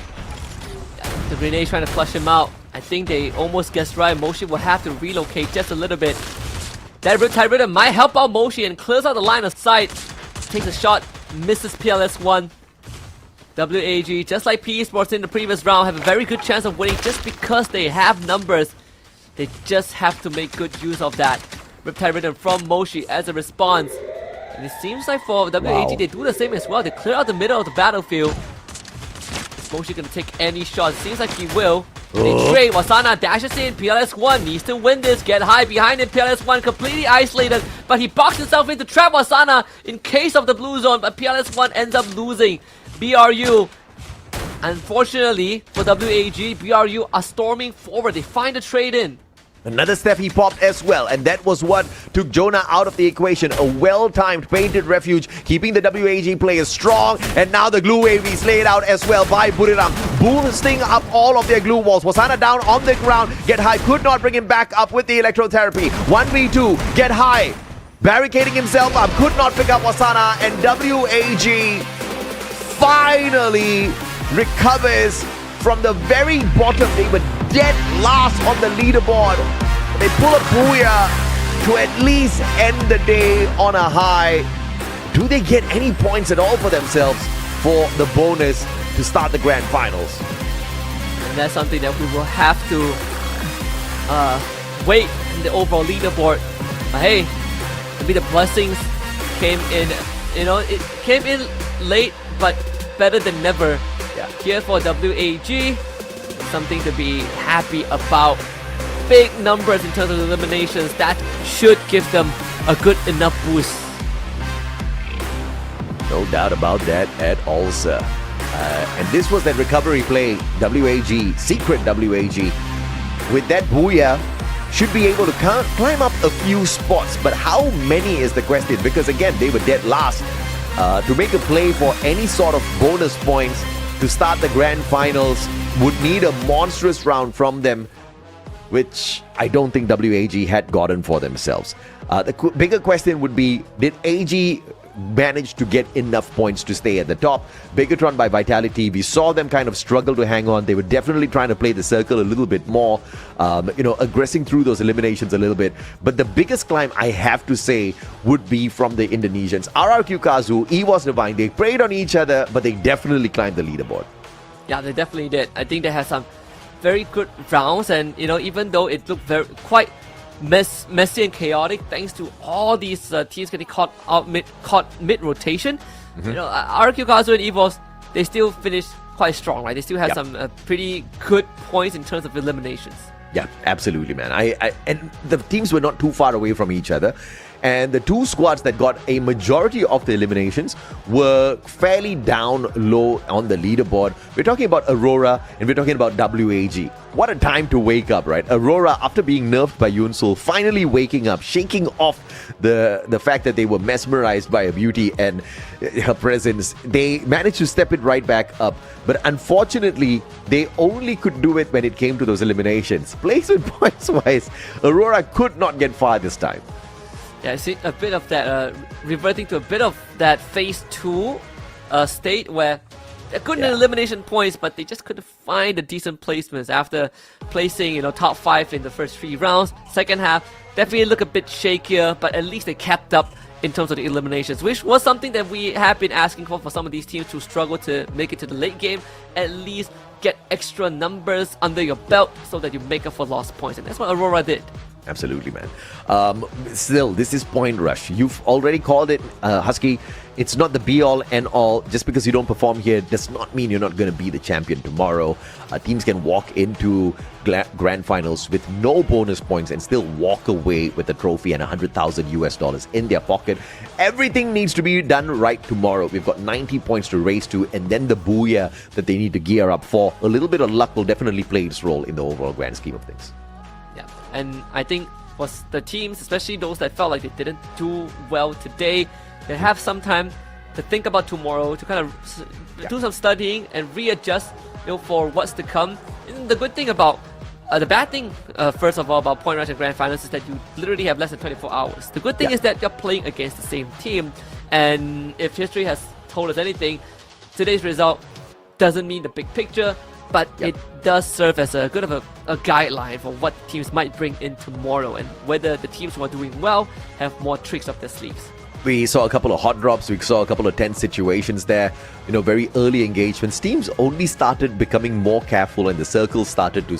The circles never slowed down, but the rotations, the positioning, a little bit more camping, lesser rotations out in the open, definitely were witnessed on the Solara map for sure. But as we kind of progressed throughout the day, we saw that change come through from some of these squads as well. Even AG Global, I think they started off very hot, very consistent. They did take a dip at Bermuda, but the Solara was definitely a blessing for AG Global. AG Global's not too bad here, and I think on both these final two matches, they did fairly well. And that's the kind of blessing, that's the kind of luck that we're talking about that the randomizer brings in as well.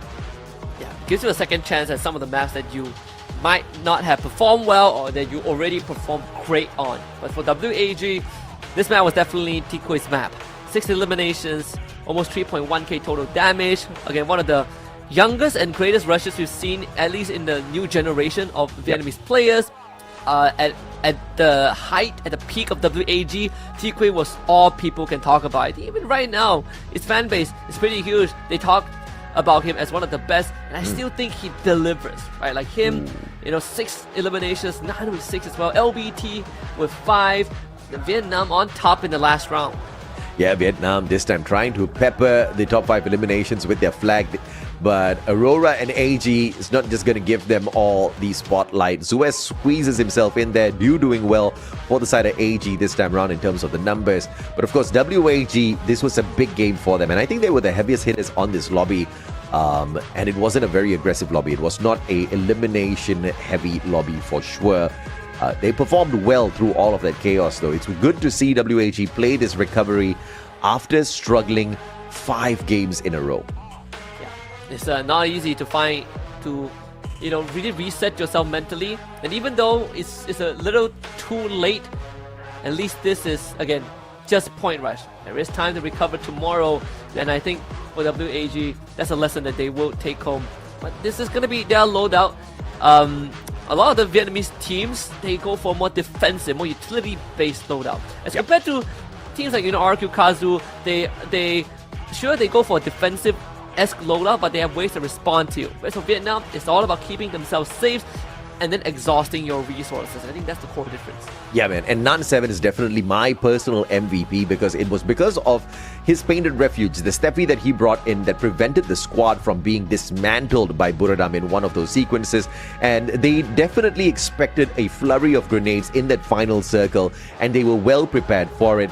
And there was twice the Painted Refuge was brought out in that final battle as well. So good on them. A phenomenal fight at the very end of the day. Secret WAG earned this booyah. 29 points at the top through 17 eliminations. The best team when it comes to those eliminations. Followed by Aurora. Again, very impressive, but just could not go far enough with the placement points. Something that they have to consider coming into tomorrow, because that placement points is going to be important to get them to the champion rush condition. And then afterwards, it's all about getting the booyah, and especially to get the booyah. That's where the placement points means the most.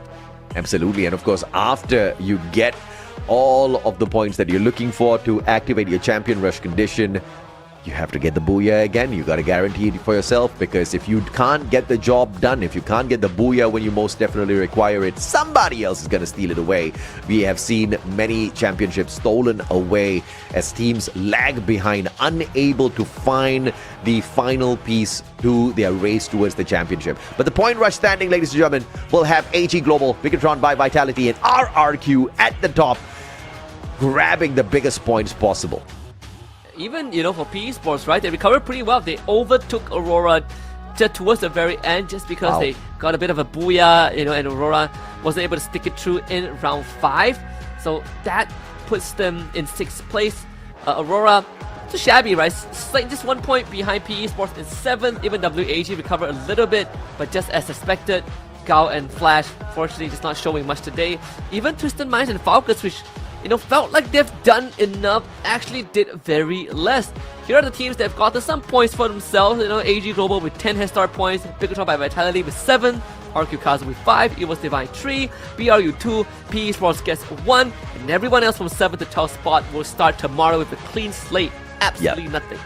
Fate is just savage, man. Aurora had a damn good start in the top 3, one interview, and they walk away without a single point. Even PE Sports, who's down at the bottom, has managed to find this recovery for Vietnam. And Malaysia, on the other hand, they need to block this memory out for themselves and just figure out how to be consistent tomorrow, because it was a phenomenal start from the Malaysian squad. A lot of expectations on them for sure. But AG with the 10 points, Bigatron with the 7, RRQ with the 5, EVOS with the 3, Buriram with just 2 bonus points tomorrow. Is it going to matter? We'll have to wait and see. PE Esports with an extra 1 point. Even if it's not for the championship, it might make a difference for where they stand on the overall leaderboard. I'll give you an example. From the 3rd spot to the 2nd spot, you are going 22,000 USD to 50,000 USD. And if 1 or 2 points are going to be the difference, and that's what you got as a bonus, then you probably just earned yourself close to a 30,000 USD bonus right there, just through point rush, Husky. Yeah, in Asian parenting term, if you study for 5 extra minutes, you've gotten an A+. So Amen. And if all else fails, if they don't, get the placing that they want, all they gotta remember, top 8, bare minimum, guarantees you a trip to Paris. If EVOS is in the top 8, then top 9 guarantees you a trip to Paris, France for EWC, where you have another pot of prize pool waiting. Either way, 8 teams excluding EVOS will be flying into Paris. Is Aurora going to be a part of that? Or will the fall be a little bit harsher than today? We'll have to wait and see. Vietnam has squeezed many teams into the grand finals. 4 squads eyeing for a spot at the Esports World Cup. We have got 12 teams here. Man, I hope, fate is not savage tomorrow, because the bottom 4, if you see Vietnamese flags, then we will not have EWC with a Vietnamese team once again. We've got a little bit of an interview coming up for you guys. Enjoy. We'll be back.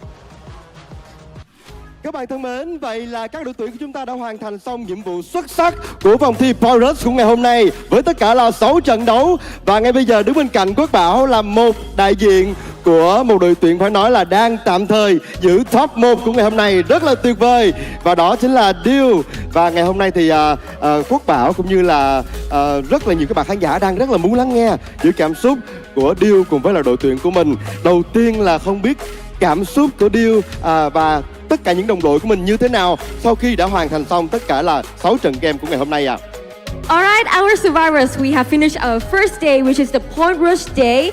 And leading the first ranking of the leaderboard right now is All Gamers Global from Thailand. And right next to me is our beautiful host from Thailand, Alice. And this is Dew, the captain from All Gamers Global. So Dew, we would like to ask you a very simple question to open for everything today. How do you feel right now after the 6 matches? คำถามแรกเลยนะคะรู้สึกยังไงหลังจากที่จบ6แมตช์ไปเมื่อกี้ก็เล่นได้ที่1ครับก็รู้สึกดีใจครับแล้วก็แบบสร้างความมั่นใจให้พวกนี้ครับแบบว่าทำให้แบบว่าไฟง่ายครับพวกนี้ Okay, he got the first rank, right? So he feel like more confident for the tomorrow grand final.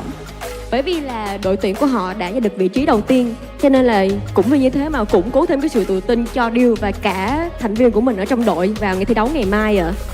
Vâng ạ, và chắc chắn rồi. Còn không biết đội trưởng Deal của chúng ta đánh giá như thế nào về cái tầm quan trọng của lợi thế Power trong ngày hôm nay trước khi chúng ta đến với trận đấu cuối cùng vào ngày mai ạ. Okay, so for the point stage today, does Deal think it's important or no? How would you rate it? สำหรับคะแนนที่ได้ไปวันนี้คิดว่าสำหรับพวกนี้มันสำคัญขนาดไหนคะ ก็ไม่สำคัญขนาดนั้นแต่ว่าได้ก็ดีครับเพราะว่าอาจจะได้ที่2ครับไม่ก็ที่1ครับที่1เร็วๆ He said that it's good because but it's not more important because he will got the second or the first of the rank. The second or first the rank? Yes. Why? What is about the second rank? Yes, for the tomorrow grand final. Oh, but isn't it more important if we got the first rank? Yes. Oh, bạn em thấy là có thì cũng tốt thôi, nhưng mà thật ra là cũng không có quan trọng lắm, bởi vì ngày mai đằng nào ở trong bảng xếp hạng thì AG cũng sẽ đạt được vị trí thứ 2 hoặc là đầu tiên mà thôi. Vâng ạ, và đó chính là những chia sẻ đến từ đội trưởng Deal. Vậy thì Deal ơi, cái này là hỏi thiệt tình luôn nha. Không biết là sau cái vị trí top 1 tạm thời trong ngày hôm nay á, thì Điêu cùng với tất cả những đồng đội của mình, cái mức độ tự tin nó đang ở cái mức nào rồi ạ? Vì ngày hôm nay các bạn đã rất là xuất sắc khi mà nhận được 2 booyah. So in the game day today, AG are very successful with 2 booyahs, right? Very amazing. So how confident are you right now before the grand finals tomorrow? วันนี้เราได้ไปทั้งหมด2บูย่าจาก6แมตช์ใช่ไหมคะของ AG รู้สึกว่าพวกนี้เรามีความมั่นใจขนาดไหนสำหรับการไฟนอล ก็มีความมั่นใจมากขึ้นครับปกติก็มีความมั่นใจนะครับแต่ว่ารอบชิงก็น่าจะมีความมั่นใจมากกว่าเดิมครับเพราะว่าได้แชมป์ด้วยวันนี้ Okay, he got more confident because these 2 booyah yes for the tomorrow grand final. Chắc chắn là sự tự tin của bạn ấy đang ở trên một cái ngưỡng rất là cao bởi vì 2 cái cú booyah các bạn đã giành được trong ngày hôm nay. Vâng ạ, chắc chắn là như vậy rồi, chắc chắn sẽ rất là tự tin khi mà chúng ta đã có một cái lợi thế rất tuyệt vời sau cái vòng Virus ngày hôm nay. Vậy thì với kinh nghiệm của một người đội trưởng và với rất là nhiều những cái chiến thuật cũng như là những cái bài tập luyện nữa, nếu mà trong tối ngày hôm nay sau với cái chiến thắng tạm thời này, không biết là Điêu sẽ cho các đồng đội của mình reset lại năng lượng bằng một cách nào đó để ngày mai chúng ta có thể là chiến đấu tự tin hơn và mạnh mẽ hơn nữa. As a leader, we do think that Deal has a lot of experience. So, because today we are very successful, right? But tomorrow is very important. So, what will you guys do to reset the energy for tomorrow gameplay?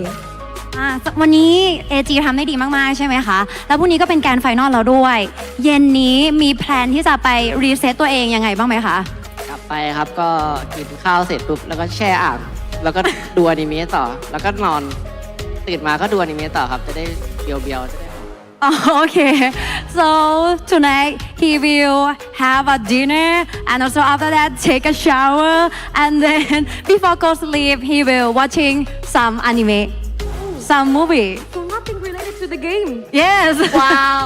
That's more relaxing. That's very relaxing. Yes. Một ngày chuẩn bị trước khi đến ngày chung kết của chúng ta của Deal thật sự rất là thư giãn tất cả mọi người ạ.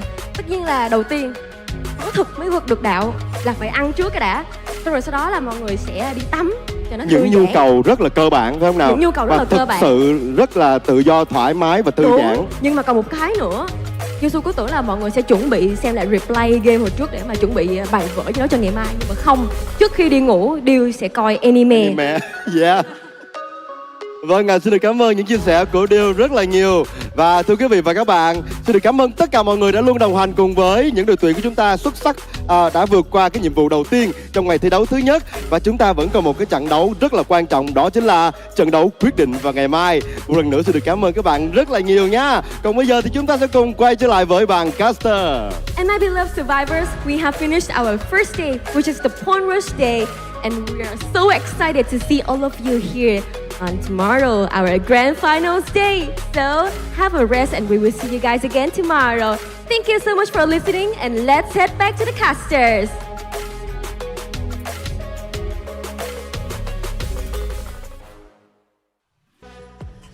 Thank you very much to our wonderful hosts. And there we have it. It's Dude from AG Global laying out his plans for the rest of the night. Just gonna relax, have some good food, watch some anime, and keep himself, relaxed and reset for tomorrow's grand finals, where they will have a chance to become spring champions. I think they're all trying to sabotage Dew now because it was successful with Aurora. Now they're trying it on AG Global. AG better watch out tomorrow. Dew better not watch too much anime because the competition might just catch up. Today was just absolutely entertaining, hilarious at many points, but just thrilling all the way from the start to end. It has been a phenomenal day here at Point Rush. How much does Point Rush matter? I think the answer to that will be tomorrow's leaderboard. To see how much the position of these squads shift on the overall leaderboard based on the points that they have picked up here today. Does it matter when it comes to the activation of the Champion Rush point? Does it matter when it comes to getting them a little bit closer to walking away with the trophy, or maybe even with the trophy? AG Global has got everything to prove tomorrow. They have everything to prove and everything to lose at the same time. Most importantly, is that 90 points to hit Champion Rush, which is quite the shift, but that is going to be a story for tomorrow. That's the end of Point Rush. We're going to leave you guys with goodbye, but we hope you come back tomorrow because tomorrow is where we'll crown not just spring champions, but the teams that will head to Paris, France for the Esports World Cup 26. Till then, my name is Husky, he's the Mustachio AJ. Wish you guys a good night and goodbye.